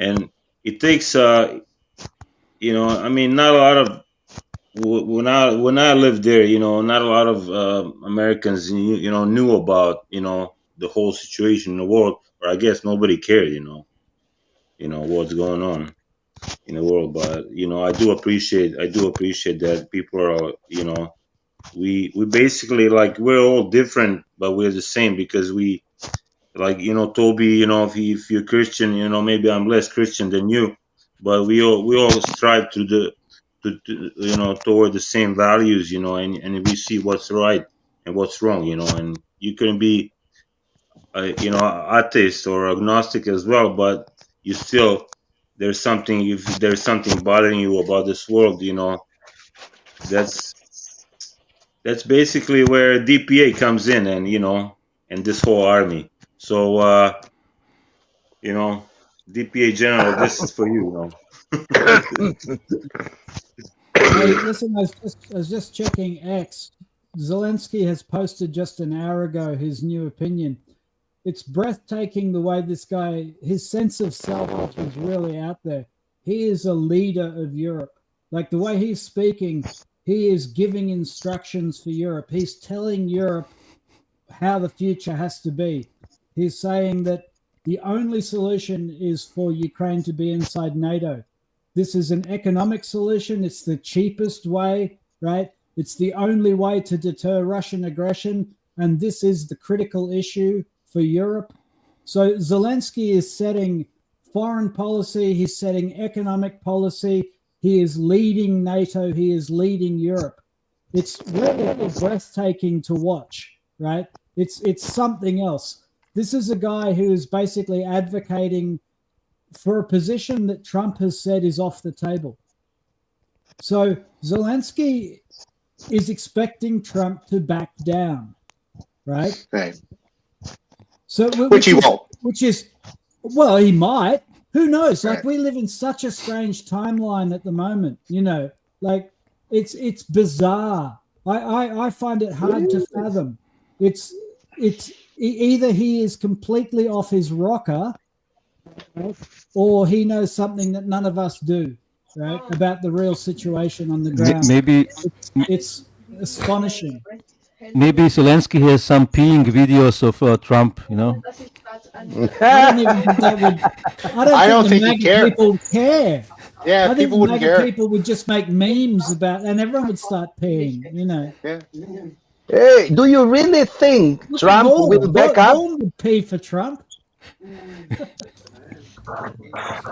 for Trump, and it's the last letter of his name. You know. I think this is all, like I said before, this is all theater, because they're trying to come with some sort of front to present to Trump this week, and like they haven't yet grasped what the Americans have been telling them for the last 2 weeks. I don't get it, but it is. I think you don't take Trump serious enough. I think Trump is very serious. Yeah, I think Trump is, and I don't think he will he wouldn't follow his own narrative, because what we see is Trump is doing what he's saying that he's doing. Right. So if he's saying we have peace discussion with Russia, then there is peace discussion with Russia, and we should talk. We should try to think about what will come out of this, because this is the most important movement that is taking place now. Zelenskyy is off the table, and Europe is off the table. They can struggle what they want. They have no importance right now for the people. Yeah, under the table. For blowjobs. for blowjobs. Well, I think they're just realizing now what we've always known. They've never been relevant. They've always had this false sense of importance in Europe. Like the French, the Germans, they love talking down to the British. My God, talk about talking down to people. They've always had this self-importance of themselves, and now they're realizing that they just don't have it. Yeah, that's what Well, this but is. Europe, Europe is a myth. Europe is a myth. Poland has already come out and said we need America to lead. Maloney is not willing to go against her love interests with Elon. Askey has said he's not wrong, though. Zelenskyy is leading Europe. And that's kind of true, right? And that is such an indictment of Europe. You've got the Chihuahuas in the Baltic states. You've got that like wide-eyed woman from Estonia threatening war with Russia. You've got Zelenskyy taking a leading role, right? What does that tell you about Europe? You've got Macron trying to organize and rally everybody and failing spectacularly. Like he organized one meeting. Germany went home and said, nah. Even Starmer said, nah. Poland said, nah. And so then he organized another meeting with the big heavy hitters like Latvia and Greece, right? Trying to get them to join the anti-American club. None of them really came out and supported it. Maloney has now said that she's on the fence. So Europe is a bit of a myth, right? There's actually a lot of bilateral agreements between America and European states which undermine this nice cozy myth of Europe. And so Zelenskyy is like, he's leading the charge, but it's really not clear who's behind him. Yeah, but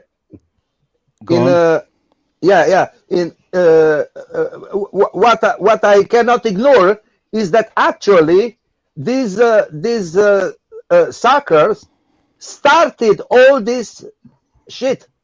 They started that in 2020 as they didn't agree with the peace discussions in Istanbul. So and they put Ukraine in a horrific situation where they now lost, and Russia too. There are almost 2 million soldiers lost on both sides, and at the end, they are like non-important. This is what a loss looks like. That's a paradox. This is what a loss looks like. And they're not used to that. So this is what a loss looks like. Europe, get used to it. Well, the European Union was not much of a as a union visible. Macron called how many? 8 of them to the emergency meeting. So there was not a meeting of the European Union of the 27, or yes, it's 27. And where was, for instance, Romania? Where are the other states? Where was Croatia? No one asks for their opinion. It's in the end, it's just the really powerful states who decide anything within the union. It reminds a bit of the late state of Yugoslavia. When there were two or three of the republics who were more powerful, and they basically did all the decisions, and the others were basically just a sideshow. Also, but I'm not completely sure. Maybe it's a ridiculous thought, but sometimes I think Trump and the Europeans are playing just the good cop and bad cop scenario. This could be a possibility. So it really could be possible that the Trump turns around at one point in time. It could be a surprising move, but it's not completely out of the question, in my opinion. But I did mention before. I'm not sure on the open mic before, but that NATO, when they do expansion, all these Eastern countries, Eastern European countries are just buffer zones. They're just there to die for the real NATO countries. So I call it there's an elite. There's an elite club within NATO, which is actually the real NATO countries, which is the original few. Like they have the Spain, you have the France, UK, United States, Canada. The main one, the core one. France is like here and there, but they are part of the elites. Then Germany, then you have the rest, which is they're not part of the club. They're just buffer. They're just manpower, cannon folders, to get hit by the Russians or the Soviets. Then so that so that they can die and then grind away the Russian army, so that the real NATO can win the war. And then I think from what Voyin said is something like that. It's the elite clubs that's making all the decisions, and then all the rest is just they're just there to die for the real NATO. And it's quite sad, really think about it. And then the rest of the NATO countries, especially the Baltics, is like, oh, we are NATO. No. Then they're bucking against Russia, thinking that they are really NATO. But the truth is that they're not NATO. They're just cannon foders. Vaughn. Yeah, I was just gonna say real quick. I mean, Trump really does have reasons to not like Europe and go after a lot of these leaders in Europe. I mean, what did Putin ever do to Trump?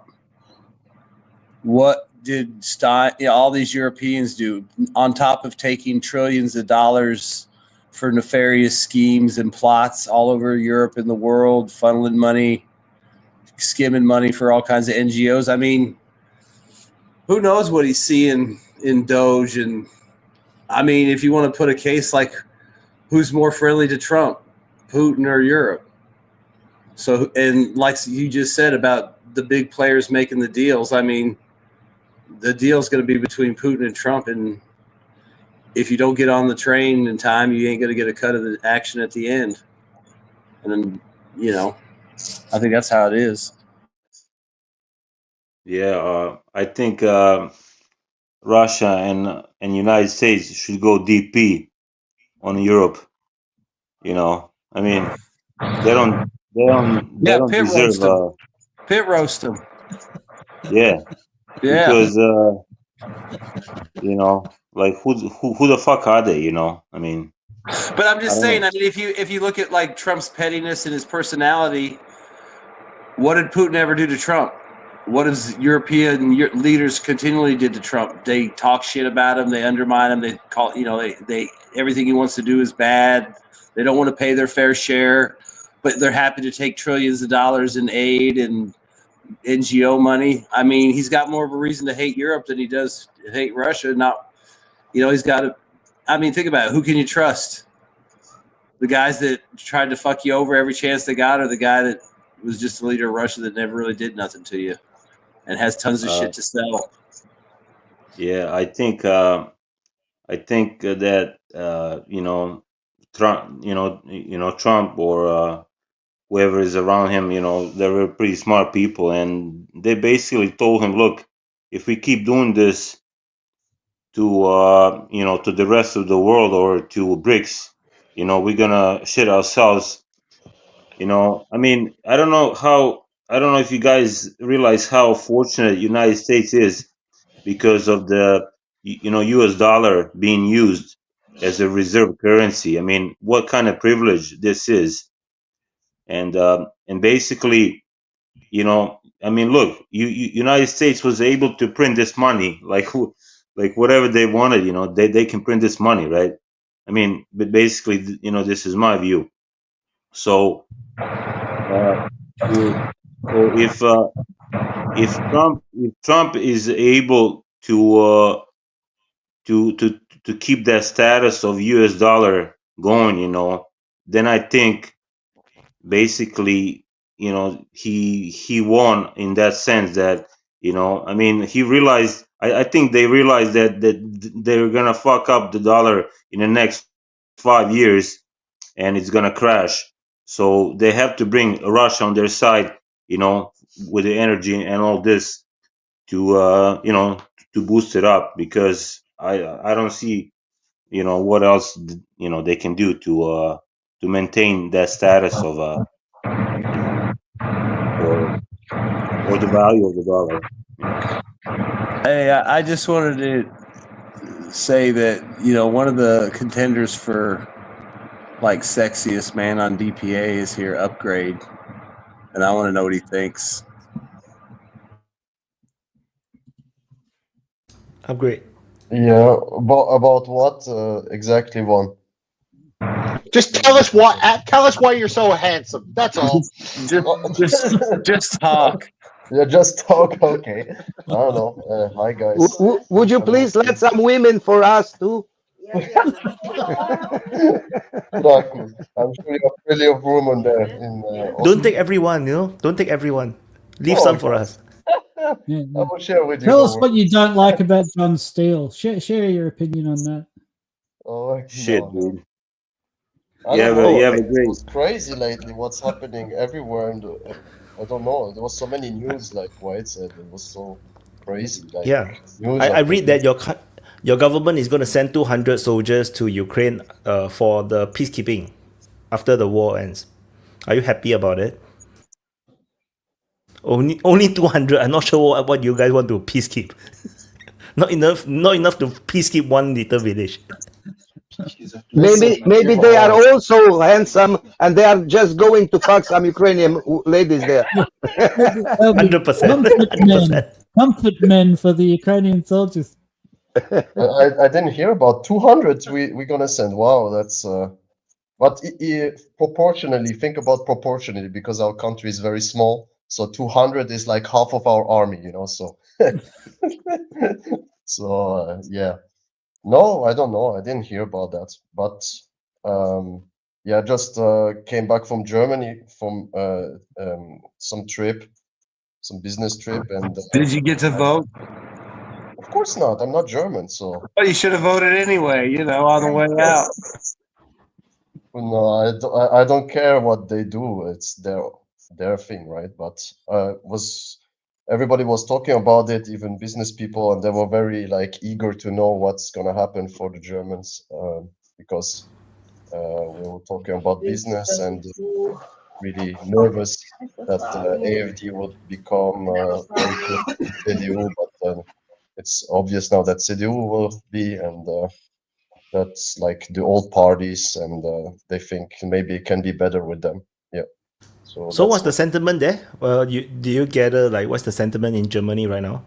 It depends on who you talk to, right? If you talk to business people, most of them, they say CDU would be a good thing, right? With Merz, he sounds in their term pretty reasonable, and yeah, they didn't want the Greens to be any near, but if you follow the outcomes of all the pollster, the Green didn't have a chance.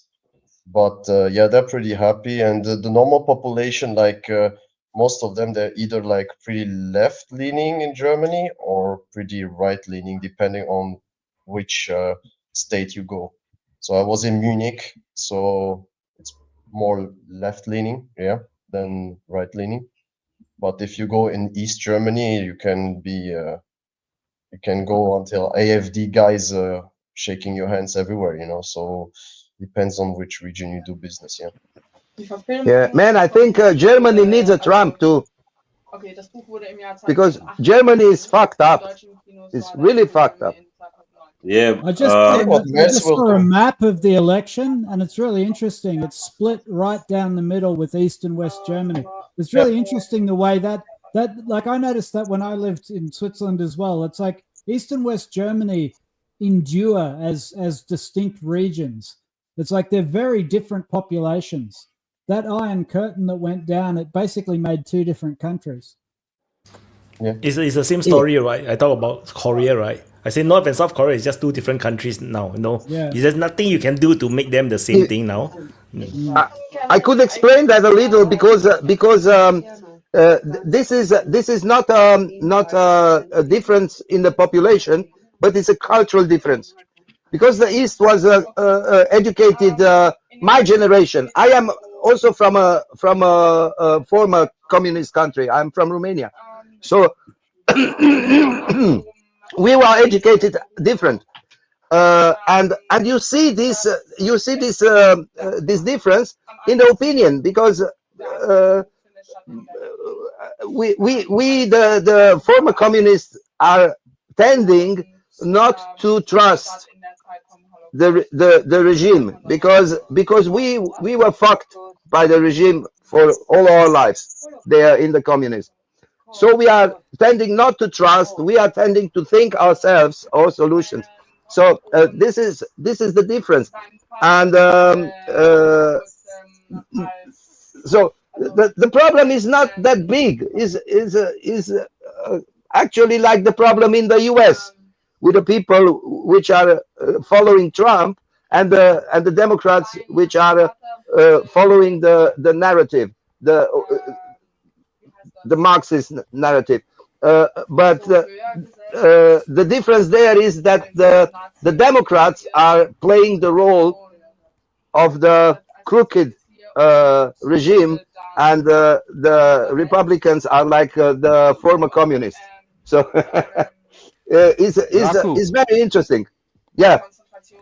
Regarding Romania, what is the situation there in the elections? I have seen some polls that the guy that who was cancelled in the last election, he's now at something like 40 or above %. Yep. Will he be? I don't know.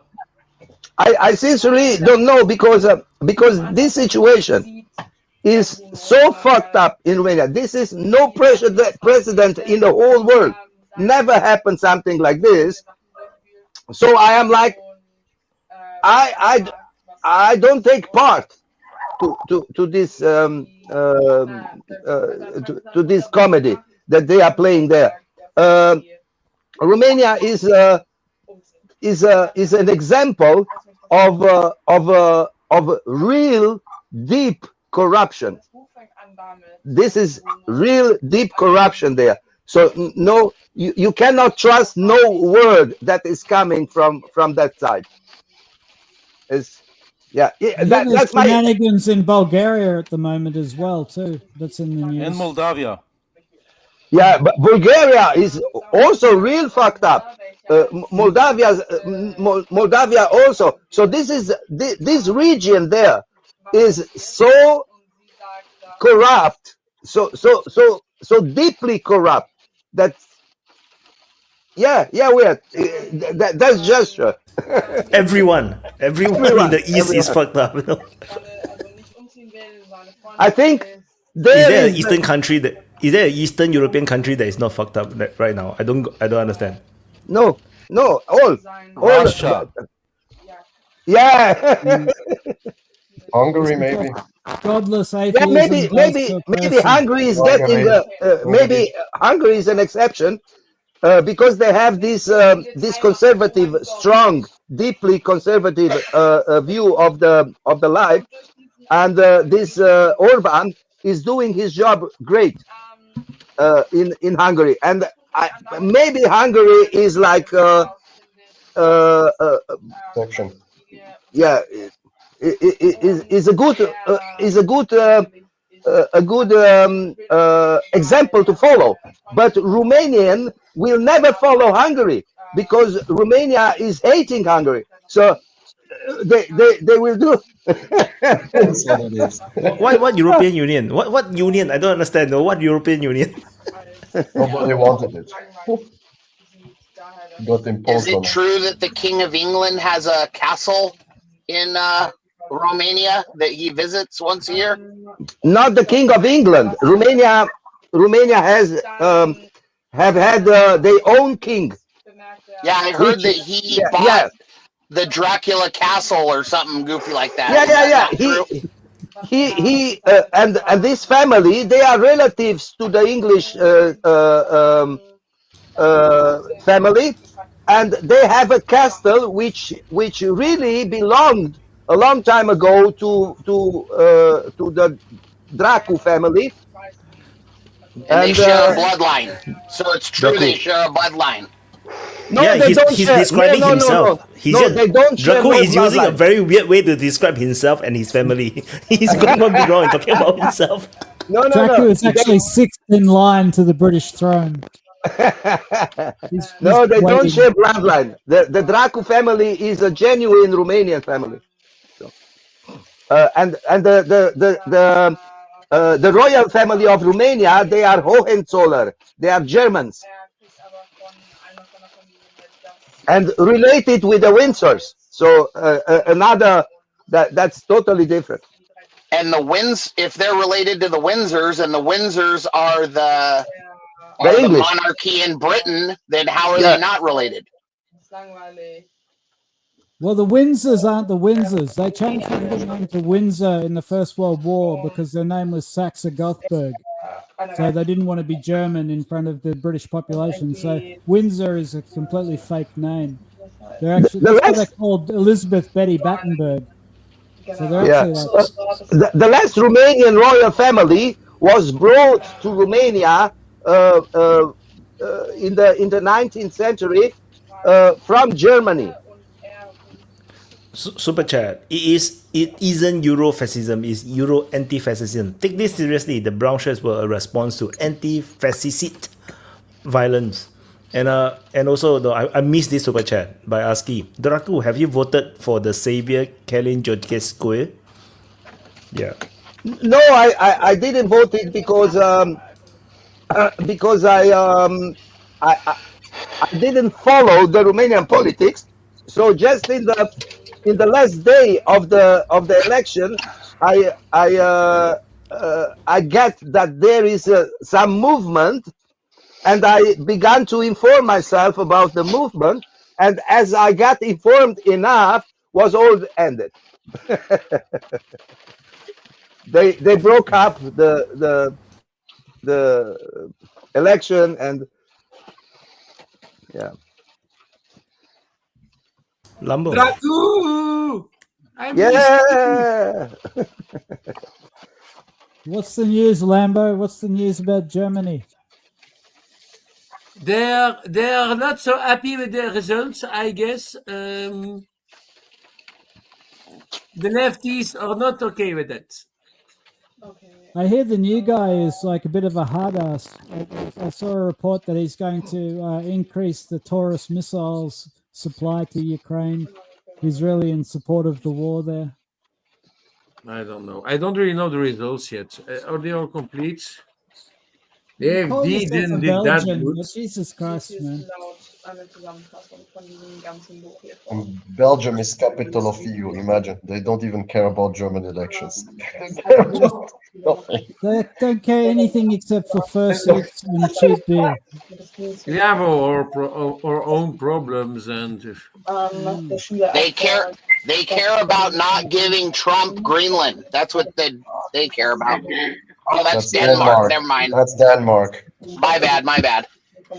Yeah, but I think if US want Greenland, really want Greenland, they will get it. If not now, in the future, sometimes in the future. I think if they want it, really want it, they will get it.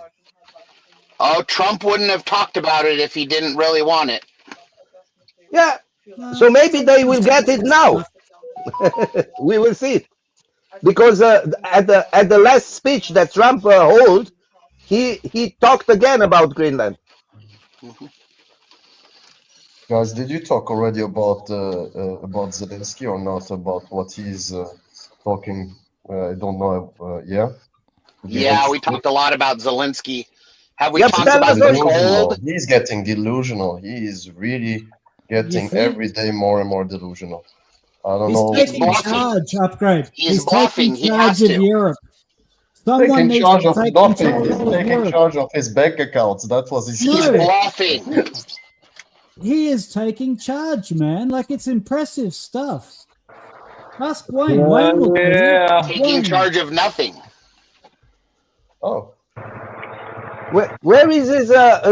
Somebody know where is his wife now? She's probably in another country hiding because she knows it's going to go bad. Okay. Spotted shopping in the Louis Vuitton store. I want to know who in America is buying all the gold in Britain and causing all the gold shortages. The Fort Knox, man, they don't have gold inside, and Trump wants to get inside, so they are trying to supply. Fuck, man! Just imagine they go in Fort Knox and the gold is not there. Fuck. Did you see Trump actually said this at CPAC? He said, Elon and I are going to march into Fort Knox. Who's with me? And the whole crowd is erupting. It's some brilliant stuff. It's amazing theater. We Well, don't I know heard. if there's going to be something inside, but Well, I heard Hey, that the how U.S. did you find a mask with the chain with the chain fuck The thing? chainsaw. the Yeah, fake with the chainsaw. chainsaw. I found it tremendous. I found it tremendous. He's Did awesome. you see Trump? Did you see Trump tell Musk, "I need you to go harder. I need you to get more full on"? And Elon is like, "Yes, sir." The thing about Elon is Elon was right in bed with all the Democrats 2 years ago. And he defected, and he's the Democrats' worst. He's the globalists' worst nightmare, because he wouldn't have got to his position he is now as one of the richest men in the world without the globalists backing every move he did. And oh, he's awesome, he's awesome, he's awesome. And then now all of a sudden, because his mom, he has certain stories, his child got the woke brain virus, and now his little boy wants to be a girl, and he feels violated. And because of that, he jumped ship, and now he's the Democrat globalist's worst nightmare. Yeah, and Musk isn't he's anybody's having nightmare. fun. Musk is a fucking moron. Space Karen. That's what we called. Yeah, What all he's well, useful for. Yeah, but this is a man who is having fun. Wayne, he's having fun because he don't need nothing. He don't need money. He don't need Wayne. If he doesn't need money, he's does having he fun. try to make so much of it? If he doesn't need Wayne, money, why does he try to make so much of it? Does Canada Think have a about it. lot of gold? Canada has a lot of things. Right now, we got a warship down off the north coast of Antarctica, busting up icebergs Canada and has a scaring the shit out of the penguins. I have nothing. We're just talking I think about. maybe they're planning on visiting the Russian Antarctic bases. They're only 100 kilometers from shore, and the ship can get there easily. Canada's got lots of gold. Now, whether it's economical to get it out of the ground, that's the question. Right now, it's Well, not, or it would be. Do you have a lot maybe of with gold a in bit your of vaults? American know-how, when Canada becomes part of vaults, America, no. then there'll be a bit of innovation in the gold industry. Now, yeah, we don't have any gold. We just keep buying U.S. dollars, and that'll end up poorly for us. So, yeah. Guys, No. what was this movie where Anything they? to do with the U.S. ends up being ends poorly for you now. They become totally unreliable with that moron Trump on top. I don't think he's a moron. I like this guy. Me personally, I like him. Genius. I He's like a him. moronic How can you genius. say he's a moron? Because he's orange. People are Yeah, allergic because to orange. he has different opinion from of yours. He's a moron? No, man, he's not a moron. Wayne He's a loves genius. all his USA He's money the and richest man in the world.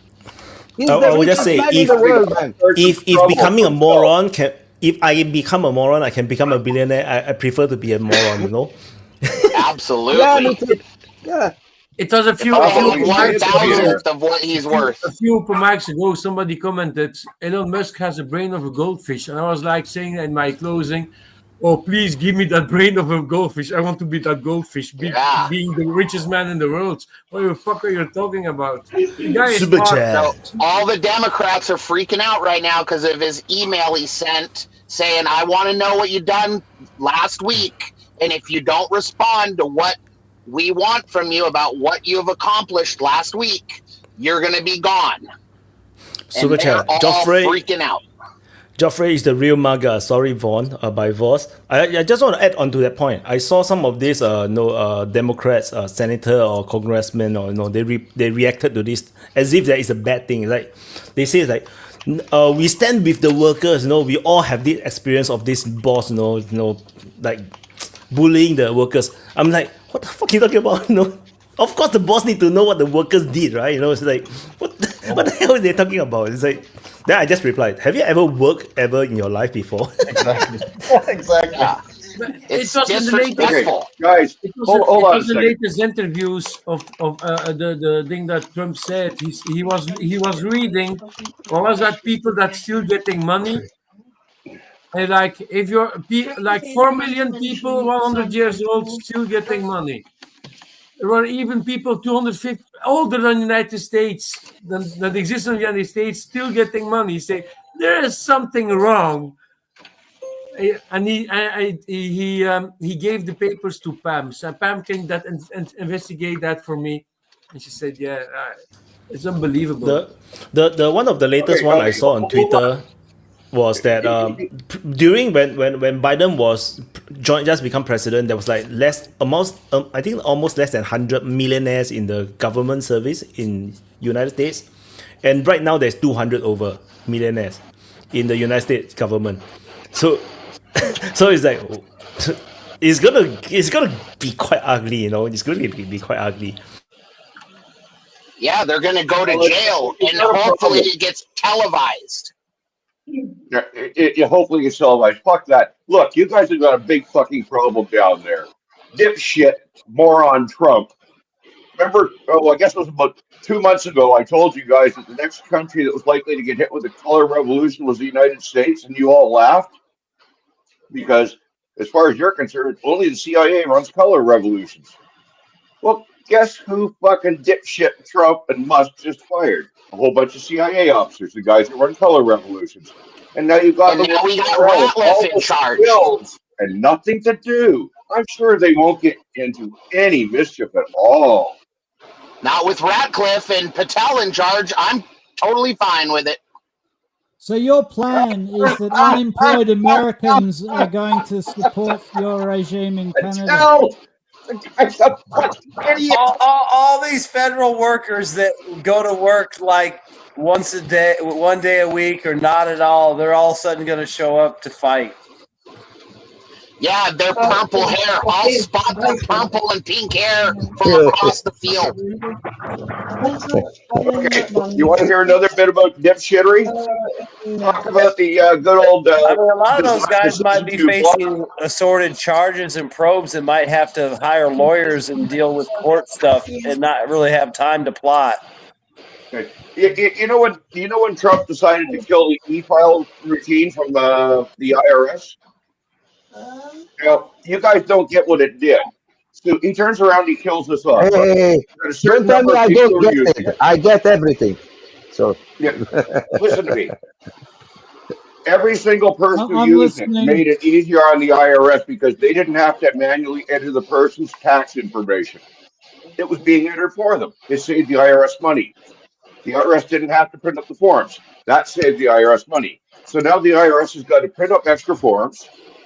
It's got to do extra entry work. Oh, and dipshit the reason they froze the e-file was because it was a route of fraud, because you could electronically input information and get a refund electronically. You didn't have to.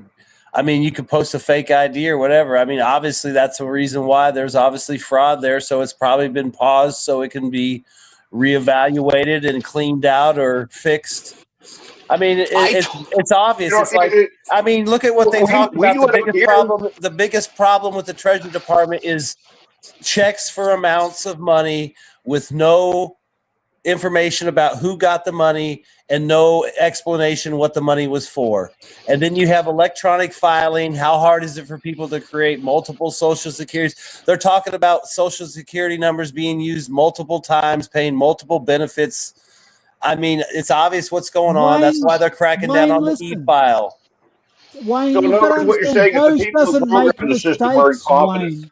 We've been doing it for years, man. On Monday, I filed my taxes and all of my check by the end of the week. Deposited directly into my account.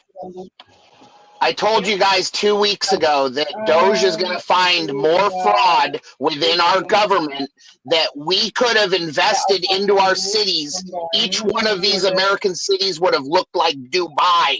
That's the amount of money we've been getting taken for the last 50 years. The reason these electronic payment and filing systems are being paused and stuff is because there are routes of fraud that have been found, and they've got to stop it. They can't let e-files stay up and let people file a bunch of fraud and then get paid a bunch of refunds and then try to go out and collect it from probably people that are outside the country or illegal. So that's why it's happening. When it's fixed, it'll be back up because it makes sense. I've used e-file. but I could see how easy it would be to defraud the IRS if I had a few extra documents or fake documents, because you can literally overwhelm the IRS because you can just file multiple things. They can't check everything. And if it's a basic return with a basic refund, they're not going to check it. As long as you don't attract attention and claim stupid, crazy shit, you can slide right through the system and get your payment. No, you can't. That's what And Vaughn, shit, dude, I live here. You get paid. Fucking give me a fucking break. Why are you telling me about American taxes? I pay American taxes. I'm not going to tell you about Canadian taxes. hey, and Vaughn, nobody cares. That's the problem. Nobody cares. So you can do what you like. You can do what you want. Wayne, you're from Canada.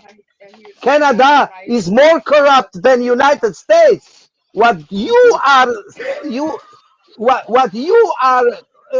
for thieves there in Canada. Yeah, look at This the is- truckers that got all their accounts frozen for wanting to drive Fuck, over man. and freeze the system with their trucks. I mean, Run come on. We away. all saw what happened. We saw everything. It was all over the global news what was going on. You guys are effed up there, and so's Mexico with their cartels, and the big daddy's going to come in and clean it all up. Super chat, the United ASCII, States with is rated Trump's president, 65 on the I envy you, Consumer US Perception people. You Index. will live in the greatest country in the world. With that being said, Vaughn, wanna marry me? I need that visa. Said by ASCII.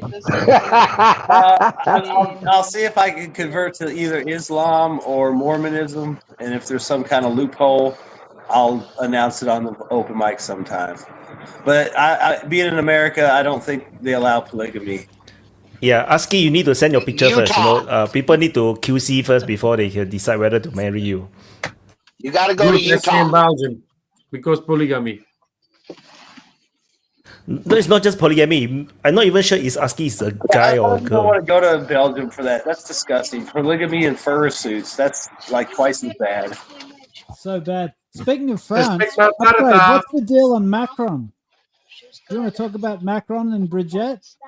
Do you What really want to about talk his about daddy? Macron? Yes! You really Oh, wanna the talk greatest! about Candace Oh, Macron? Owens. yes! Candace. Yes, let's talk. No, Oh, I just want to so hear good. Upgrade. What did the happened? What Swiss happened? say I about didn't this follow. upgrade? I didn't follow Oh, what happened. Candace Owens has wrecked the president of France. Guys, if you haven't seen her series Becoming Brigitte, you gotta watch it. It's like a 8-part series, and it's just pure trash, but it's so good. I'm surprised she's still Yeah, alive. it's really trash. But okay, if I don't care, who cares? I mean, do you care? Who Does cares? anybody care? Yeah, we care. Yes. We care that Who cares Obama if was the married to a 40-year-old tranny. teacher? We Who care cares that if the Don't even care 40-year-old about teacher has a Mexico relationship or with a Canada. What the hell are you 14-year-old talking about? student? it's called a false, persona. They've installed false presidents for Do you care several about years now. France? Nobody cares about France. Not even French people care Upgrade. about France. Yeah, Nobody care about exactly. Leaving aside, We Okay, leaving love aside the making fun there's of Zelensky no, there's people. drama, no, take We there's it no make fun easy. of world ourselves. conspiracy with a tranny. We're making fun of ourselves. Settle down. You know that Settle France has down. good comedians.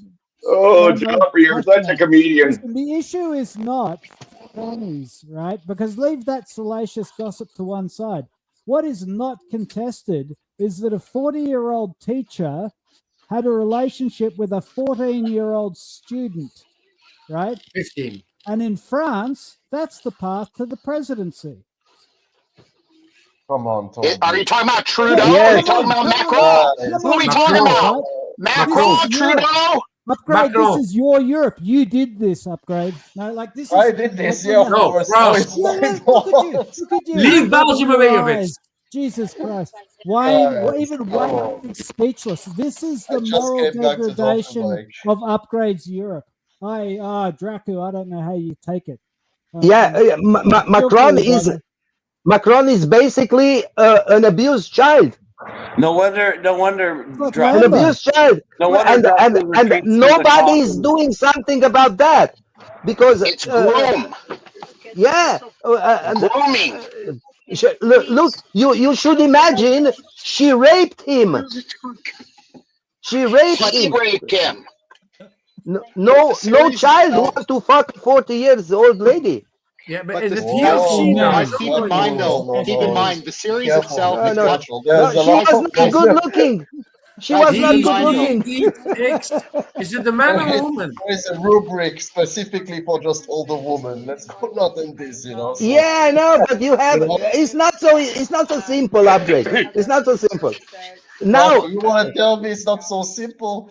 There's guys who are 20 years old who hook up with 40 years old women. yeah, 20. But But imagine when you are 14. When you They are are. 14. They are. Hey, look, You you know, look You I don't want to 14. say understand that anything, the but there's a chance that teacher-student you're is a talking to a special real legal life relationship, gigolo right?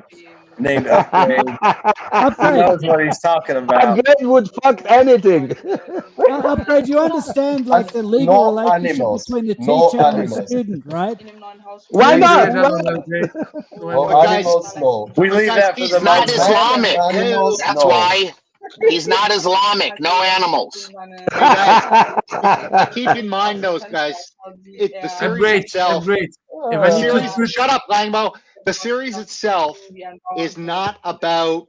Yes, it's about Brigitte Khan transitioning from a man to a woman. But the overarching theme about the series is really about how the old money powers keep their power in Europe. And in this case, it's the Rothschild family and how they manipulate the whole system. That's why you should watch it. Forget about the thing. That's the real story that you guys need to check out. I mean, Please post the The link. tranny stuff is secondary. Business, please post the link in the chat. Draco, who is talking in your room? I keep hearing someone is talking in your room, you know. Yeah, my daughters. My Oh, daughters. okay. You need to mute if you're not talking, just in case. Yeah, because yeah, it's- I'm doing it. Look, the issue is not the trans or whatever that salacious gossip is. The thing is, teachers and students have a fiduciary relationship under the law. There is an obligation between two people in a power relationship who are in that relationship because of state law. That is why doctors and patients have a fiduciary relationship. It's why lawyers and their clients have a fiduciary relationship.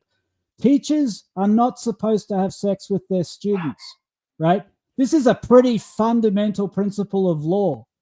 And this is what is so scandalous about the whole Macron situation. Not only, right, did everybody know about it, right? This became a pathway to political power. It was a celebration of supremacy over the law. And this is what Nanya was talking about. If you are rich and powerful in Europe, you can put it in people's faces that the basic laws, the basic fundamentals of laws do not apply to you, right? And this is something that Prince Andrew can talk about as well, and that elites all over Europe can talk about. It is a way of showing the little people, laws are for you. Laws are not for our elite, right? And that's why I say upgrade. Like, if you think that it's okay for a teacher, a 40-year-old teacher, to have a sexual relationship with a 14-year-old child, right, then there is something seriously wrong with your understanding of legal obligations. I didn't say that. I don't care about it. That's not my. I'm not going to research. Well, that's great values. all So this if that happened in bullshit. Switzerland, If you you wouldn't want care to talk about about it, okay. But I'm not going to research if Brigitte is a trans or not. I didn't Cares? talk I don't about give a that. shit. I didn't I have talk other things about to that. do than to I didn't talk care about that. I that. specifically said that doesn't matter and it's irrelevant. How would you feel if a 40-year-old teacher in Switzerland had a sexual relationship with a 14-year-old student, right? And the law just ignored it because she was rich. No, I totally agree with you that it should be punished by the law. It doesn't matter if it's a man or a woman, because like you said, there is things you can do and things you shouldn't. After, if it's because he become president or he's powerful, I don't know. And honestly speaking, I don't care. And Upgrade. This is pedophilia. That's what I mean. But I'm telling you, for you me, I don't cannot care about ignore. it. You I can't just ignore You don't care pedophilia. about But pedophilia. Draco, I just give you guys 2-3 minutes right now explanation that I would follow through with the law, and I will put the person in jail because it's not normal, right? But then after he is president. What he's doing in his personal life, who gives a, I don't care. There's many other people who are not presidents, and they're also powerful, and they also have many bad shit behind their, you know. Let's talk just going to about, give then we one. can talk about Epstein or all these other guys who have private islands, and you know, or the cartels who have people going through the border with America and give young girls to pedophiles in America. I mean, we can go on and on. This horrible shit, obviously, and they should be punished by the law. But if I care about Macron and Brigitte, I don't give a shit. Honestly So speaking. you don't think it matters? You don't think it matters if everybody in France gets to look at a rich, Nobody powerful cares person? about that. Bobby. Okay, well, You here's the don't. thing. Do you think it has an effect on the public regard for the law when He's rich, a powerful shitty people can president, just Toby. We ignore the don't law? like this fucking shit. He's a shitty president. Everybody hates him already. It's not Nobody about. cares It's not about about his life. Macron. It's I not love about him. Macron. I love him. Don't put my words in my mouth. I'm not criticizing Macron. You're What not I'm talking What about. are you talking about? You I'm talking about public regard for the law. What do the I just public going to think put a sign when they on look Toby. at this situation?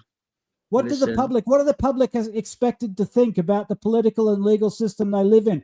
If a rich I'm person telling can do you, that, as a what else can a Frenchman, rich nobody person do? cares. But if you Will- want to but go will and down anybody this hill, bother down. going to the police if a rich person does Wait, something bad when they wait, see Toby. that going on? Will they Wait. trust the police to prosecute a rich person? Nobody Will trusts they the trust police the in judge France. to prosecute a rich person? To- What Toby, kind of before putting corrosive a effect drama, does this let have me on the explain law? for something. Let me explain for something. She dated him at 15. The sex, they can say what they want. 16 years old, you are a sexual adult in Europe. By law. You are sexually adult by law. So they can say what they want. It's also something that happened years ago. French citizens doesn't give a fuck what happened in the past. They're Exactly. talking about now about their pension, about their healthcare. They are speaking about Why? 2025. They don't give a fuck what happened in the 80s. That's easy. So we don't know. Yes, they started to date too early, but sexually. So for pedophilia, you are sexually adult at the age of 16 here in Europe. And so what? And so what? You don't see the impact of the European pedophilia and the world pedophilia. Yeah, I When you know, but see the French people pedophilia doesn't is give a fuck, accepted, Marco. Mr. Lambo, when pedophilia is accepted on the regime of France, the president of French France people accept pedophile people or was what? molested. Of course, they not What are you not from the talking about, no. Lord? I'm Come talking on, about man. hey, upgrade. I'm talking about the pedophile, which are following this example. Pedophile. I thought battlefield, a Oh pedophile. boy, man. Yeah, but it's like I said, if Macron Lambo, and you make Brigitte, a good and he point. claims he had sex for the first time with Brigitte at 16, they can't do anything Now about it. 16. It's Hey, legal. it is 14. Lambo, you It make a is not really good 15. point, right? He was 14. Yeah. No, He was not 15. 15. They dated Oh at yes. 15. After 2 months, after this scandal came, he was then 15. But first, he was 14. Draco, Come on, Lambo and Upgrade are making a good Joffrey's point, right? Joffrey's children is sitting Europeans there, you know, don't and then you guys care are talking about about this. pedophilia. Europeans do Education. not care about this Education. very much. They don't see it as a big deal. This is their values, right? This is what Europe has become. Lambo's like, nah, teacher having sex with the kid, nah, Upgrade, he doesn't want to know about it. Europeans turn a blind eye to this. This is what happened in the UK when they legalized child prostitution. Everybody just turned away because Europe is a place where elites do whatever they like and the people are conditioned to accept it because they are a godless swill. This is why we need the nuclear redemption, people. The Europeans do not deserve a second chance. I want them to have a second Where are chance. you? What are you But if the sniffing, Lord man? What are brings you the holy sniffing, fire, man? especially on you, Lambo, What are you Lambo, you need drinking? to Give me holy this No. stuff because It's it's an crazy what you're unconfirmed saying. story. It's No. nonsense. It's a story Total that they nonsense. can point up legally. And the law says 16 years old, you're sexually adult as a youngster. So legally, they can't do shit about it. Stories that came also very much later. They dated at 15, okay, at 16. They can say what they want. Something that happened in the past. But the French are very selfish with their own. They are thinking about their money and they don't give a fuck. I am Belgium. I'm not France. I'm thinking French, and differently. I'm telling you, Are you it's going true. to tell this to Archangel Michael when he raises his sword above you, Lambo? The one above I him have is a Trump. case. That's the I have Trump's a head. case. No. I have a case in the car sector. I'm not joking about that one. Upgrade is rattled. I have a case. I have a case because I did car events. I organized car events, pretty big ones, 5,000 people crowds in a half day time. All that shit. We had more than 150 supercars. All that shit. We had even McLaren themselves. They came with the test car, with McLaren Senna. And one of my participants, and also member of a social Facebook group that I'm admin on it, is now at the moment in jail, and is a recidivist for pedophilia. Okay, so I blocked the guy on the socials. I know his name. I know where he's living. All that shit, and I'm following everything by very closely. I am admin of a Facebook group of 45,000 people. A lot of them are children. I call them the TikTok spotters or the Instagram spotters, all youngsters that go with their cell phones spotting the cars in the cities and post them on the group to say, hey, here I saw a new Ferrari, the new Ferrari SP3 or the new Lamborghini Revuelto. I don't care. They're posting the shit. We're sharing the passion about the car. I taking care about my members. Last years, I had 2 youngsters contacting me privately and saying, I have a problem. One of the owners driving a Ford Mustang EcoBoost in my town was attracting these guys. So they're telling their stories, buying them new shoes, new clothes, and they started to be afraid of that guy. So I started to inform, talk to the police, what to do about it. And it's actually sadly that the police need to wait until something happens to have proof. So what I did, with the other admins, we started to speak about the situation. We created a WhatsApp group with these youngsters that they could tell their story, update everything that happens. The only thing we could say to these kids was, stop going to that guy. Leave him alone. We started to finally blocking him from the Facebook group. It's actually also a bad thing because we can't control him anymore. But we were ready. At the moment that one of the kids were saying, like, we have really big issues, he tried something, I was ready to go personally with these kids to the parents to talk with the parents. Luckily, it didn't came that far. I needed to start to call with the parents and start to testify about that guy to the police, It's very sad. Pedophilia you have everywhere, every time, always. You are an adult. Some people don't care. Some people care. I care. I help these kids out. I went to talk with one of the parents after a while because I met the parents and I say, did you hear the story about my kid? I say, yeah, I hear the story about your kids, but what you can do. Even the parents went to the police to inform and they say, actually, something need to happen. He just bought them clothes but he didn't try, luckily, to do sexual things. The other guy was a very rich guy. He is in jail already for 1 year, I think. I can't give you his name. Mario Martley is his name. Mario Martley is his real name. And he's in jail. He's a recidivist. And he's going to be punished for it, to attracting girls and boys with his money, with his big cars. And and sadly for me that I didn't know before, he already had a past. Very sad because that guy came, I think he participated at all my events. I did 4 events, 2018, 2019, 2022 and 2024. You can find it on YouTube if you're looking after Cars and Coffee Knokke or Carbon Knokke. These are the event names I used. Very big supercar events. I'm giving every info so I don't hide it, And the guy was participant of my events. It's a difficult situation. Can we address what happened to Geoffrey? I hope he drives safely. I'm not sure if I calling him out then it'll cause a quarrel with him and his wife. I'm not sure. Maybe his wife said, get out. So no, I am really against pedophilia, and I take care about people.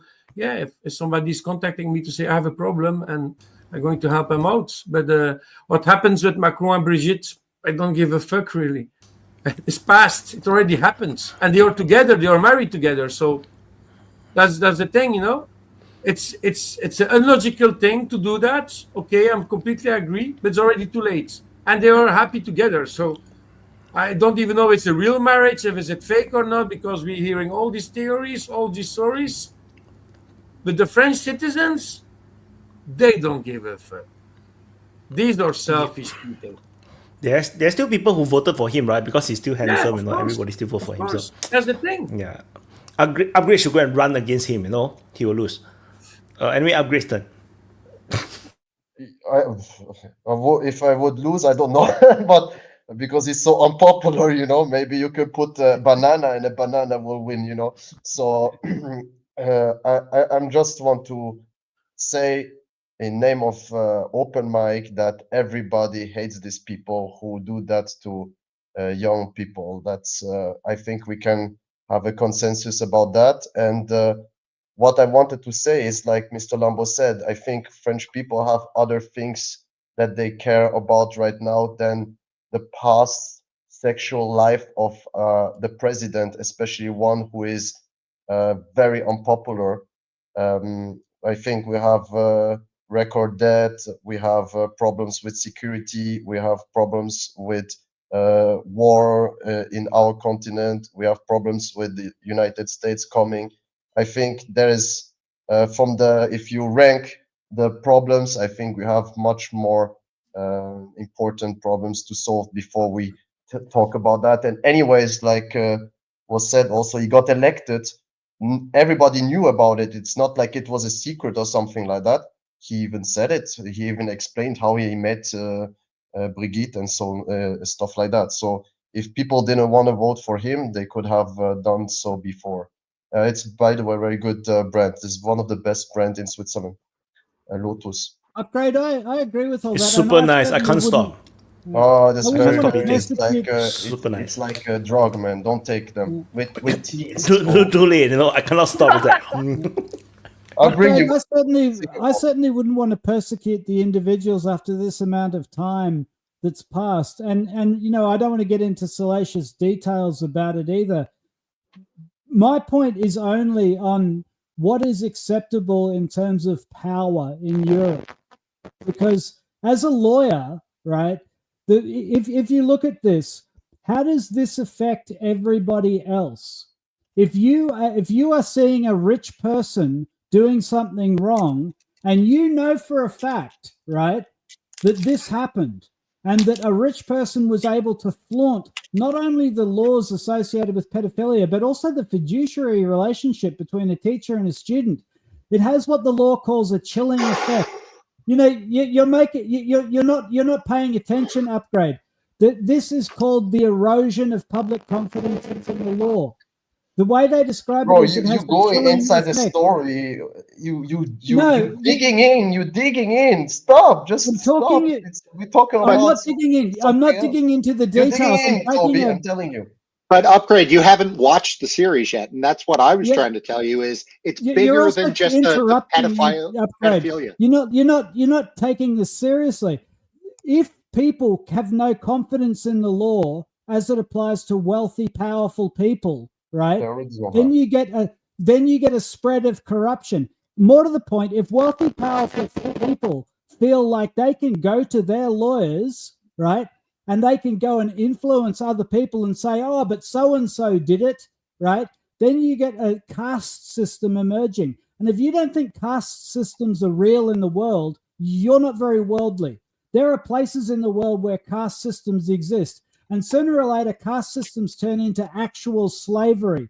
And with all the deprivations that go along with that, it cheapens human life.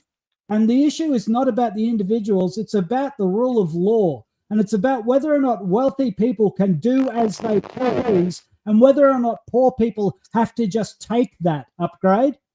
And But it's got nothing to Toby, do do with you the think individuals life or the is fair? salacious Life is not details. fair. It would be great if everything would be according to the law and stuff like that. There are many Yeah, people wouldn't it? who are rich, who pay themselves very rich lawyers, like you should know, and they get away with some bullshit, with a lot of gruesome, horrible stuff. That's not fair too. Yeah, But it but happens. It here's the happens. here's That the is, problem. it's like that, and Here's the it's not problem. fair, obviously, and everybody would fight against it. But it is what it is. Sometimes life is so unfair. There's But people here in Switzerland who there was just a couple of months ago a fabric leaked some fucking chemical shit inside the water, and they drank the fucking water and they got sick, and nobody cared about them. You know, nobody cared. They took fucking good lawyers. They give them a little bit of money, and they shut the fuck up. Is this And fair? this is Nobody should okay? be dragged in front of the court and stayed entire their life in the prison, but they didn't. But guys, So, and here's that's You should okay? know that, Toby. Is You that should not. okay for you? No, of Is course that it's okay? not. That's but what I guys, mean. It's not, but So it you agree happens. with me? Yeah, but So then you it's agree not with okay me? also the We pedophilia can in talk French about it, but it doesn't mean regime. that it will go away. That's you what guys I are Whatever, not super getting chat it you is guys aren't not getting it. accepted in Europe. Toby, you are No, wrong. you Of guys are course not getting not. this. You're not getting it. Watch, Let me try to watch explain it to you. Lambo. Watch Upgrade. They turn Yeah, away from it. They don't want to address it. They're How would frightened you of exactly. the away from issue. it? I'm just telling you Okay, it's let me horrible. explain. Let me explain. Let me try to explain anyway. And to Toby's point about, people not wanting to hear about it, it's because the globalists have created this narrative over the last however many years that even if you question something like trans, you don't even go there. So they've automatically shut down this whole narrative about Macron and his wife because people have been conditioned to not go there. What I'm telling you though is this series and this story has the trans thing is minor. Okay, that's a minor side story in the bigger picture. And the bigger picture is, to Toby's point, how the uber wealthy, in this case, the Rothschilds, how the uber wealthy in Europe manipulate governments and groom people into positions like Macron. He was groomed since he was a child for the position he's in. And if you look at all around Europe, Trudeau's, all of these friggin' constructs that we have now, very similar patterns for all of them, guys. That's the point. That's the point. Business. There is a Nunya. There is a very important point additional to what you said, which is very truth. The point is that an abused child is not a healthy human. An abused person is never healthy in his head. Psychically, he is compromised. And a compromised soul and intellect is coming in the leading of a very important European country. Just think about how it would be if you were leading by a healthy person, not by a crooked, abused person. These are implications. How the thinking process is taking place in a head of a ill person versus in a head of a healthy person. Think about all those things, because the Greeks said 2,000 years ago, "Mens sana in corpore sano," and that means I think we all know what that means. So we have on the world level a lot of ill people leading the business of the world, and French is one of the tremendous one of the worst examples for it. Just think about that. If you ever heard testimonies of an abused child, then you will understand what that means.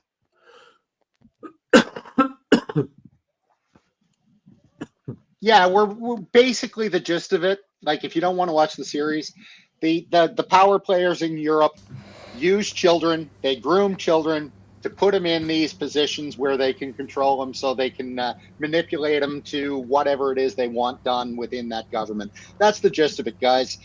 That's the freedom and democracy that we have in the West. I just checked the Candace Owens channel. So the subsequent episodes 4, 5, 6 all have at least 2.2 million views. So I think we have no choice but to watch it, because if you don't watch it, you don't know what the hell other people is talking about. I think that's basically the gist. Like, I didn't know about this. Now I have no choice. I have to go and watch it now. Post the link. Post the link in the chat. No. People go and search themselves. Candace Owens. Check the live stream. I'm not going to watch it because I find it salacious, and as I say, the only issue I have is the erosion of confidence in the law and the establishment of a caste system.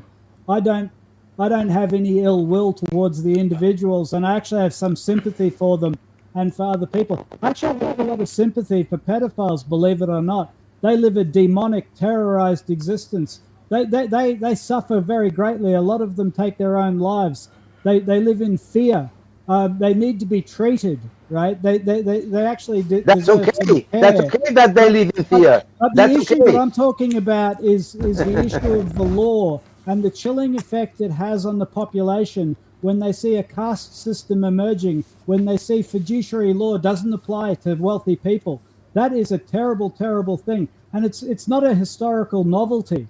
Like this is the erosion of the rule of law. And if you do actually believe that the law should apply to everybody equally and that people should feel comfortable and confident that the law will protect them, even against wealthy people, right, who might be predators, then you care about this issue. But as far as the individuals go, I wouldn't watch that series because I'm not into salacious gossip.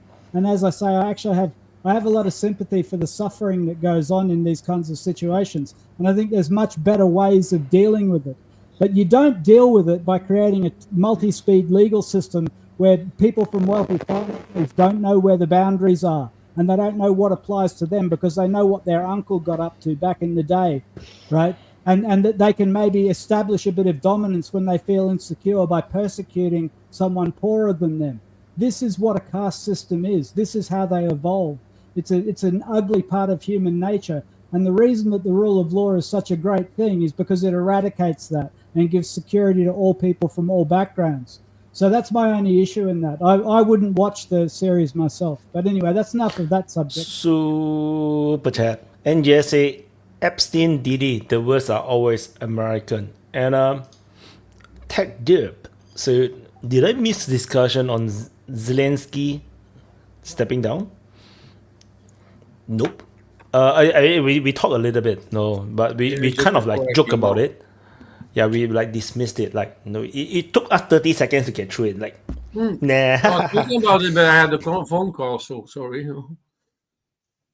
Well, the more, speaking of which, like with Macron and the Rothschilds and the Diddys and the Epsteins and what, I mean, with all this news coming out, it just shows how just poisonous our political systems are, that these are the people in power and this is what they're up to on their weekends, right? It's sickening, actually. Really sickening. It is. It is, but yeah, what can you do about it? So I don't think that Zelenskyy will ever step down, because if he's stepping down, he's dead. The Ukrainian will kill him. But so they have to find a solution. I think they have to save him first, and then they will put another guy or another woman in his place. I think this is the first thing that I think. I don't know if will come, but it seems logical to me.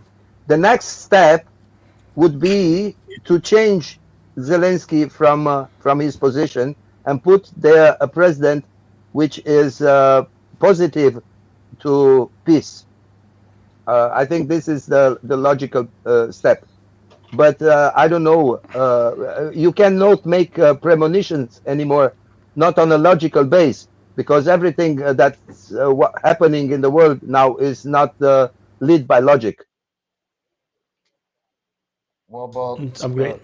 yeah? What about, guys? Did you discuss also that Zelensky is apparently under French protection, like secret service French protection, or not?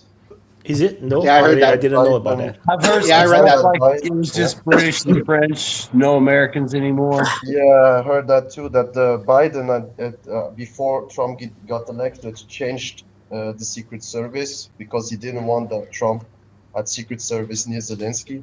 So now it's the French who actually take care of him, and that's why he's actually have a like this big mouth lately, because he's not under pressure. But I don't know if this is true or not, or this is just some. Well, Say. the fact that they removed the American security tells me that Zelensky should probably be camping out in a cellar somewhere for the next little while. That's what it tells me.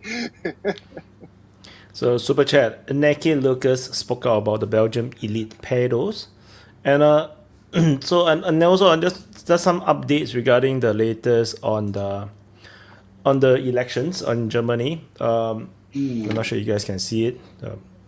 Yeah, so it's more or less very close to the projections, almost the same. So of course the most significant is AFD, 20.5, and then for the second vote is 20.7. So there was one thing, and I watched today on the news. Even if AFD has 30%, they need to have a majority. Nobody wants to work with AFD. Just like here in Belgium, if Vlaams Belang wins the election, nobody wants to work with Vlaams Belang. So they're going to make a coalition with other parties, and they're going to make they're going to have majority with multiple parties. So AFD, okay, they were talking about it, but I was like, not going to happen. It will be the same as it happened in Austria. Yeah. Because Austrian Freiheitlichen didn't manage to make a coalition at the end, and now they are talking about new election. So maybe we'll have new elections in Germany too. But the problem is that here in Austria, they are thinking if we have new election, then the FPÖ, the blue party will win a majority. So this will be a problem.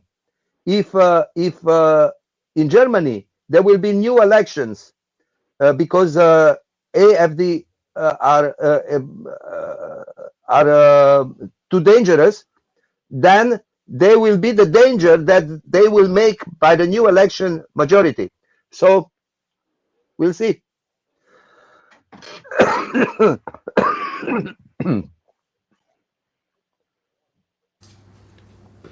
So quiet. Yeah, So but they don't have. yeah, they are not first where AFD has passed. To the sticker there before about the Belgian pedophilia. Belgium is making real news with pedophilia over and over again. I am sorry to talk about that, but this is we have some popular radio presentators and TV figures, sport figures, I think also. It happens. It happens everywhere, sadly. Not For everywhere. me, no, I am pro death penalty. Bring the guillotine back. I'm sorry. But it's happening. The disgusting thing is that the justice is not like severe enough to punish them, and it's disgusting. There is a justice problem in Belgium, and in that case, we have the biggest case we have in the history of Belgium is Marc Dutroux. He has a life sentence, so the guy is never going to go out of jail anymore. He is in Bruges in jail, I think, not so far away where I am. The guy is going to die in jail. He's never going to go out. And if he's go out, he's going to be killed. There's a guy that kidnapped a few girls and hid them in his basement for years. And I think three of two of them survived. Anna and Eve are dead. Julia and Melissa are dead. And then you had other ones that Anna and Eve survived. Yeah, I forgot the names. It's so long ago. Was that in Marcinelle? It is a fucking bad story of the Belgium history. And everybody, his wife is out. And she's hiding, actually. And yeah, it's we had other stories, but in Germany you have the same, and every country you have the same type of sadly stories, and it's disgusting. The only thing you can ask is that it stop. No, the problem is the internet, pedophilia, child porn, disgusting. And these cases in Belgium for the moment are going for child porn, and another case is going to not pedophilia, but like filming a guy that also has other houses, and he's renting them, and he put cameras everywhere, and he's jerking off in front of his window, all these bullshit things. But that's something that happens everywhere, in every country. Nobody is safe from these stupid things. We just hope it's not going to start again and just end. For me, they just can die. Just kill them. They're useless for the world. It's a waste of taxpayers' money. That is my opinion about. If you really want to have opinion about pedophilia and about molesters and about killers, terrorists, just kill them. Toby have a solution for it. Toby have a perfect solution for it. Yeah, and it is nuclear Armageddon. That's not my solution. That's like the Lord's holy judgment. Oh no! You can do good punishment in nuclear. No, listen, I feel them and let them die, burning, melting. Because of the OM, I realize that there's guys like you in Europe, Lambo, who probably deserve a second chance, probably, and you know, and guys like Upgrade, who seems like a decent young man, and it's sad, you know, it's sad that we need the nuclear redemption for everybody, but that's how it goes, you know. That's how it's a sacrifice that you're willing to pay, right? No, it's just one of those things, you know. I look forward to the irradiated wasteland. Like, you know, when people are in their irradiated wasteland struggling to find clean water and clean meat, you know, people are going to be a lot more in touch with their spiritual selves, I feel. They won't be so distracted by all the money in Switzerland and all the weirdness in Belgium. Sounds like Gaza. No, sounds like Gaza. Yeah, right. Lots of opportunity. Yeah. What do you think about the Trump solution about Gaza? Oh, I try not to. I try and ignore that whole part of the world. It seems very unchristian to me. If you're just reading or listening to the media, they're turning everything. So Trump says you're going to put them for a moment out of the country, rebuild it, and bring them back. But the beautiful coast need to be a beautiful resort. Why not? Tourism, money, good. But they can't live in Gaza. And I totally agree. And with Trump, you need to put these people somewhere safe, rebuild their towns, their villages, and bring them Trump back. already moved on from that position. Trump insisted. So the spokesperson say that they will come back. Trump later say that Trump said where they're going to move to will be so good that they will not come back. You know, so. But what? And there's some rumors about the Arab states will be rejecting it. But what? Kraku, every time I have a look at that situation, right? Every time I have a look at that situation and I try and see it from one side or the other, like I'll feel sympathy for the Palestinians. It's very easy to feel sympathy for the Palestinians. And then I'll see some Palestinians talking and I'll think, you know, they're really full of hate and aggression. And then I'll feel sympathy for the Jewish people because of what happened on October 7th.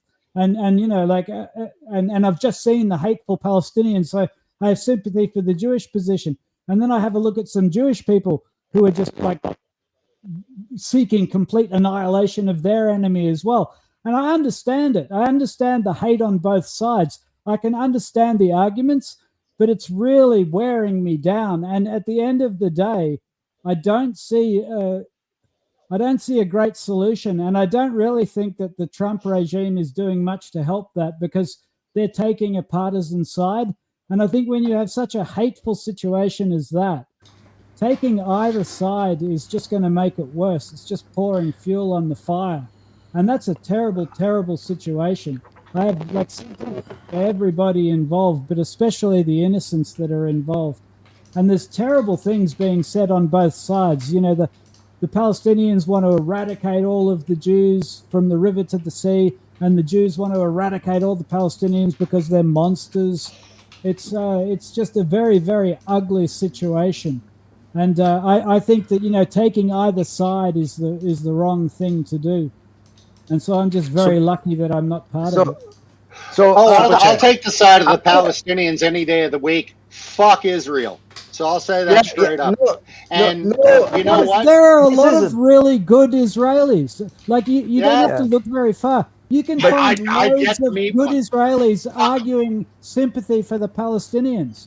It's like they're everywhere. Like there's loads of them. There's actually like a big war in Australia between one group of Jews who object to what's going on, and another group of Jews who really want to go even further. So it's like it doesn't work to blame all of the Israelis and all of the Jews. It's just like you're being blind to the good Jews. So yeah, I don't know. Super chat. Toby is Christian. Jesus returns after Armageddon. Let's don't forget, Hamas is not Palestinian.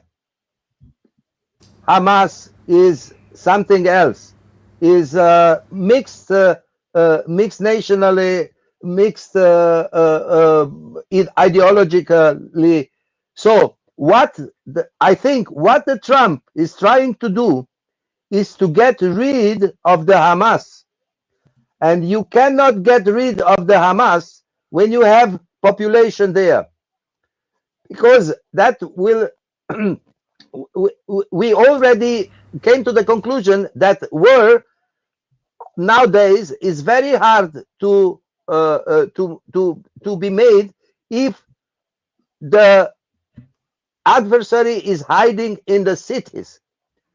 So you have to demolition everything, and if there are civilians, they can't do that. But if they take the civilians out of this region, then they can put everything down. They could take every tunnel. They could take everything that there is for the defense of the Hamas. They can take everything down. So I think this is the purpose of this proposition from Trump. So on the not so serious note, I do agree with Toby's nuclear Armageddon. They'll just wipe out the whole of the land of Palestine and Israel. Let's just kill everybody, and then we don't have to talk about it.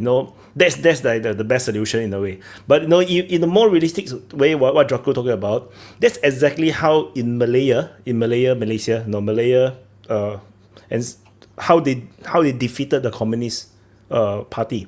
So the communist guerrillas, right? They always work with all these villages and towns, and there's always sympathizers and everything. So what the British and the Malayan government do was that they move entire village and towns they move the entire town. They just move them, build a totally new town, and they just settle there. Everybody's given a new ID. It's protected territory. So they call it a white zone. So eventually, as they keep moving all this population away from all these different places, and for those that they cannot move, they have like constant people going there to talk to them and whatnot. They basically drive the entire communist forces all the way up north, and eventually they have no choice. They go over to Thailand. They just got defeated because they just cannot get local support. So because all the potential support is moved, and they are moving to a better place. They really move to a nicer neighborhood, protected, given ID, then instead of just leave them where they are. So it is a solution to really solve guerrilla. It's not impossible. The problem is just that when you try to do such a solution, everybody claiming, ethnic cleansing. But it's like, there is no good solution. If you really think that moving them out is an ethnic cleansing and then they cannot be moved from Gaza, then they're going to get trapped.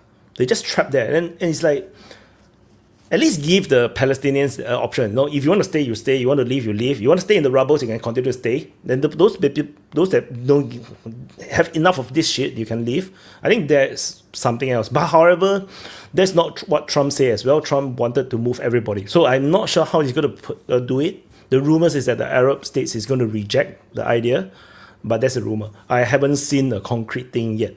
So, yeah, but this rumor, is not really substantial because Jordania already offered to take these children, and also Egypt was positive about it, and there are talks right now about that. So let's wait and see, because I think this is a positive solution. Excepting for the real nationalists, which are saying, okay, this is our land, and we don't want to leave this land. So if there will be struggles or fights about that, we will see that too. But if the majority of the Palestinian people are agreeing to take an optional better life for them and for their children, then they will have to move, because otherwise the Hamas will always be there. And as long as Hamas is there, there will be no peace. Well, the weird thing is that with America being such a big state and having so much money to throw around, the weird thing is that America was funding both sides. Democrats who were pro-Palestinian were pushing heaps of foreign aid towards Hamas at the same time as other different committees were funding Israel. So I think, as long as there's funding going into both sides, then people are actually being paid to turn it into a hellhole. So in that sense, I think that Wyatt is right. It's like the only way you're going to stop that is if one power comes in and completely segregates the two warring parties.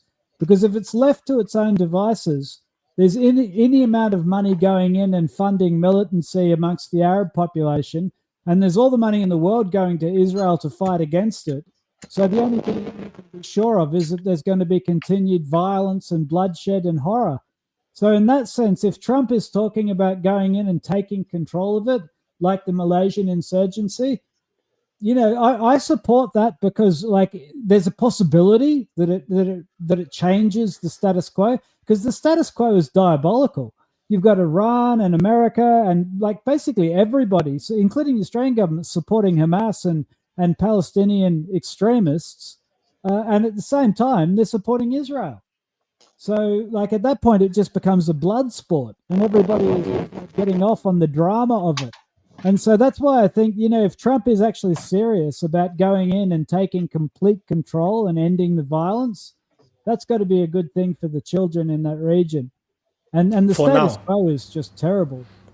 But that's for now. So, for example, no, I have no problems with Palestine moving all the population to one another place, keep everyone together, form a new country back to Israel. I'm perfectly fine with it. No, they form a country, become strong, invade back into Israel, retake what they think. I'm perfectly fine with that. So so it's just that don't fight when you're weak. It's like Ukraine, right? Trying to fight a losing war.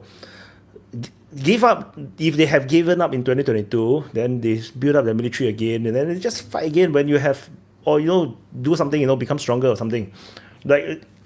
I just don't like people fight a losing battle and use moral and ethic grounds to claim victory. That is so disgusting. It's there's just excuses to to make use of them and let them die and then cause all this suffering. This is something that I'm against. That's why I'm with Nunya in the sense that it's really unacceptable what Israel is doing. But the thing is, supporting Palestine in the way how the pro-Palestinians like to put it, I find it very difficult to justify it because it's just going to cause more suffering. How are you going to fight the Israelis to the point where you save the children? It's not. You're never going to get there. Guys, why are we even talking about this? Like, okay, we can move to the next topic. No, but what I mean is, at the end no. of the day, the U.S. could make the decision to end this tomorrow, right? Yep. Like, we're talking about they're having, like somebody was previously saying, the U.S. could easily end this tomorrow and say, okay, you know what? We're going to implement the Oslo Accord from 1993. Done. Right. Well, What's here's the stopping- thing, Nanya. Well, they don't want to, right? So that's I the know, reality. that's the point. and this is my point. It's like, if you want to support Palestine, then lobby the Americans, right, to cancel their support of bloodthirsty Zionism. Sure. Giving money to Palestinians to go and be suicide bombers or to go and do terrorist actions may feel good. It may feel like you're on the winning side, but you're not going to win, right? You're not going to beat the Pentagon. You're not going to beat the US if the US is determined to support Israel and the use of Israeli violence against Hamas. Wow. The only way you can beat that is politically. And so if you want to support the Palestinian rights to a homeland and the rest of it, then do it politically. Lobby, make the argument. Don't send money to some guy to go kill some Jewish children. That's not going to do it. Right? You're not going to win on the ground. This is what Wyatt is saying. It's like you're going to lose if you fight with violence. So that means shit. you fight with political voice if you want to do that. No, right? it's the same criticism I My have. daughter, my daughter draw it. Yeah, it's very cool. It's very scary as well. Yeah, I think so too. The Dracula blood flows in your family. These are conclusion of a teenager about the world. So Yeah, I want to So I want to say both Israel and Palestine keep doing the same thing. It's like when they are the victims, they don't behave like a victim. It's like, when October 7 happened, Israel if they have not strike back at all, they go to the United Nations. They don't attack at all. They go to the United Nations and they just complain. At least it's easier to take their side. But then when they go to war, they're gonna bomb the shit out of these people that cannot fight back. Then it's very hard to take their side because they clearly is more powerful. They could have used political pressure from the Arab states to negotiate back the hostages. Then they talk about in United Nations, ask the Arab countries that support Palestine, what you want us to do now? We cannot attack, okay? We cannot attack. Then when we attack, you say that we are the aggressor. Then now they kill all our people and kidnap people. What you want us to do? They should ask the Arab countries, the supporters of Palestine, what Israel should do. That would be the more diplomatically effective strategy. But no, Israel should always strike. Then there becomes no win. Similarly, the Palestine, instead of take the aid money, build a country, at least in Gaza, for Hamas, build a country and build something, as within their limitations. Yes, they are like a prison, they are stuck, but do whatever they can. Instead of building tunnels and build their military, do something. And if Israel still strike them, then they have a way more stronger ground that no one can dispute because they have no army. But the thing is, now they build an army, so now there's a problem now. Both sides are victims of their own circumstances, and like I say, just nuclear bomb that kill them all. Like it's just a stupid topic to talk about sometimes. When I think about it, Desi. I would say that the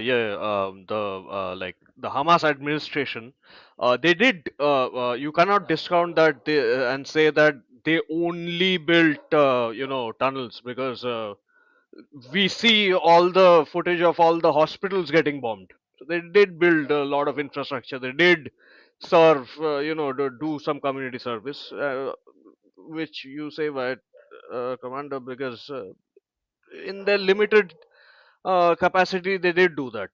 And since Nika is not there, I'm gonna basically take his point and say that in the West Bank there is no military, there is no armed struggle, there is no retaliation against Israel, but same thing happens there, not in the same scale as Gaza, but Israeli settle, whether it's the settlers or the IDF, they go kill people in the West Bank. So the thing is, it's like my argument is basically FDR's argument. You cannot reason with atomic bomb. You cannot Israel is not a society to be reasoned with. And also, Toby, I get it. Like the more morally, the more moral option would be to compete against the Israel lobby. But then again, the Israel lobby is the largest lobby to ever exist in history. I mean, even the NRA isn't as powerful as AIPAC in the United States. So, and United States is very much, like how Joe Biden said, like Israel is America's aircraft carrier, and a lot of, vast majority of Americans, I don't know vast majority or not, there is enough opposition to the Israeli project in America, but the leaders in the West do support the Zionist movement. So I do not think that is the correct way to defeat or even find independence or even a life, decent life for the Palestinian people. Best you can hope is Trump finds a way, and as you're saying, maybe Trump will do something. But if you look at just from the Palestinian perspective, I think they do need something pragmatic. They do need something more better than just simple armed struggle, because the Arab nations aren't coming to their aid. The only people who did come to their aid was the Houthis and the Hezbollah. Though these aren't, these are non-state actors. Houthis more legit, they aren't, proper military powers.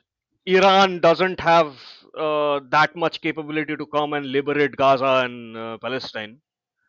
So I don't really know what is the exact solution that can be brought up, apart from the continuous political pressure, soft power that we, as Palestinian sympathizers, keep putting on everywhere in social media, in news broadcasts, whatever. That's the only solution I find. Because back into 2016, the the Hamas administration also did organize some peaceful protests where the protesters were marching towards the fences. They were protesting their, Israel. They wanted the right to go and work in Israel, and the IDF started headshotting unarmed protesters in Gaza. And this is very well documented. There are, you can go to Al Jazeera. It's present in YouTube also. So I don't think you can reason with Israel. Trump himself, there was this, I don't know if you've seen or not. There was this secret communication that was leaked where Trump commented that the Palestinians are much more reasonable than the Israelis. He gave this comment himself, and I completely agree with him, even if he won't admit it publicly. But I don't see a regular peaceful way for the Palestinians to get what they want, apart from just rolling over or moving out. And I So don't what think Trump say Palestinians is are that gonna do. Yeah, so what Trump says is that Netanyahu don't want to negotiate at all, don't want the peace. So, which is why I say that, when we look at what Trump is doing right now, you have to look from that perspective, from that lens, that Trump knows Netanyahu. So he's forcing Netanyahu's hands to pull the entire issue out of the Israeli hands and do a solution that can be resolved. That's what I think. So, Yes, that's a very important point. We are if they manage to be freed Gaza, then Israel has no reason anymore to have influence on that side. And the Trump said, we take it. So that means they take it from the Israel influence, because I think this is, man, I don't see, I didn't saw no solution until this this proposition was coming from Trump, and this seems like a solution for the Palestinians, for the Palestinian people. Because if we look at the Palestinian nation, there are much more Palestinian people in exile than they are in Palestine, much more. So that means that that is not not so bad for Palestinian to be in exile. So, so anyway, super chat. Look up the Mark Dutroux case. Belgium is a Satanism, and and I also I want to add a little bit point before I go to Jim on what Desi said. You know, the thing is that what Israel wanted from Hamas was only just one thing: remove one of the thing from the constitution which don't recognize Israel, something like this, something to that extent. No, so the thing is Hamas don't refuse to remove that. So, and they could have just done that, and the people in Gaza could have go and work in Israel. So I just want to put things into perspective. It's just like what happening in Ukraine right now. No, it's all about negotiation. It's like the Minsk agreement and everything. The thing is that once one side do not refuse to take a step back, the other side will not take a step back. Then all you get is just death and destruction, unfortunately. So that's what Trump is trying to say. You know, when he goes to negotiate with with Putin, he said that we have to put everything on the table. We have to talk. We have to understand each other. We have to negotiate. If you don't talk at all, then there is no peace. Then you're just gonna have to fight. Jim, you're muted. Can you hear me now? Hello? All right. Just a couple of things which I'd like to put my two bobs worth, I suppose. Can you hear me? Is it okay? All right. Yeah, perfect. Yeah. All right. No worries. First thing, I talking about any geopolitics, past, present. I think the starting point is you got to ask yourself a question. Initially, when since 48, and a lot of Palestinians, about 800, have been initially removed, and now there are a majority, or nearly a majority, in Jordan are Palestinians being turfed out of Palestine. A lot of them have keys. The houses like 50, 60, 80 years ago of their houses, which has been simply occupied. So from a moralistic point of view, I'm not going to go into the intricacies. These are the facts. Whether we love it, hate it, agree, disagree, we can go into various arguments. But talking about the region in general, initially, Netanyahu is a Zionist, and it's an ideology which is Greater Israel. There's no two-state solution. Before that, we had, I think, Yitzhak Rabin, who got assassinated, and Arafat, and all of them. They were talking, at least they were talking in terms of Clinton and Bush of a two-state solution. So it's off the table. And it's blatantly clear. You don't have to be a rocket scientist or a lawyer or a doctor or a philosopher or whatever to see what's happening. Now, how do they go about? Now, there's another motto, old motto, or a couple of mottos, is divide and rule. It's a Roman motto. When you occupy any imperial nation, you look at the ethnic groups or people, and you take one side against the other. You pit them like two bulls or two cocks or roosters fighting each other. And that's how you control the people. British Empire done that. Every empire does that. And America's doing that. Let's face it, let's be real. So from that perspective, now, getting back to Gaza, which I think is very important, you've got to understand, is you've got to also ask yourself, it's another Latin term you probably all heard, qui bono, who benefits? All these turmoil, killings, he said, she said, they said, that's all very well said, but who in fact benefits?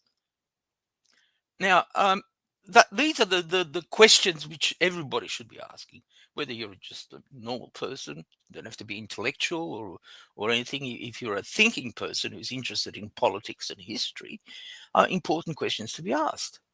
Qui bono. Now, the other last point I'd like to make, there you've got to understand, and now I'm going to go a bit legalistic. West Bank and Gaza, they are under protectorate, under the auspices of Israel. It's like when you take a prisoner in war, your enemy puts their hand up, they throw their gun away. You cannot kill them. They have given under various Geneva Convention of War, there's all these statutes and laws, blah, blah, blah. I'm not going to go into it and bore you out of your brains. So look at West Bank at the moment and look at the Palestinians, second or third, as I understand, I haven't been there, second or third class citizens in Israel, and look at Gaza. Now, it's interesting, I don't know whether you noted, and it's all public knowledge, in this 42 or 43 square kilometers, which is called Gaza Strip, it's the most densely populated place on earth. It's not. Singapore is more densely populated. I just want to argue that. All right. Yeah. I'm just saying. I'm saying a real thing. Because you cannot take that title away from Singapore or some other country. No, but it's densely populated. It is still densely populated. I just want to argue that. Sorry. That's. I just want to make a point. Well, second most populated. How about that? There were approximately, and that was in the news before everything started, 2.3 million people. Now, have you heard Trump say, we've got about 1.7, 1.8 million Palestinians in Gaza? Stop. Where have the 500,000 people gone? Egypt has not taken them. Israel has not taken them. Jordan has not taken them. Please explain from 2.3 down to 1.8. Now, last point, as a traditional Latin Catholic, practicing Catholic, that's a very innovative thing to say these days. God, you're going to be frowned upon for the rest of your bloody life. I'd like to mention a couple of people and interests, my interest as a Catholic Christian. There is a archbishop called William Hanna Somali. He's an archbishop at West Bank. The churches, Christian churches, my churches, are being decimated, bombed the shit out of. Not a pipsqueak from my Pope. Now he's in hospital. Don't like him, but I still pray for him. Don't like him at all. There's also another cardinal, and his name is Pier Battista Pizzaballa. Google him. Pezzaballa. He's a Latin patriarch of Jerusalem. He's making various statements, not on the news, not in the mainstream media.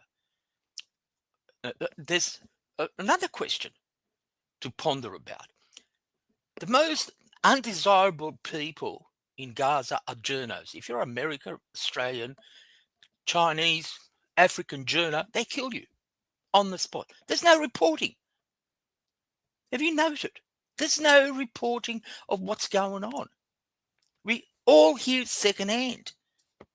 And this is disturbing. That's the last thing I'm sort of always coming up with negatives and pessimistic sort of statements and so forth. But I think these are the pertinent issues or questions which should be raised, argued in a Socratic civil way, of course. Thank you.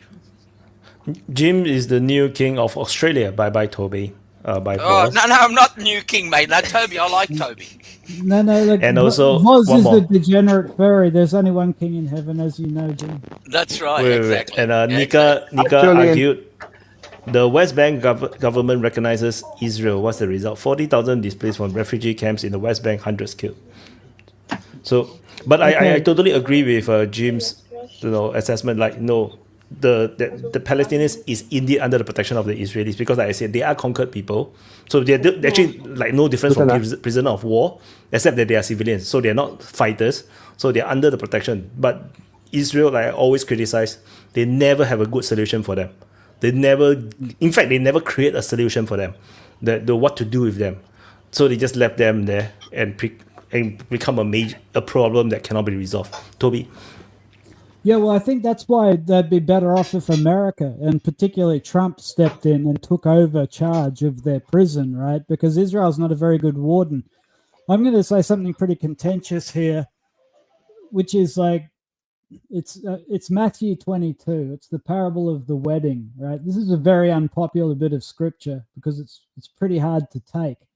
So the parable of the wedding in Matthew 22 it's ugly. So basically, there's a king and he decides to have a big wedding feast, and he invites all of the quality people to attend his wedding feast, and they don't turn up, and instead they murder his servants and take their stuff. So he loses his shit and he goes and he kills them and he destroys the murderers. And then he thinks, well, if the quality people don't want to come to my wedding, I'll just invite whoever. And so he just invites all the rabble. And so all the rabble go to his wedding. And then he notices that there's a dude at the wedding who's not even dressed for the wedding. He didn't even bother to dress for it. And so the king says, get rid of that guy. And so they tie him and they turf him out onto the street. Right? So that's the parable of the wedding. And the final line is, many are called, few are chosen.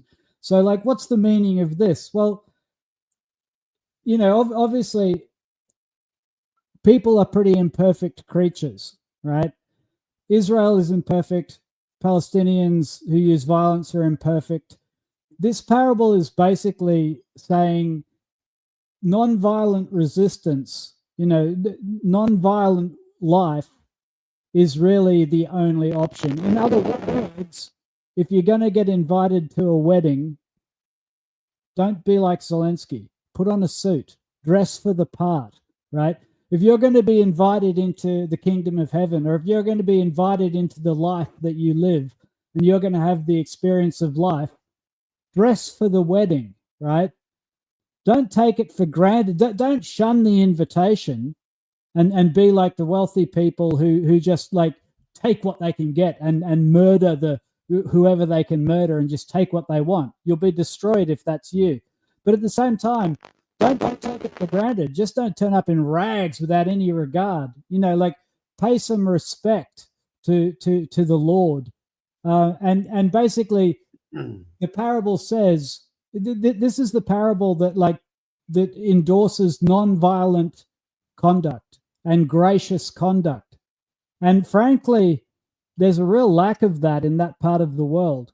And this is why I would say if Trump is a genuine Christian, right, and, there's debate on that, but if he is, and I'm prepared to give him the credit, and if Christians were taking this view and leading by this example, if everybody would just be on their best behavior in an American protectorate, then there is a chance of peaceful conduct. At the moment, I think, Jim's point is well made. Israel have failed in their basic moral and legal duties as the wardens of the Palestinians.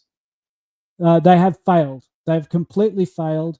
And I think that, I really hope that Trump takes this away from them and takes over the role of warden. And I hope that if he does, everybody dresses for the wedding and everybody turns up being their best selves, being grateful for the opportunity of peace, being grateful to turn away from the historic hatreds, and takes advantage of it. So yeah, that's Matthew 22 if you want to read pretty odd bit of scripture. And that's why I endorsed Trump's plan, hoping for the best, and basically, having given up on Israel as custodians of that part of the world, because I think they've pretty much shown that they don't even care about their responsibility. So I do think it'd be a good thing if Trump took it away from them. And Super Chat, don't forget what the Yanks did in Iraq and Afghanistan. And I would add, don't forget what the Americans can do, just like in Iraq and Afghanistan. So, it's one thing to reject. It's another thing to underestimate what the Americans can do in terms of evil.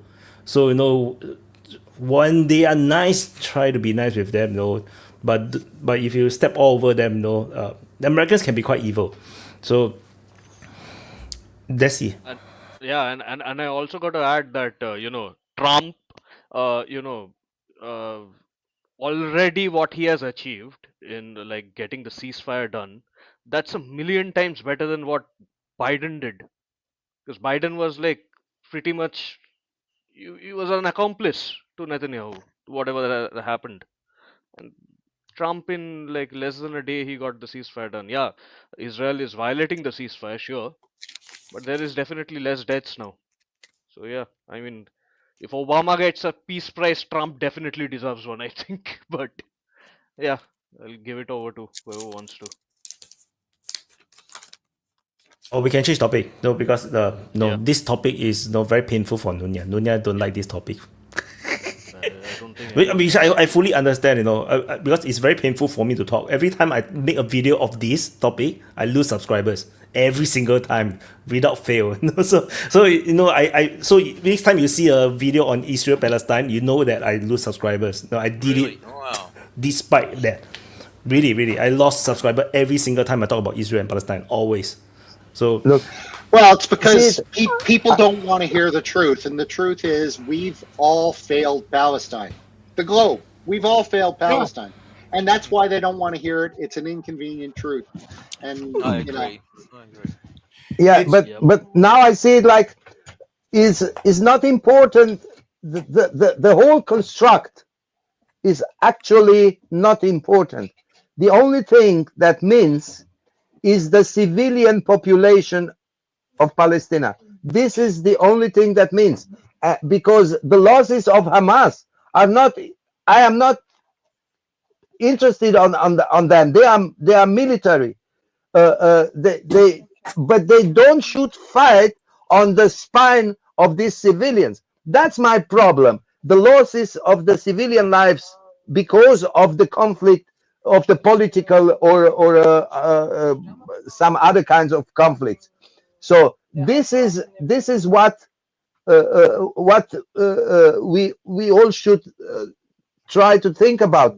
How can we save lives? Because this is the most important thing. And we cannot do that if Hamas stays in power. That's true. They're not a cooperative. Well, I would argue. I would argue against that.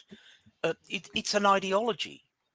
See, what do you, again? I'm always trying to put. Someone's talking. It's Draku's daughter. I mute him already. All right. Look. It's an ideology, and you cannot. This is the false argument. A lot of you fall into a trap. Whether it's Hamas, whether it's a Palestinian Liberation Army, whether it's IRA, whether it's Viet Cong, Ho Chi Minh, Vietnam, and America lost. It's an ideology. Those people, everyone, men, women, and child, is Hamas. You got to understand. So the premise. No, Jim. That's not true. That's not true. But it's not true. Not everyone is Hamas. There are civilians which are working in the shop. There are civilians which are working in the cleaning of the streets. There are civilians which are working every day and every night. These are not Hamas. Even if they were, so what? But you're still gonna kill 2 million people? Like when I say everyone, I don't mean literally, sir. But then don't say it like this. Well, then don't say it.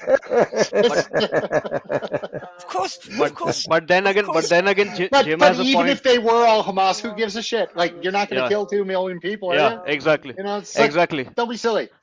And Like, you cannot kill these ideologies. false arguments are so silly. Like, at the end of the day, we have an agreement. One side's not living up to the agreement, and they haven't for 30 years. It doesn't get that more simple to me. So honor your agreements. Yeah. You know. So what Donald Trump did say is that there is no alternative. The reality for the Palestinians is that they have never known anything better. So they are always trapped in this cycle, which is what Donald Trump insisted that his plan is try to break them out of the cycle, give them another option. So I'm totally in for that. So and the thing is that like what Jim have previously talked about, like regarding the interest, who is gonna gain or anything. I always see it as these leaders of, be it in the West Bank, Palestinian authorities, or be it the Hamas, they all these people will always want the fight to continue because that gave them legitimacy, authority, and power and money. So the thing is that if you depend on all these groups to find a solution, their solution is always to fight on, because once you go to peace, they are not, because let's say they are warriors, okay? Let's say they are warriors. Warriors don't do well in peacetime. They usually don't do well as a peacetime. This is like, it's just like in Britain, right? In United Kingdom, you have Churchill, right? Leading, so great, in the war against Hitler. The moment the peace comes, he got kicked out. It's a kind of situation. And if you look at like East Timor as well, they were struggling against the Indonesians. They finally get their independence. East Timor. Now they call Timor-Leste. Then what are they now? They are very backwards. They're very hard to grow because they're in the middle of nowhere. Yes, you got your independence, and so what? You're stuck. So the thing is, then they're nothing. They're nobody. The people who fought, they can't contribute anymore. They're all stuck.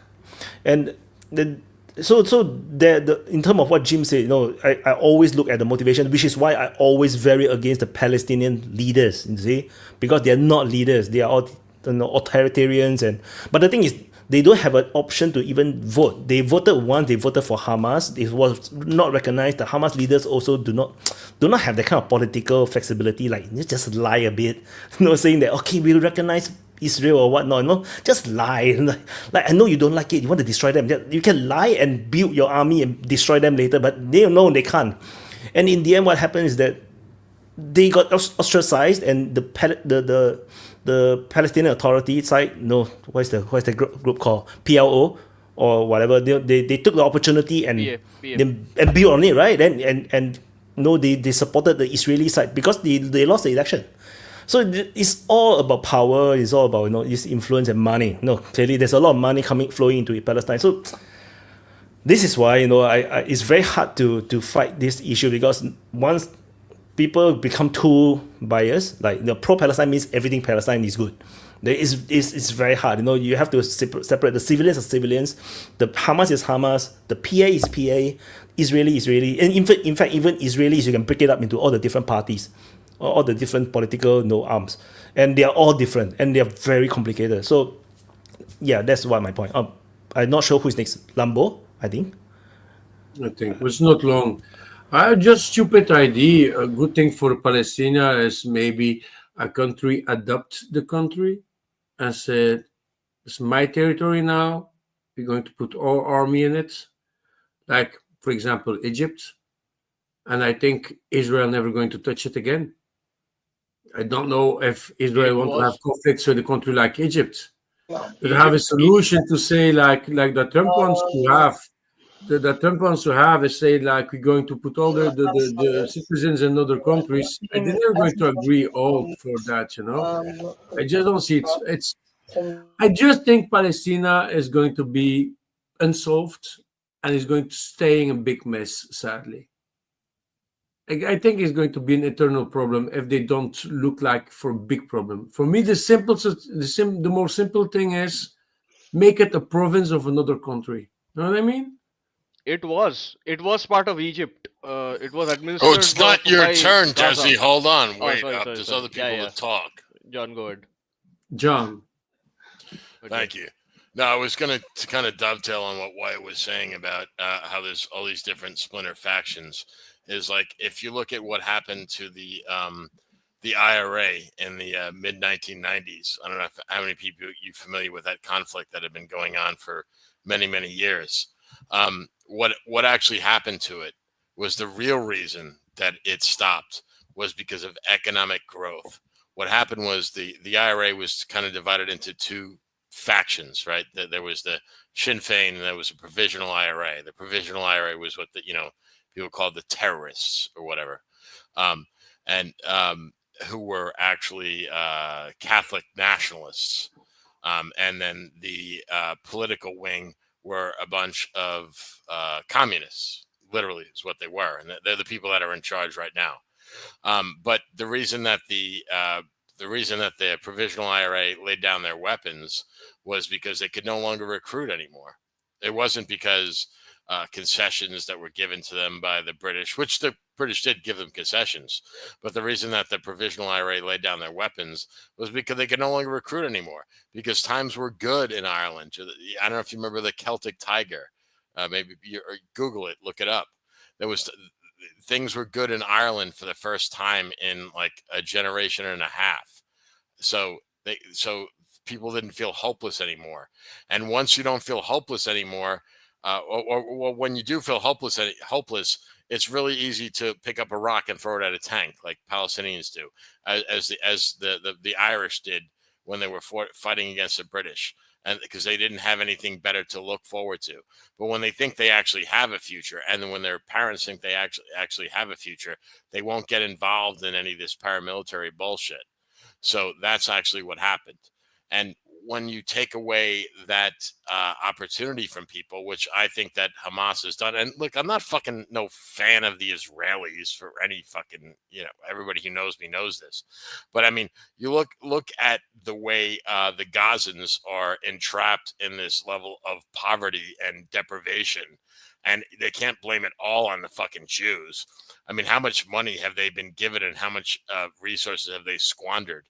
I mean, all the billions that they've gotten, and they've used it to build fucking tunnels to dig underneath fucking the defensive trenches of the Israelis. So, tell me if I'm fucking wrong about this. So anyway, that's pretty much all. I just want to say, because there's a strong parallels between what happened to the IRA, which my family was deeply involved in, and in my opinion, on the wrong side of, because they were like they were provos. This is exactly what I have been arguing. And it's not applying only just the Palestinian side. It applies to the Israeli side as well. The Israeli could have solved this problem easily by giving the Palestinian a good life. And they would over time, easily they will have made everybody happy, and there will be no more conflict. Similarly, the Palestinian side could have done the same thing, especially for Hamas, because they have total full 100% control over Gaza. West Bank, I agree with what Nika just said. That's true. What the Israelis have done in the West Bank, that's horrific. And because West Bank, a lot of Jews have actually criticized. Anyway, yeah, West Bank geography is ridiculous. I can't even draw the map of West Bank. The border is ridiculous. How it's like a brain, with the brain. It's like ridiculous. They deliberately made it to fail, but for Gaza, that was a opportunity. The Israeli deliberately made it to show the world that the Palestinian cannot be trusted, and then the Palestinian literally played into the trap and made themselves show that the Israeli point. But the Israeli also never made it they also made themselves look like evil people, because they never give them a chance. So yeah, that's it. No, I will disagree with that, because see, first of all, I get it. What part John, do you I get disagree it. with? What part? So, John, firstly, what I disagree with your point is the tunnel building. See, the thing is, as Wyatt said, the PA in the West Bank wasn't the official government, right? They were a autonomous body with very little autonomy, and their foreign affairs, defense, everything, Israel was responsible for. But Hamas is like, even though not recognized, they are an independent body who are responsible for their own defense. And any state defense is like the primary concern of it. Now, yes, a lot of money and a lot of resources were spent in building defensive walls and all those tunnels and whatnot. But it was also a lesson they learned from prior engagements, including the engagement like what they learned from Hezbollah during the 2006 war. Because and you have to agree, like the last vestiges of medical care that were left in Gaza, some of them were located in the tunnels. Like patients were rescued and all. But yes, I agree, it was a military installation. Attacking it and attacking military personnel, that was completely valid. Israel had the right to do it, but you cannot blame Hamas for like you cannot discredit the whole Totally. people of Gaza for I'll argue that Israel, right, when they withdrew from Gaza Strip, they should have just let Gaza independent. They just say that no, Gaza is now an independent country. They should have just said it. Then, because that will put a lot of onus on Hamas to deal with whatever. They will say that West Bank is still under Israeli territory because that's what they want, right? But they say Gaza is an independent country. And if Gaza have done what they done in October 7, that will be a declaration of war. Then whatever Israel do right now will be justified. But the thing is that they're not. So they just screwed themselves. I just keep saying that it's just stupid. Whatever Israel is doing is just. So that's why I'm stressing all the time the fact that Hamas had to be removed in order to get peace in this place. And in order to remove Hamas, there is no other possibility as to remove the civilian population from these grounds, because Hamas is hiding there above and underground. And they are hiding so well that you cannot fight them excepting destroying the civilian population with them. So this is such a cowardly way to fight, relying on the civilians for your defending. There are suffering people which are not believing in the cause of Hamas. They are not every Palestinian is against the Israeli. So you understand what I mean? Hold on, Wyatt, go ahead. I will also argue back that the Israelis could have let the civilians that don't want to be part of Hamas to come out of Gaza Strip and be in refugee camps outside of Gaza Strip. Israeli didn't do that and make them just march up and north and south in the Gaza Strip. You said, what the hell are they doing? So like I said, I have no sympathy for Israel in the sense that they themselves create this problem for themselves. Hey, this guy is here to slap us. I'm defending Israeli's action in no meaning. I am not defending Israeli's action in no meaning. Right, no, I am just saying that I am just trying to be practical. How sad we are, the situation we are in. Every time we need to say something logical and practical, we have to say that but we are not against the Palestinians, or we are not pro-Israel. It gets tiresome. We have to correct ourselves. We have to protect ourselves. I'm pro-Israel. Like, okay. Why is that? Why is that controversial? That's crazy. because Jews are evil. But that's why. Because the thing is that when we say something logical, but we are also not pro-Israel. But it's like people will misconstrue it, and then we get into a lot of trouble. Misconstrue it. Get English right. Yeah. Slope. Anyway, the point I'm teasing what. But the point is like the reason that people say that, as you said, like why do people have to give a preamble before they say that Israel is, because Israel has been involved in the mass slaughter of Palestinians. Like we all agree on that, right? But for some reason, that's okay. But okay, well, why is that okay? Well, it's not just because they're Israelis. It's because the tactics that the Palestinians have used, like what they did on October 7th, if that's a date, correct? And the fact that they've used billions of dollars that were given to from countries like the United States to actually facilitate this attack, where it was directly a target on civilians. That's why people have to give these preambles when they talk about that. It's like, yeah, well, I always get a kick out of watching Piers Morgan, who I can't say he's half a fag, but they always say, whenever he'd interview anyone that was giving the Palestinian side of the argument, he's like, "Do you condemn the attacks on October 7th or whatever?" It's like, it's like, well, motherfucker, just chill the fuck out. Yeah, sure, I condemn the attacks, but look at what the Israelis have been doing to the Palestinians for decades and decades and decades.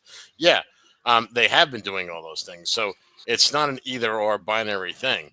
But at the same time, as horrific as the attacks as the Israelis have been doing on the Palestinians, at the same time, that doesn't excuse how the Palestinians responded to it. Now, there's no way you can have a one-for-one binary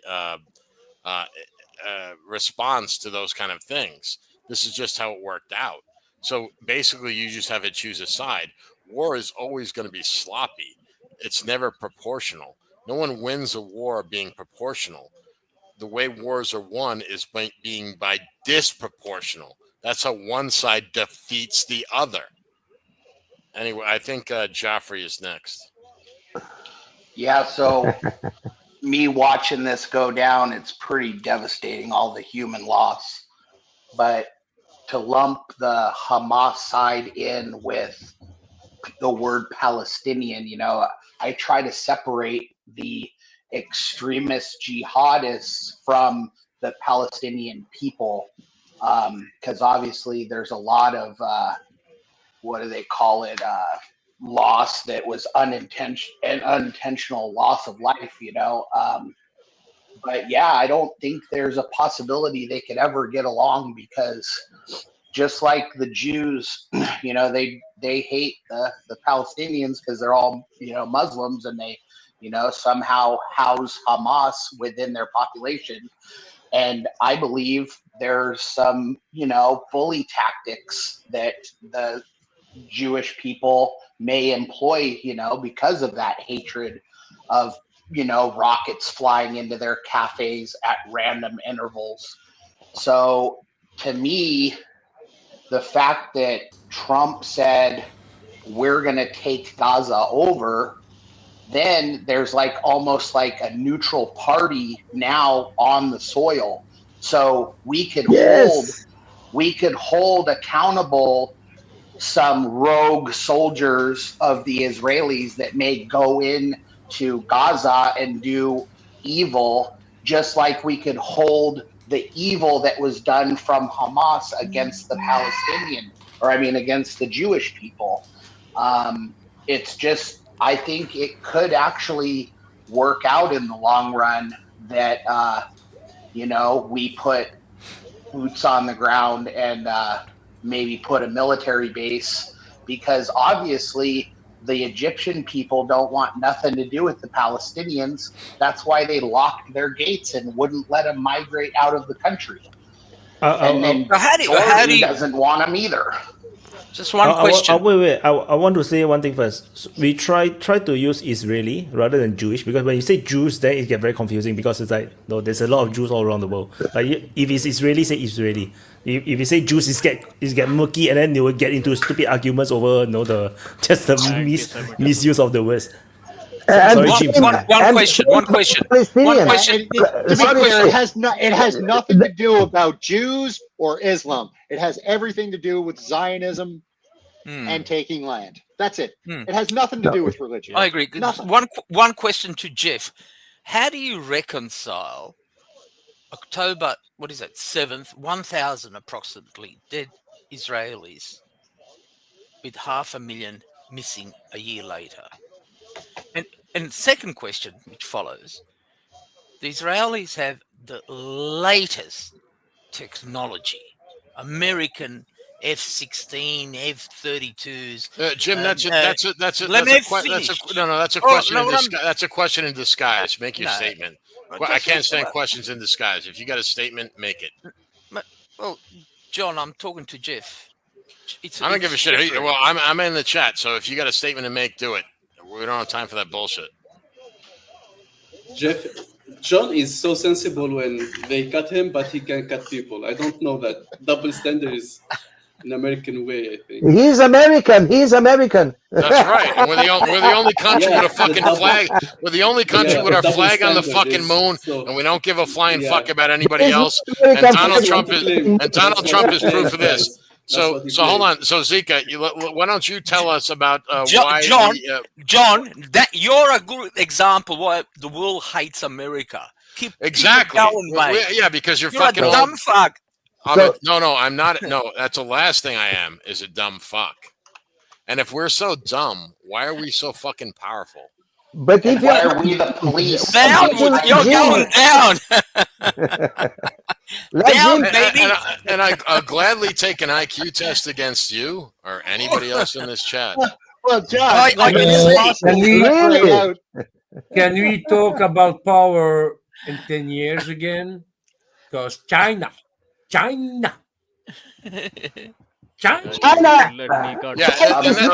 a problem. Okay. Hold on a second though. But just one quick thing I want to say, like especially like the attitude that Jim just said is like the stupid Americans, and this is the problem that why Europe is in the desperate situation that they're in, is they have this arrogance, like looking down at Americans, and you look at what the desperate situation that the entire continent of Europe is in.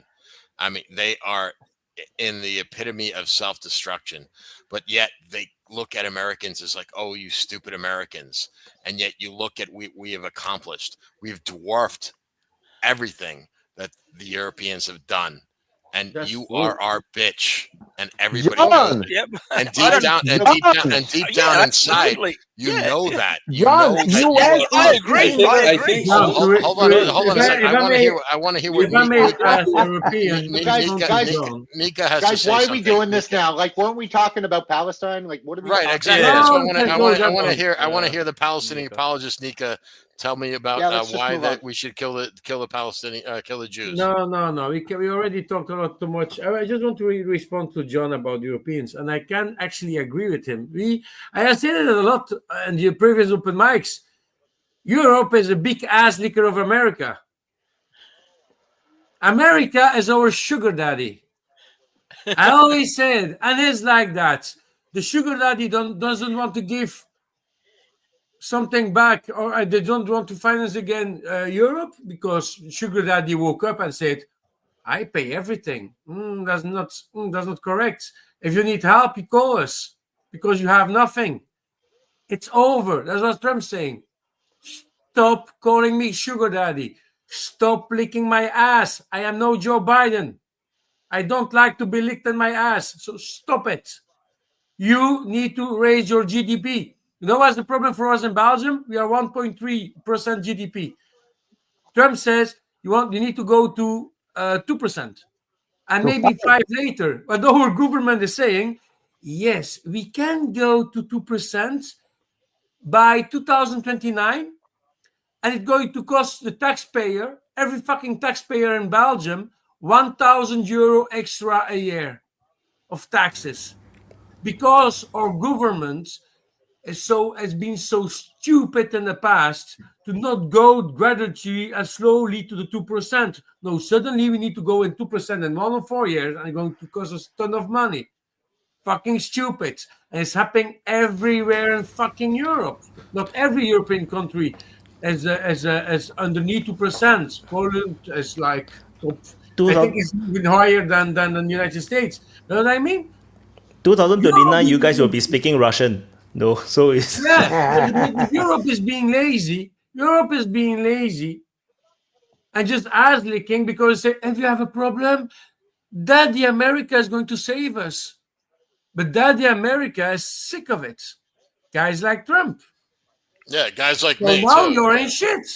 And if you look at Germany, they are in big shit already for 5 or 10 years. They have no growth in this real anymore. They needed to close last year Volkswagen factories.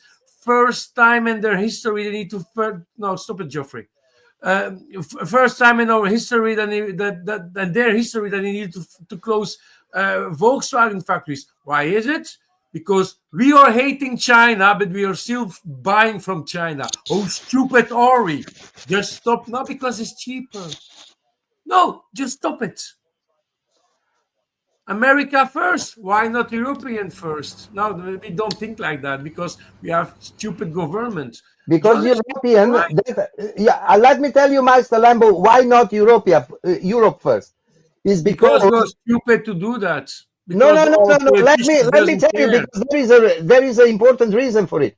The reason for it is that European population become too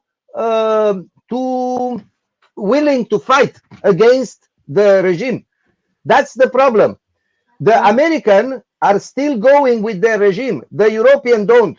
So that's why we European are now punished, are now being punished by the power of the world. Yeah. Because you cannot ignore that we are still in the process of globalism. In spite of the fact that that Trump is saying we are doing everything for America. America is just taking over, and that means globalism. It not means nationalism. Nationalism. Draco, Nico's been waiting to talk for like 10 minutes. Yeah, are you now the moderator? Yeah, well, because I'm an American, so I can just shut up, please. When I'm talking, you shut up. No, never. You stupid American. That's very rude. Nika, tell us about how we should kill the European who follow American everywhere. That's very rude of you, man. At least I'm not neither. I'm neither. So just to Jean, don't forget there's history. Read some history. You'll learn that every civilization, every country go up, but then go down. That's exactly. That's but the human history. That's the human history. Right, I didn't cut you. I didn't right I now. respected you and I let you talk. Yeah, but that doesn't mean I respect you. Just go respect me. But anyway. John Steele. I am sure you didn't vote for Trump. Shut the fuck up. Shut the fuck up. Yeah, sorry, Nika. Yeah, that's more the American way. That's European guys. Sorry, Nika. Sorry. No. Don't sorry me. I want to speak. I sorry you. Okay. So maybe this is, John, something that you need to be a bit humble, because the British thought they were unconquerable. Chinese before you, Germans, even every country that thought like they are invincible. The history like this, you cannot like conquer history. You cannot like be on the top for forever. At least be humble. Then people will remember you better. Because if you are so much arrogant as this, people will like piss on you every day, like what happened in Germany in the 40s. Because every civilization, every country will go up and down. That's inevitable. As a human being, we will get strong, then we will get decay. This is one thing. So guys, be a bit humbler. So, read Oswald Spengler. Read some history. Oswald Spengler. Read some history. Exactly. And Geoffrey, everything is not around Hamas.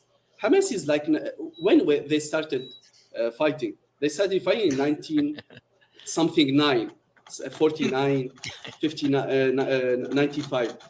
They started with the second peaceful revolution, but the resistance history didn't start with Hamas. It started with occupation. That's what you don't understand. The Israeli came, then the resistance came.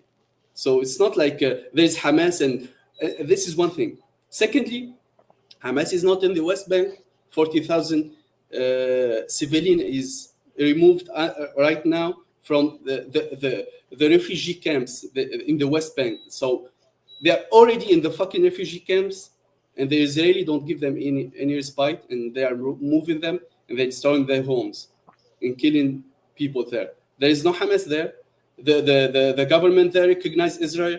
The government there don't use force. The government there cooperate with Israel in the military. No, I think we don't agree with you on that. I think no. We've all said that. Yeah, I think I think we agree. What the Israelis have done. Extra excuses. Yeah. It's not about cooperation.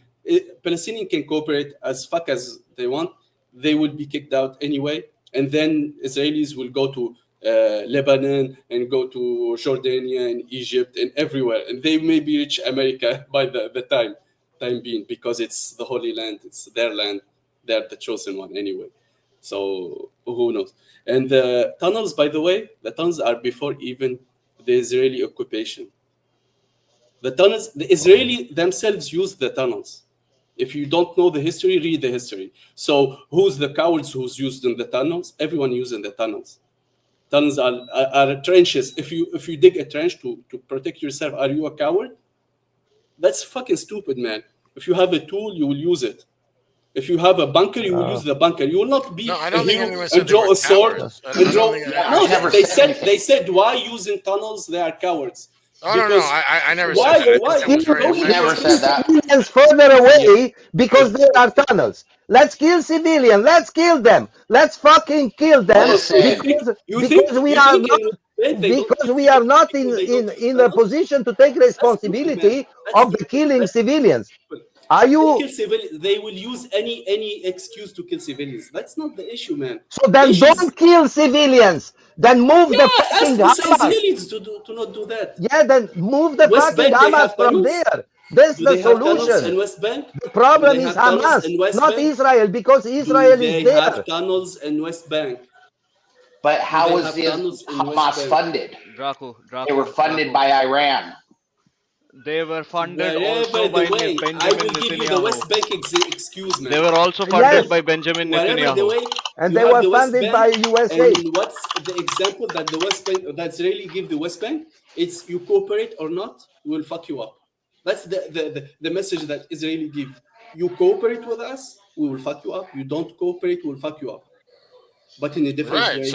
So based on what you just said, though, people doesn't that mean choose to fight. That's it. That's it. Right. No, but doesn't based No on everything people choose to fight. let's assume that everything you said is true. Look. Doesn't that mean that the only choice that the Palestinians have, especially in Gaza, is to fight to the death and let the victor choose the spoils? Right. No. Obviously.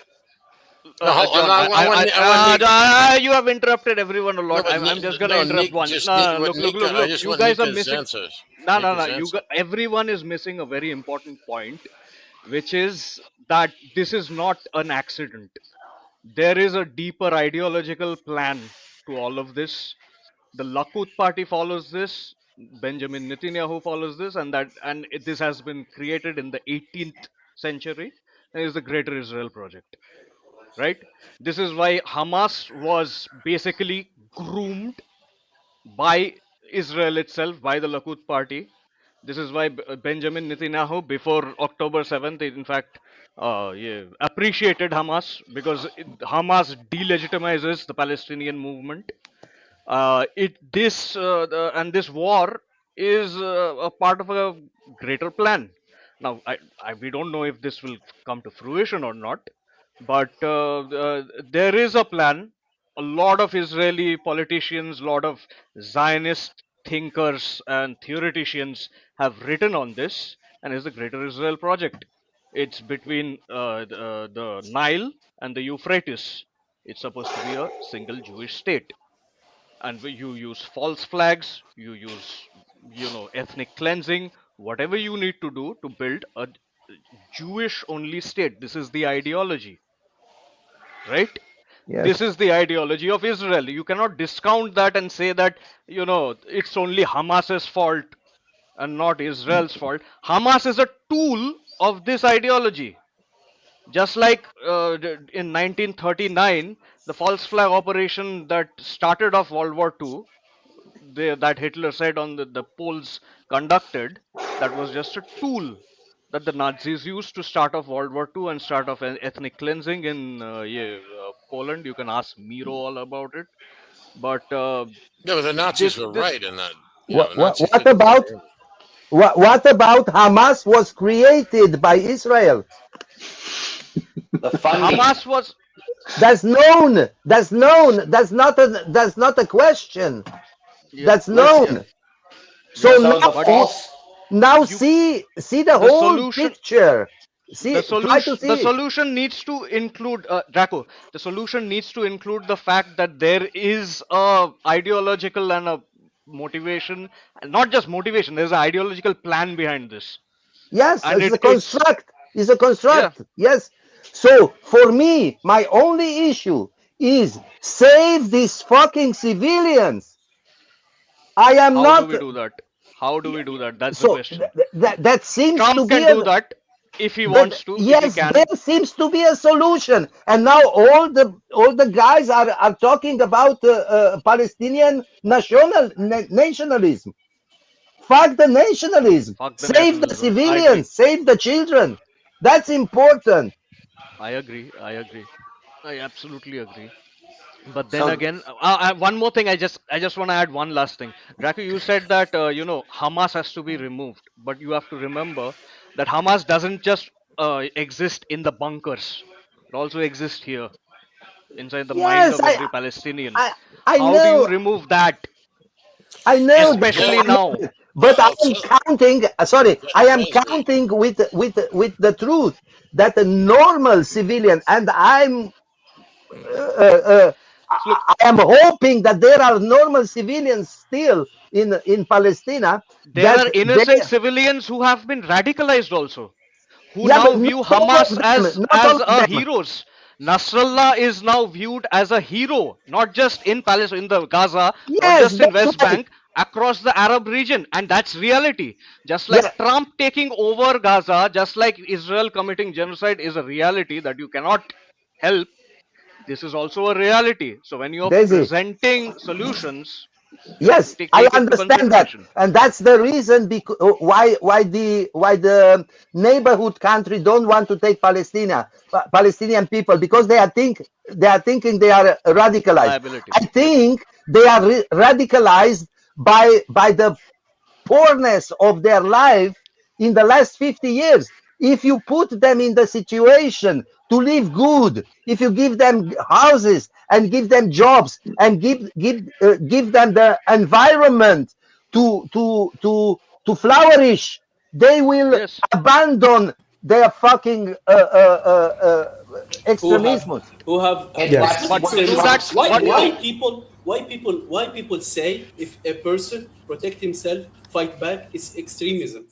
Why is it so difficult to understand? If you push me, I will push you back.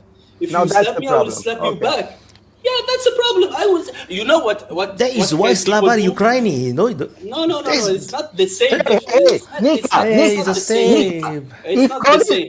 If I go to Draco's house and rape his wife or children and take his home and kick him out, and he must be like obedient and give me his bank account, that's the good solution for him.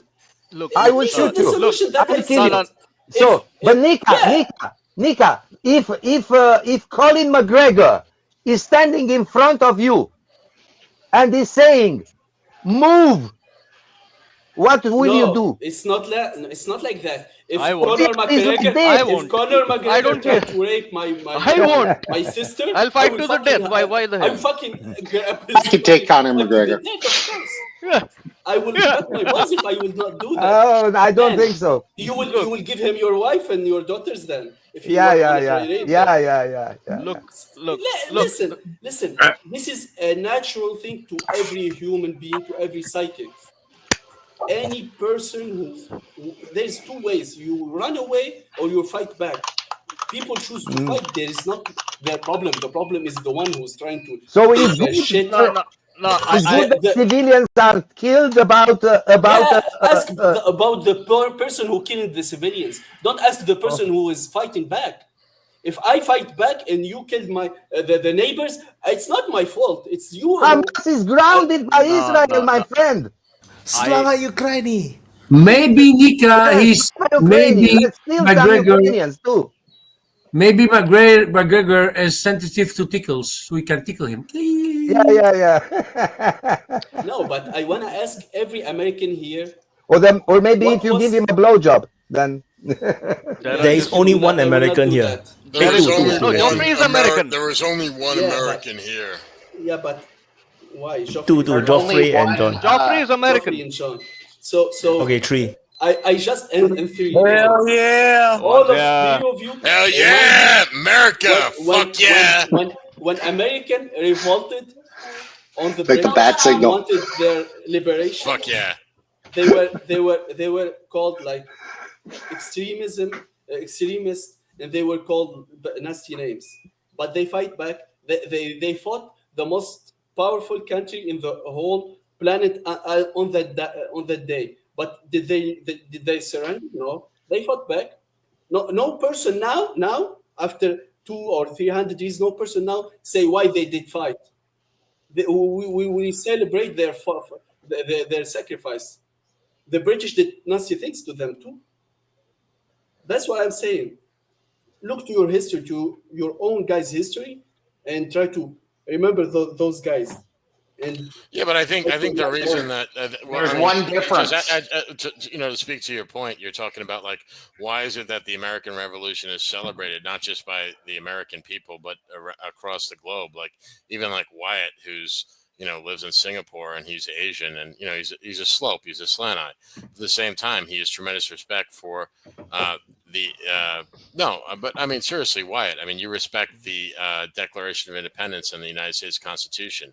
You respect that there's something sovereign about those documents that say that our rights do not come from the government, but they come from God. Or if you're an atheist, they come from your humanity. Yeah. There's something very distinct about that. It's something that cannot be applied across anywhere in the world. It's so difficult to apply. That's what I'm saying. Yeah, no. But I mean, is, that's a point. Like, I just want to like say to Nika, like you're wondering, like, because I mean, Wyatt is literally on the other end of the globe as I do. I never met this man in real life, and he lives in Singapore, and he's Chinese. I have nothing in common with the man, other than I respect him because he runs his channel. But at the same time, he even recognizes that distinction between what the United States, the founders of this republic that I live in, has created, and no other country has created it before or since. It's something. The American Constitution is very weird and it's very interesting because no countries in the world, no governments in the world would dare to say that all your citizens can be armed. It is unimaginable in Asia. No countries in Asia allows you to arm yourself in this way, especially not in China, because like in Chinese history is full of rebellions. So if they have any chance to disarm the civilians, they will do it. Because that's the difference between communism and the way. Not just communism, it's imperialism. Just all empires, all kingdoms, no one allows their civilians to be armed. I think with some few exceptions, like certain eras in the British Empire or rather kingdom, where they want their peasants to learn the longbow because they were always at war. So that was some of the rare instances. I have three guns. I have three guns. In Europe, you can have a gun whenever you want, except for the former communist countries. In every country of Europe, you can have a gun, except for the former communist countries. Right. But I say nowhere in Asia can. All of Asia cannot. Yeah. Really? Also in the United States is like the Second Amendment is what a lot of people don't understand about the United States Constitution is that the government doesn't give you rights. The Constitution exists solely to protect your rights. Your rights don't come from government, unlike European governments where they say we give you the right to have a gun or have the United States says no. You have that right. We exist solely to protect your rights. That's the difference. You have that's something very special with us culturally than the European then. Yeah, because in all Asian cultures is always the right is given. Is not like God given. There's no such thing as a God given right. If you go, it's just like in Singapore, it's the same thing. There's some crazy woman say that no, I am a sovereign individual, and then he got charged because she's like trying to do her own shit, and she got charged. She's like, no, you're not a sovereign entity. Well, I think the most important right that the Americans have over the other countries is the freedom of speech. And along with that is the freedom Let me finish. So the European. Let me please finish. We, the European, also have the freedom of speech in our constitutions, but we are not respecting this freedom of speech the way the Americans respected this freedom of speech, accepting the Biden administration. But naturally, they don't have an absolute freedom of speech. They have like a specific freedom of speech. If you start what it is, Nika, what you cannot say now in the Trump administration in the United States. If you criticize Israel, if you criticize them, and you can criticize Israel as long as you want. There's 39 states where there is like a Israeli loyalty test in America. I don't know. No, Nika. Federal law when it comes to no. Hold on a second. I got to correct Nika on this. If you're trying to say there's any state restrictions on freedom of speech, that's not true. The First Amendment supersedes any state law that restricts both the freedom of speech or the freedom of expression thereof. But also, the law exists. No, hold on. Even if there is, even if like it's passed on a municipal, county, or state level that in any way attempts to restrict the freedom of speech thereof, it is superseded by the Constitution of the United States, which is the ultimate law of the land. Yes. So if you believe that, then you are in error. No, the only restrictions that Nika is talking about, those are in the college's private institutions. Like if you're working for a private company and you say some shit, they can fire you. But the government they can fire you, but you can't be in jail. You can go. Yeah, you cannot. Like that, The government cannot restrict your free exactly. speech. The government cannot private institutions. Nor can the government discriminate against you even hiring you. So I can say like I fucking hate Jews, in Texas, and if they use that to discriminate against me to as a police officer or a sanitation worker or a dog catcher, that is illegal under the First Amendment of the Constitution of the United fucking States. Yeah. Can I throw something in there? Can I throw something in there real quick? Yeah. Because of all this DEI the last several years, anytime in say like the last 5 to 10 years, I get one of these diversity study or surveys when you have to fill out an application for a job or whatever. Oh yeah, I'm everything now. Tell me I'm not. You know, that's how I look at it. Tell me I'm not a woman. Tell me I'm not LGBT. Tell me I I'm always not knew you were a whatever. faggot, but that's I'm but now, John, I have it formally somewhere in a database. I was teasing. You know that. I love you. Yeah. But I guess my point is, it got so silly that none of it mattered at the end of it, right? So now we need to reset all that. Well, yeah, it was like the whole thing, like they called everybody a Nazi, and the point was it just became ridiculous that, like, they were calling Jews Nazis, which was kind of an oxymoron. So I identify as a strong black woman because they refuse Tell me I'm not. They criticize Israel. They call them anti-Semites. It's the same rhetoric. If you are not like thinking like me or like the most evil thing at all, we cannot like we grew in this. I don't know. It's like a worldwide phenomena. We grew so much intolerant to the others. We cannot even accept a different opinion.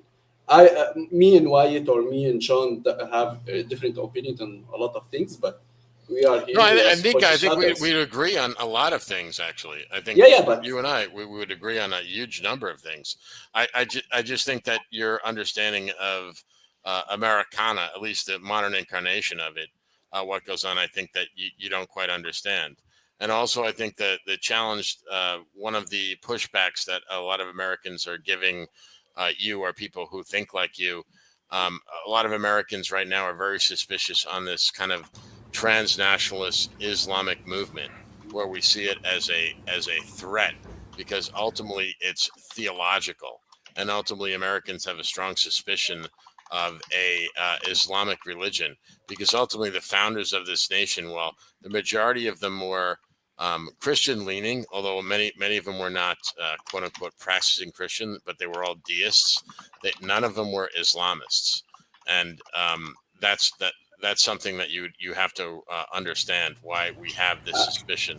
I know, I understand, but there's a lot of propaganda that happened through the years to defamize and to demonize the enemy, which was the Muslims in a time.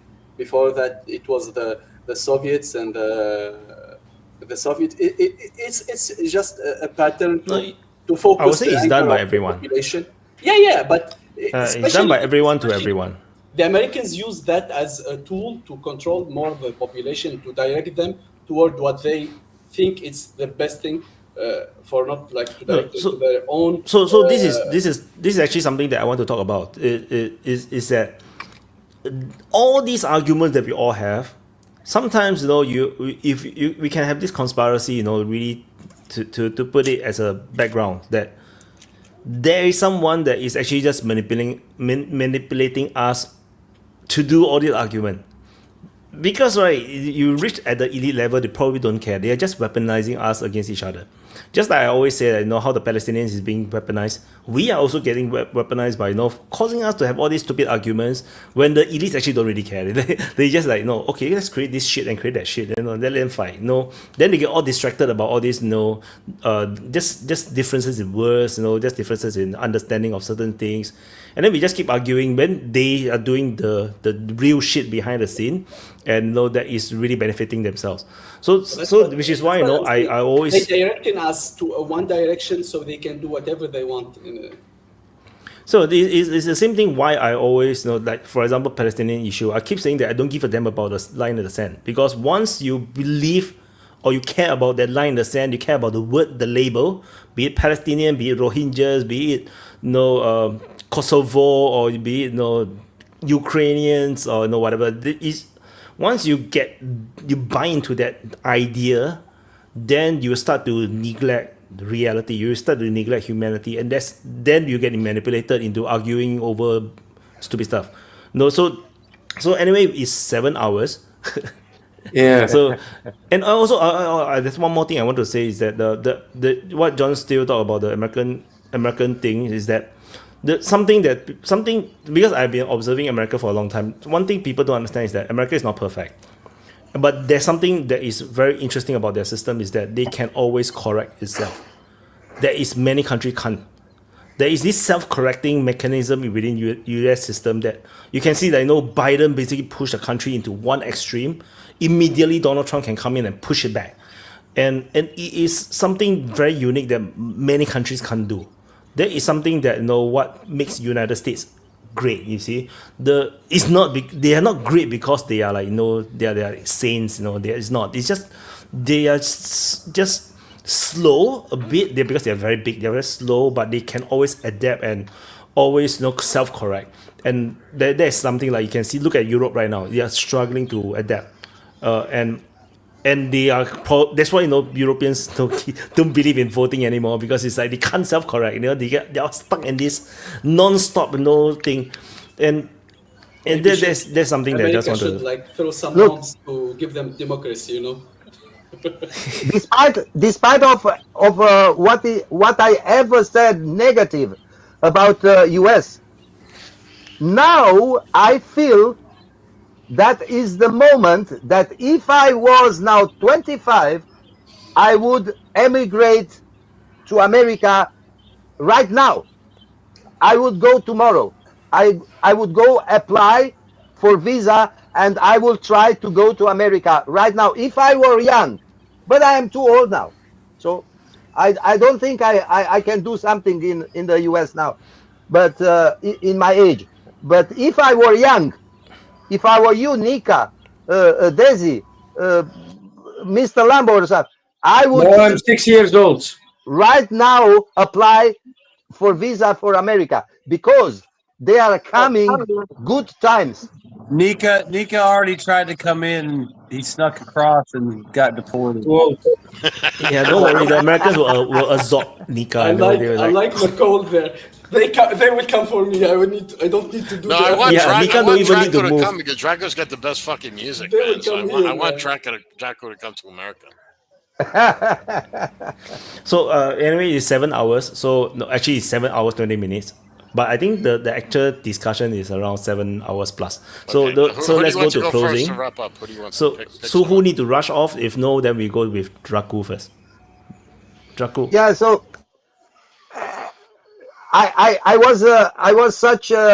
had such a big surprise in myself as I discovered that I would be ready to immigrate to the US, because I always was against. I always thought about the US as a violent state. So there are so few chance to develop in freedom. But now I see there is the possibility to live in freedom in the US. So that's very, very, very important for the developing of a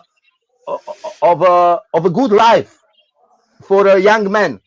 So that will be my message. Thank you, Draco. So Lambo is next. Yeah.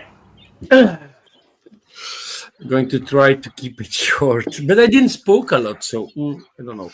But I'm very happy to see Draco. It's a big surprise. I hope you come back the other open mics, because we love you all, and you are one of the viewers' favorites. I think everybody in the chat and that's watching the open mics can agree that you've always been a missing person in the open mic. So you're very happy to see you back. Super chat. Do it after me. About Europe and Trump, you're crying so hard. Facebook is full of Trump.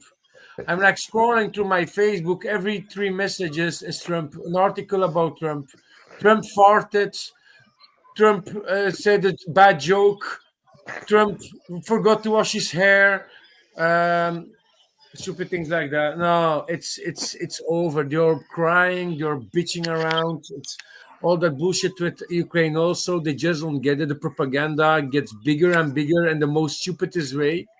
There is no common sense anymore. And if I'm reading the comments on Facebook, people are trying to get smarter. I think they are not so stupid anymore, but I can be very wrong in it. Like older people, they don't get it. I mean, on Facebook, but it's disgusting how they're talking about the situation in Ukraine and how they are like following Zelenskyy way of thinking. No, Russia is never going to agree with Ukraine being a NATO country in the future. So never going to be a deal. So the stupid thing that Zelenskyy say I'm going to stop being president if I can change it to have Ukraine as a NATO country. Fuck off! Never going to happen. Never. That's the reason why. One of the reasons why Putin invaded Ukraine.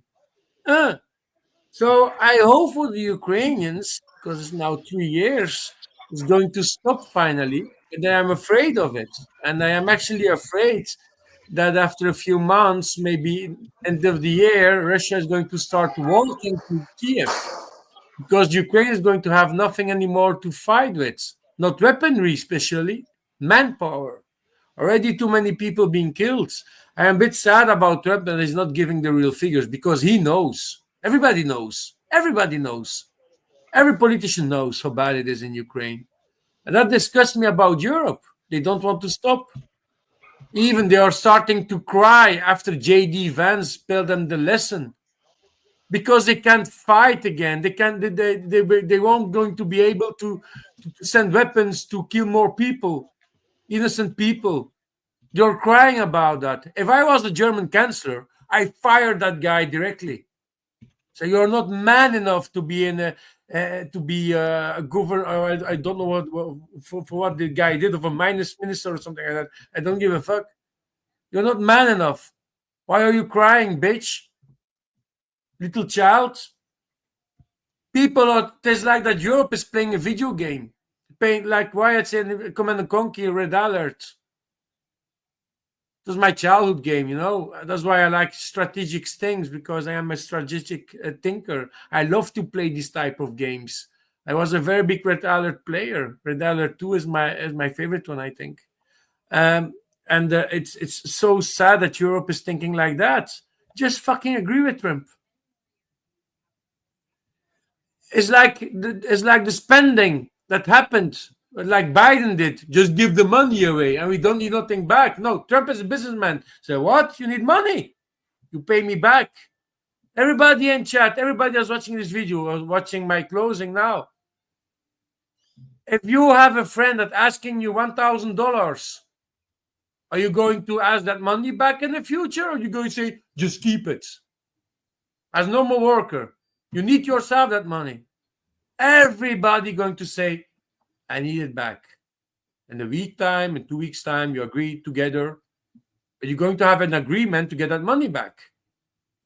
And even Zelenskyy is saying, yeah, Trump, actually, I can say that we lost half of it. And we're speaking not about 1,000 euro anymore or dollars. We're speaking about billions. And Europe is normal. In Europe is normal. Belgium is actually one of the smartest countries because we give money from the interest of Russian bank accounts. So maybe in the future, Putin is going to say, Belgium, I'm going to make you lawsuits because you stole money of us. So it's going to cost us money. Belgium, to do more army power, they're going to send to every 18-year-old dude or girl a letter that say you can volunteer for to join the army for 1 year to train. No, I would do differently. You need to go for 1 year to do some training for potential threats, because in Europe you're thinking Russia is going to invade Europe. Never going to happen. It's so sad. It's a sad situation. And for Ukraine, I just hope it's going to end. If Trump can't solve it, it's going to be game over for Ukraine. The pro-Ukrainians are thinking, no, you need to give all territory of Ukraine back. Like it's happening now, Ukraine is going to lose 100%. If you're doing a stalemate, you lose what you lost. That's it. And you continue to get the rest you have and continue your life like that. There's going to be the agreement, if there is going to be agreement. Russia is going to take the invaded parts, no NATO country, and we live happy and forever. And Ukraine is going to be protected by Europe, and they're going to have an agreement and just respect the fucking agreement that could be avoided. It's very sad. And to just end, Nunya, when I say asliker, is actually a big Belgian mistake. It's actually a pronouns we are using in Flemish. Are we saying like, je bent een gatlekker? You are an asliker. Are we saying that to somebody like the guy, one of our colleagues that wants to do everything for his boss? We are calling the guy an asliker. It has nothing to do with gay or ass-licking. It's just a pronouns. And in Flemish, we are saying, je bent een gatlekker. Or in West Flemish, in my region, we're going to say, je zit het gatlekker. Je zit de gatlekker.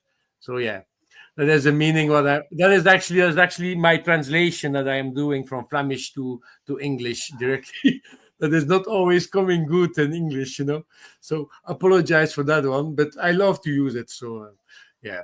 Thank you very much, guys, and happy to see everybody, and have a nice one, and maybe next week. Yes. Bye. Thank you, Lambo. US is the best place to live. Hope FBI, CIA see this by ASCII. Yeah. So Slava Ukraini, don't demonetize the stream. Mika, closing. Yeah. So I don't think Russia will ever want to conquer 100% of Ukraine. It's don't want the nasty parts. They will keep the nasty parts, and they will leave them until the nasty parts will beg Russia to conquer them. You know, this is my idea. They will cover the western area. They give some to Poland, some to the others, and leave the rotten part until the rotten part will like beg America to take them. Russia to take them back, but I don't think that any thinking Russian will want to take those troublesome areas. This is one thing, and America will benefit from that. Russia, of course, Russia is like having a lot of killed persons, and but you need to protect your land. You need to protect your sovereignty, and this is the way to protect your sovereignty. It's not like with nice words and with demonstration. Is with fire and iron. This is what I think. You need to back it up. At least you will like. And I never for white, because white a lot of times give the comparison between the Israeli conflict, Israeli-Palestinian conflict, and the Russian-Ukrainian conflict. I see the Russian-Ukrainian conflict as a civil war, as a glorified like civil war, more than anything else. Yeah, because even if Russia would conquer any part of Ukraine, it will never like displace the population or try to murder them or cleanse them from the area or put them in jail. They will deal with them as any Russians, so harshly, but as any Russian. yeah. I see you right. So I never say never, but I will be happy to move to America. But the only issue is like there's the legalized bribery with the lobbyists that American politics have. This is my issue. I think when they legalized bribes, they legalized like cartels that you have in America. If you guys manage to remove those, you can like gain a lot of sovereignty, because I don't think that the normal American is the one who will benefit from any government, from any policy that will come. Only the corporations, the lobbyists will gain. I think that Israelis and arm manufacturers and so on and so forth will gain more than any American citizens. This is it, and I hope all wars will end. I know it will not. We are human. We like killing each other. So this is our hobby. But that's what I want to say. By the way, you heard like the buses that was exploded in Israel, and they were made in a big fuss about it, and you don't hear about it no more. Yeah, there's 3 buses. They were exploded at night, and they accused the Palestinian, of course. But there is no information because they are investigating with 3 or 4 Israelis. Actually, this is what happened there. Syria is getting, I think, more cozy with their surroundings. They were called to the Arab League that will happen in the 4th. So they are getting their shit together. Even I don't know the name, but the forces in the east north. I don't know the acronyms. Maybe White will hate me. SNA. I know the Arab acronym, but not the English one. So they are agreeing to join the army and remove their weapons. They are in talks about this. So things are getting better, because a lot of here didn't believe it. I said it will get better, but hopefully it will get better. That's it, and thanks, White, for the opportunity, of course, always. See you guys. Nunia. Yeah, thanks to White as well. So Lambo, first of all, I used to live in Holland. You don't have to tell me how weird you Dutch folks are. I get it. So it's cool. We all have our own kinks, brother. So where do I start with this? Looks like the polls have held in Germany and Merz has won. So, he's already talking about reforming NATO and all this nonsense. Just don't listen to this guy. He doesn't look like he can manage a friggin' hand job in a whorehouse, much less govern Germany. So we'll see how that works. The big thing this week, obviously, as I mentioned before, is going to be that meeting with Macron and Starmer and Trump. They're going to try to put the pressure on Trump, and they're going to try to present him with a plan. Like I told you guys before, the decision's already been made. These guys just don't get it. Like just yesterday, Trudeau was in a call with Trump, pressuring Trump for more aid. And you know what came out of that was Trump called him a loser. So that's what exactly came out of that call. So I think we're going to see, in a week's time, we'll have a bit more clarity on what came out of that. But I think it's just going to be Trump saying, you know, okay, Europe, if you guys want to continue this on, you're doing so without us. You're doing so without our funding. You're doing so without our military equipment. We're more than happy to sell equipment to you, but otherwise, peace out. So we really believe that you guys should start negotiating with the Russians. And I think that'll be the message coming out. Everything else that we've seen in the last, couple weeks with, Ukraine joining NATO and the minerals deal, I think that's all theater to give Trump some cover to back out of this, and Europe for that matter. So, it's like I told you guys earlier, I think Europe's bigger problem right now is not going to be how do we continue this war. It's how do we deal with the coming impact of all these refugees. And that's going to be a very real thing. Anyway, have a great week, and over to you, Toby, and thanks again, Wyatt. Cheers. It is John. John is next because John is next door. I'm all good. Nanya, hey Nanya, it's really cool seeing you with your sunglasses, by the way. I'm digging that. No, seriously, you're a good looking man, seriously. And I'm saying that as a heterosexual. Draku, I love that you're back. We missed you. I'm seriously, like, in the voice chat. I'm seriously, we talked about you, like, I don't know how many times. I hope you come back in the VC, because seriously, like, there's a lot of times we're saying, what the hell happened to Draku? So it's great to have you back. And I mean that. As far as, what's the name left about the Palestinian, Israel-Palestinian thing, I know I was being very flippant about it. But the point is that there's no way that thing is going to end well for either side, because they're both, like, so intracted.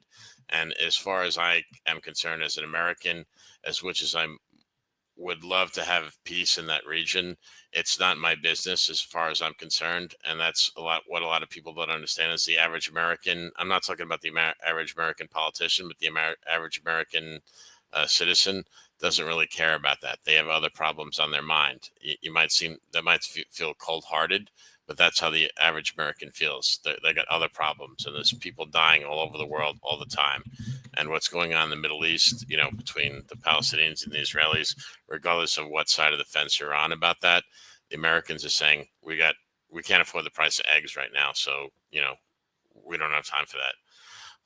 Now, as far as like the Ukrainian thing, Russia-Ukraine thing, and what's going on with Trump and Zelenskyy, I think at the very beginning I kind of gave my thoughts on what's going on. Trump wants to end this war.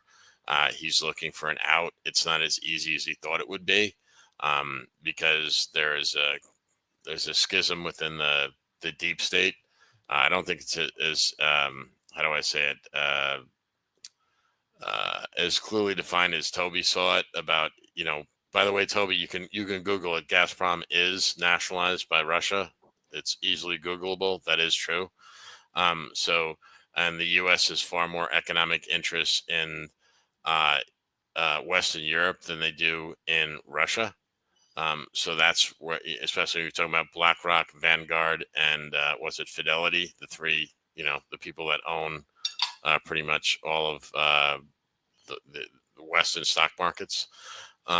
Anyway, I've rambled on too much. I just want to say, Wyatt, thank you so much. It was a pleasure to be on. I haven't been on in a longer time, so I'm done. I'm out.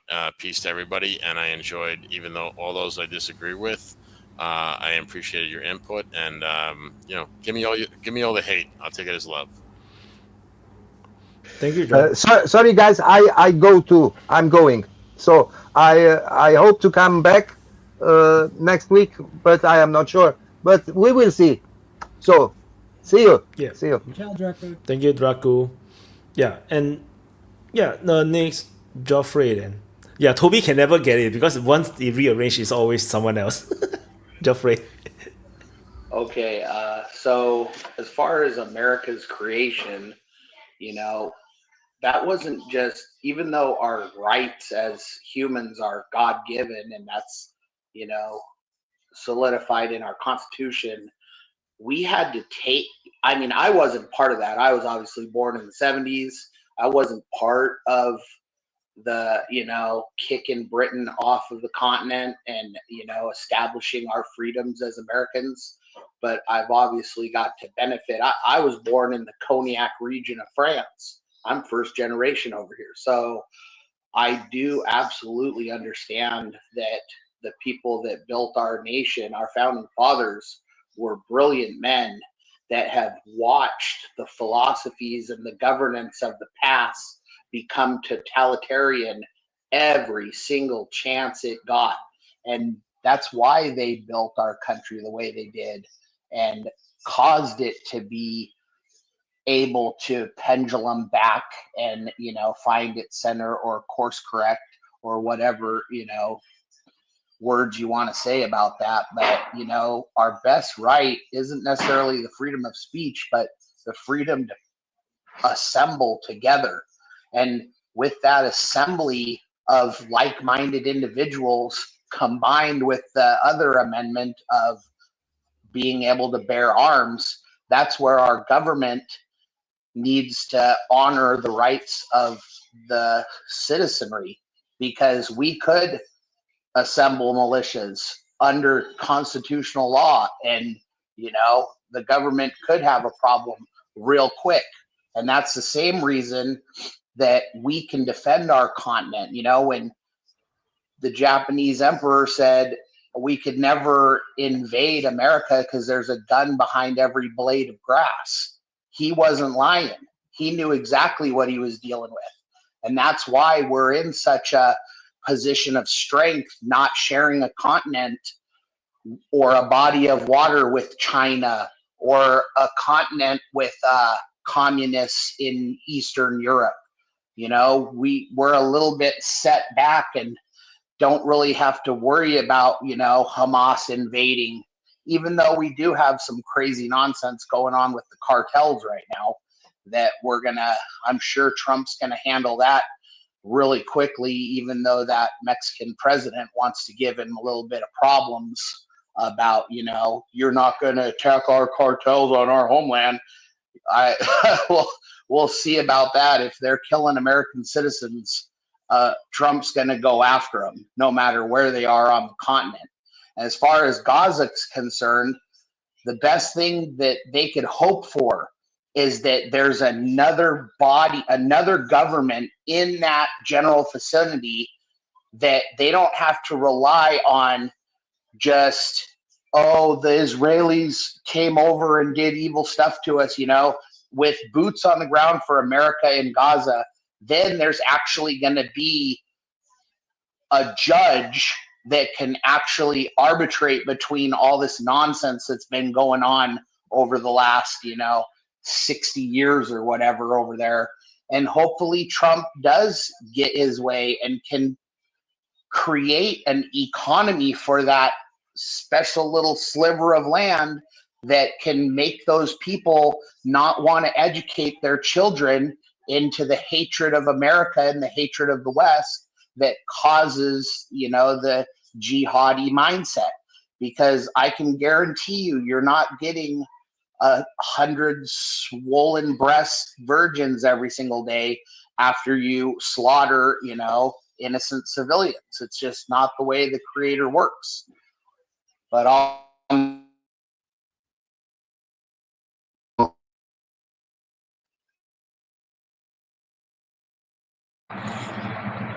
praise Allah.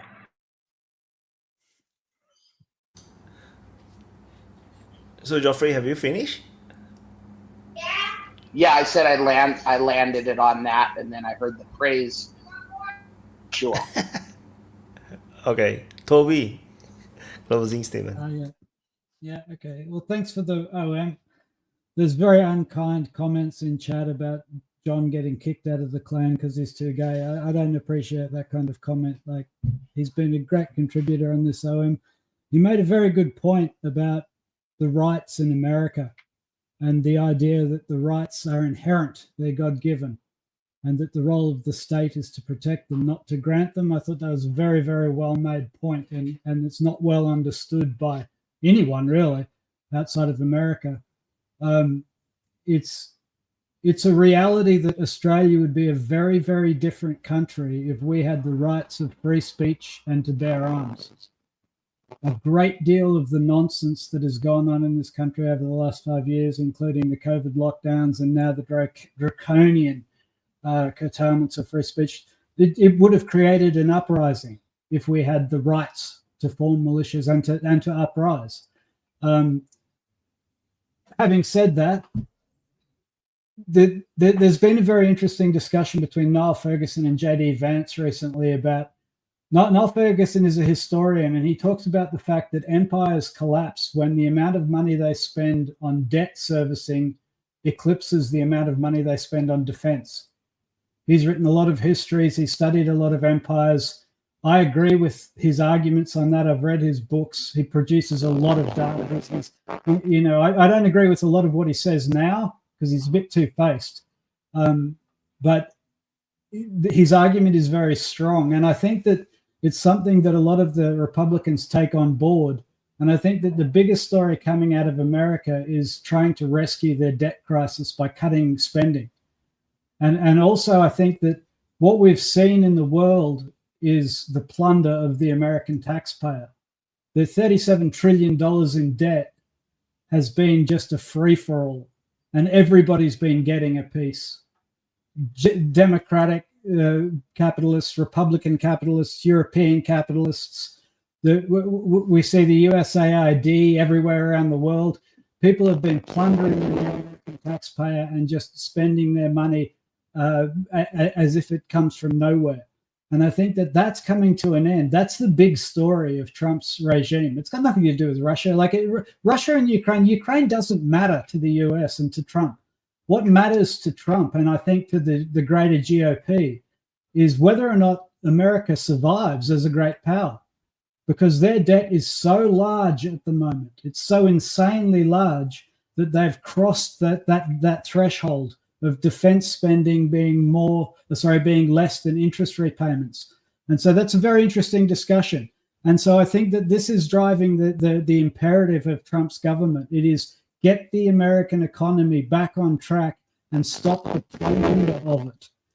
I will be very interested to see how that pans out in the world, because it does mean that America may have to actually give up a lot of their foreign projects, because a lot of those foreign projects were financed by this plunder of the taxpayer. What will that mean? Will it mean that the end of NATO? Will it mean that America will withdraw from Europe and actually pack down all their troops and say, you know what, it's not worth it? Will it mean that America build bilateral relationships with some nations in Europe and frustrate the European project? Will it mean that America give up their interests in Commonwealth countries like Canada or Australia, or will they actually contest those interests? If they do want to contest those interests, it'll be along the lines of what Vance says. Values like free speech, the American values. And if America really wants to retain allies, it is going to have to deglobalize them. Whether or not that means making Canada another state, whether or not that means like forcing reform in Australia, is open to question. It may not. It may be that the US just becomes an isolationist power and retreats back onto its own continent and lets the rest of the world go as it will. That's entirely a reasonable way to go. It may be the only way to go in order to save the US economy. But I think that that's the big news coming out of America at the moment, is this efforts to slash spending, to cut waste, and to stop the plunder of the US taxpayer. I follow it with keen interest, and I wish them all the best. And yeah, have a good OM, guys. Thank you, Toby. Vaughn is next. Yeah, I want to, like always, I want to thank Wyatt for providing this platform for every week. 117 weeks. So make sure you always like, subscribe, and share. and check out the summaries and the frontline reports. I mean, with Trump, who knows what he's going to say? I mean, I think Zelensky's, I don't know if he's getting bad advice or if he's just his own man and he's out of control, but it seems like that's just going to escalate whatever bad blood there is between the Trump administration and the Ukraine war, and it'll probably benefit Russia and probably in some ways the United States as far as if Trump's really trying to break away hard. I don't know what's going to happen to Zelenskyy. I just feel like he's a non-issue when it actually comes to time to really negotiate. I mean, I just don't. It doesn't seem to me like he's going to be a factor. On the battlefield, I'd say Kupiansk. I always talk about it. It looks good. I mean, but across the Oskol, they keep expanding that bridgehead. I mean, something could happen down there. Then you've got around Pokrovsk. I mean, there's. And I was at Karakovy. I think I'm not sure if it's Karakovy. I don't know. There's one of them places down there. It's, it might be surrounded. It could be surrounded. I mean, it looks like they might have taken that salt mine area, Bilharivka, out east of Seversk, maybe, or got around the side of it at least and encircled it. So, I mean, there's a lot of stuff that could happen this week, and I would imagine it's all going to be bad for Ukraine. And a lot of it will probably be on the battlefield, and a lot of it will have to do with what Zelenskyy says and Europe's, pretty bad reactions to everything. And like some of the other people said, I would be interested to see what happens with Macron and the UK guy coming. I think that'll be interesting. It'll just be interesting to see, who falls in line with Trump this week and who keeps on, pushing the European NATO war thing and the USA and all that stuff. I mean, I think it'll take a little while to see how much effect that really had. I mean, I know it's a lot and there's trillions, but it might take a month or two to really notice how much things wind down around the world. But it was good to see everybody. Really good to see Dracu after all this time. I'm glad he finally got a fresh supply of bodies or blood or whatever it is, So hopefully we'll see him again before the end of the century. But y'all have a good week. Thank you, Vaughn. Desi. Yeah. It was a really nice OM. I got to interact with Draco. That was really cool. Thank you, Draco. And I completely agree with what everyone just said here. Just want to summarize that Indian Constitution borrows most of its best parts from the American Constitution, including our limited free speech, our a lot of things like fundamental rights. Several things are from the U.S. Constitution when we owe a lot to America. At the same time, when we are thinking about the Palestinian struggle, we must also remember that like the American founding fathers also had flaws. They gave rights to all men and then forgot to include black and Native American men, but that doesn't make them lesser men.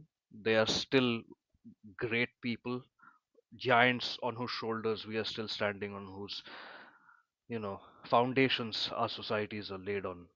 So when we are also dealing with the Palestinian struggle, the Palestinian people, have some empathy, have some sympathy for them, and to both Palestinians and Israelis, I hope someday you may be able to forgive each other and put aside your differences and bring peace. I am glad that President Trump is bringing peace to Ukraine, and he has brought a ceasefire in Gaza, and that is quite an achievement. That was something that I do not think any of us it could imagine just 2 years before. That these wars were completely endless with no end in sight. So I think the world is slowly healing, and we should give it a chance. We should embrace whatever positives that there are, both in our lives, and hope for the same in the world. And thank you, Commander. It was to giving the opportunity to speak. It was amazing. See you. Thank you. Thank you, Desi. And yeah, I'm going to remove you guys. So my turn to do my closing. So thank you everyone for watching the DPA Open Mic episode 117. 3 years of war of Ukraine. And yeah, so the German election is over. The projection is pretty accurate. I think SPD got a little bit more than the projection, but just a little bit more. But the AFD is definitely the big winner, I would say. In this election, they got over 20%, the first time in their history. So they are very happy about it, but they are not going to form the government in any way because no one wants to work with them. So we have the conservative back in power. However, nothing is going to change because they're going to have to form the government with someone, and they're probably going to have to work with the SPD again. And then the Green Party is likely to be in, maybe he's going to be in it. So let's see how they form up. But the conservative of Germany is still pro-Ukraine. So they'll continue to Slava Ukraine to the detriment of the country. So I'm not sure how they're going to deal with the whatever shit that's going to come. And they're already starting to call for independent Europe, away from US interference and whatever nonsense stuff. Yeah, let's see how they deal with the US bases in Germany. And that will be an interesting watch. And and yeah, it's a very long session. It's coming to 8 hours. So yeah. So hopefully this is interesting. I find today is very pretty cool. It's glad to see Maddie back, glad to see Draco back. We have a new guy. No, all is good. So I enjoy the discussion, although there's some black holes, but no, it's not bad. It's not too bad. So and also before you go, 11, no, not 11. I cannot say 11 o'clock because it's confusing for you guys because we are all in different time zone. So it's coming to 9:30 in Singapore, 10:30, 11:30. So in 1.5 hours time on the main channel, the super panel will premiere. So do check it out. If you're not free to watch the premiere, it's no problem. You can always watch it later. The super panel, I have Millennium 7, history tag, Andrea Gaspardo, who is a famous guy talking about Ukraine war in the Italian space, info space. So he's an expert in the geopolitics. So and he talks he used to work for Difesa, which is Difesa Online, which is also Italian. So what I think it's the biggest one in Italian in terms of defense related publications. And also the other third guest is Dan Castle from Wild Siberian. He's back from last year. He's here this year. And so it's going to be a very good watch. I enjoyed my session recording that, so you guys would love it. So and yeah, I think that's about it. I got to drop the outro. I got to need to record the Ukraine war sit rap. So hopefully not too long. So thank you for watching. Press the like button, subscribe, and I'll see you guys. Oh yeah, did I miss any super chats? Let me see. Oh, I didn't miss. Okay, I'll see you guys in the next update. And thank you for all the super chats and the like and subscribes. See you guys.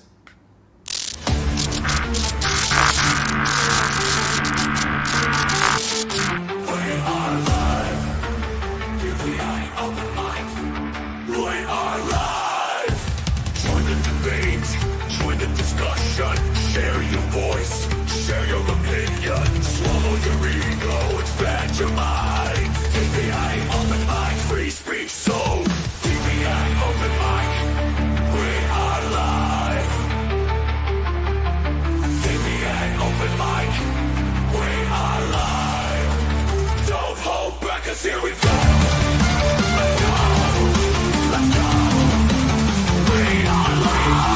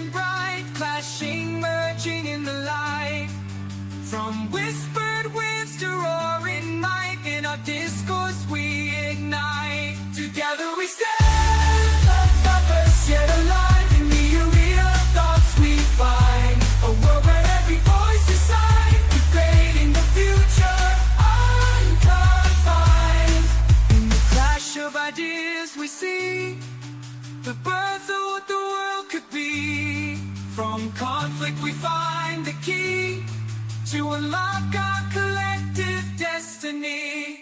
Round the table, the world convenes, every culture, every scene.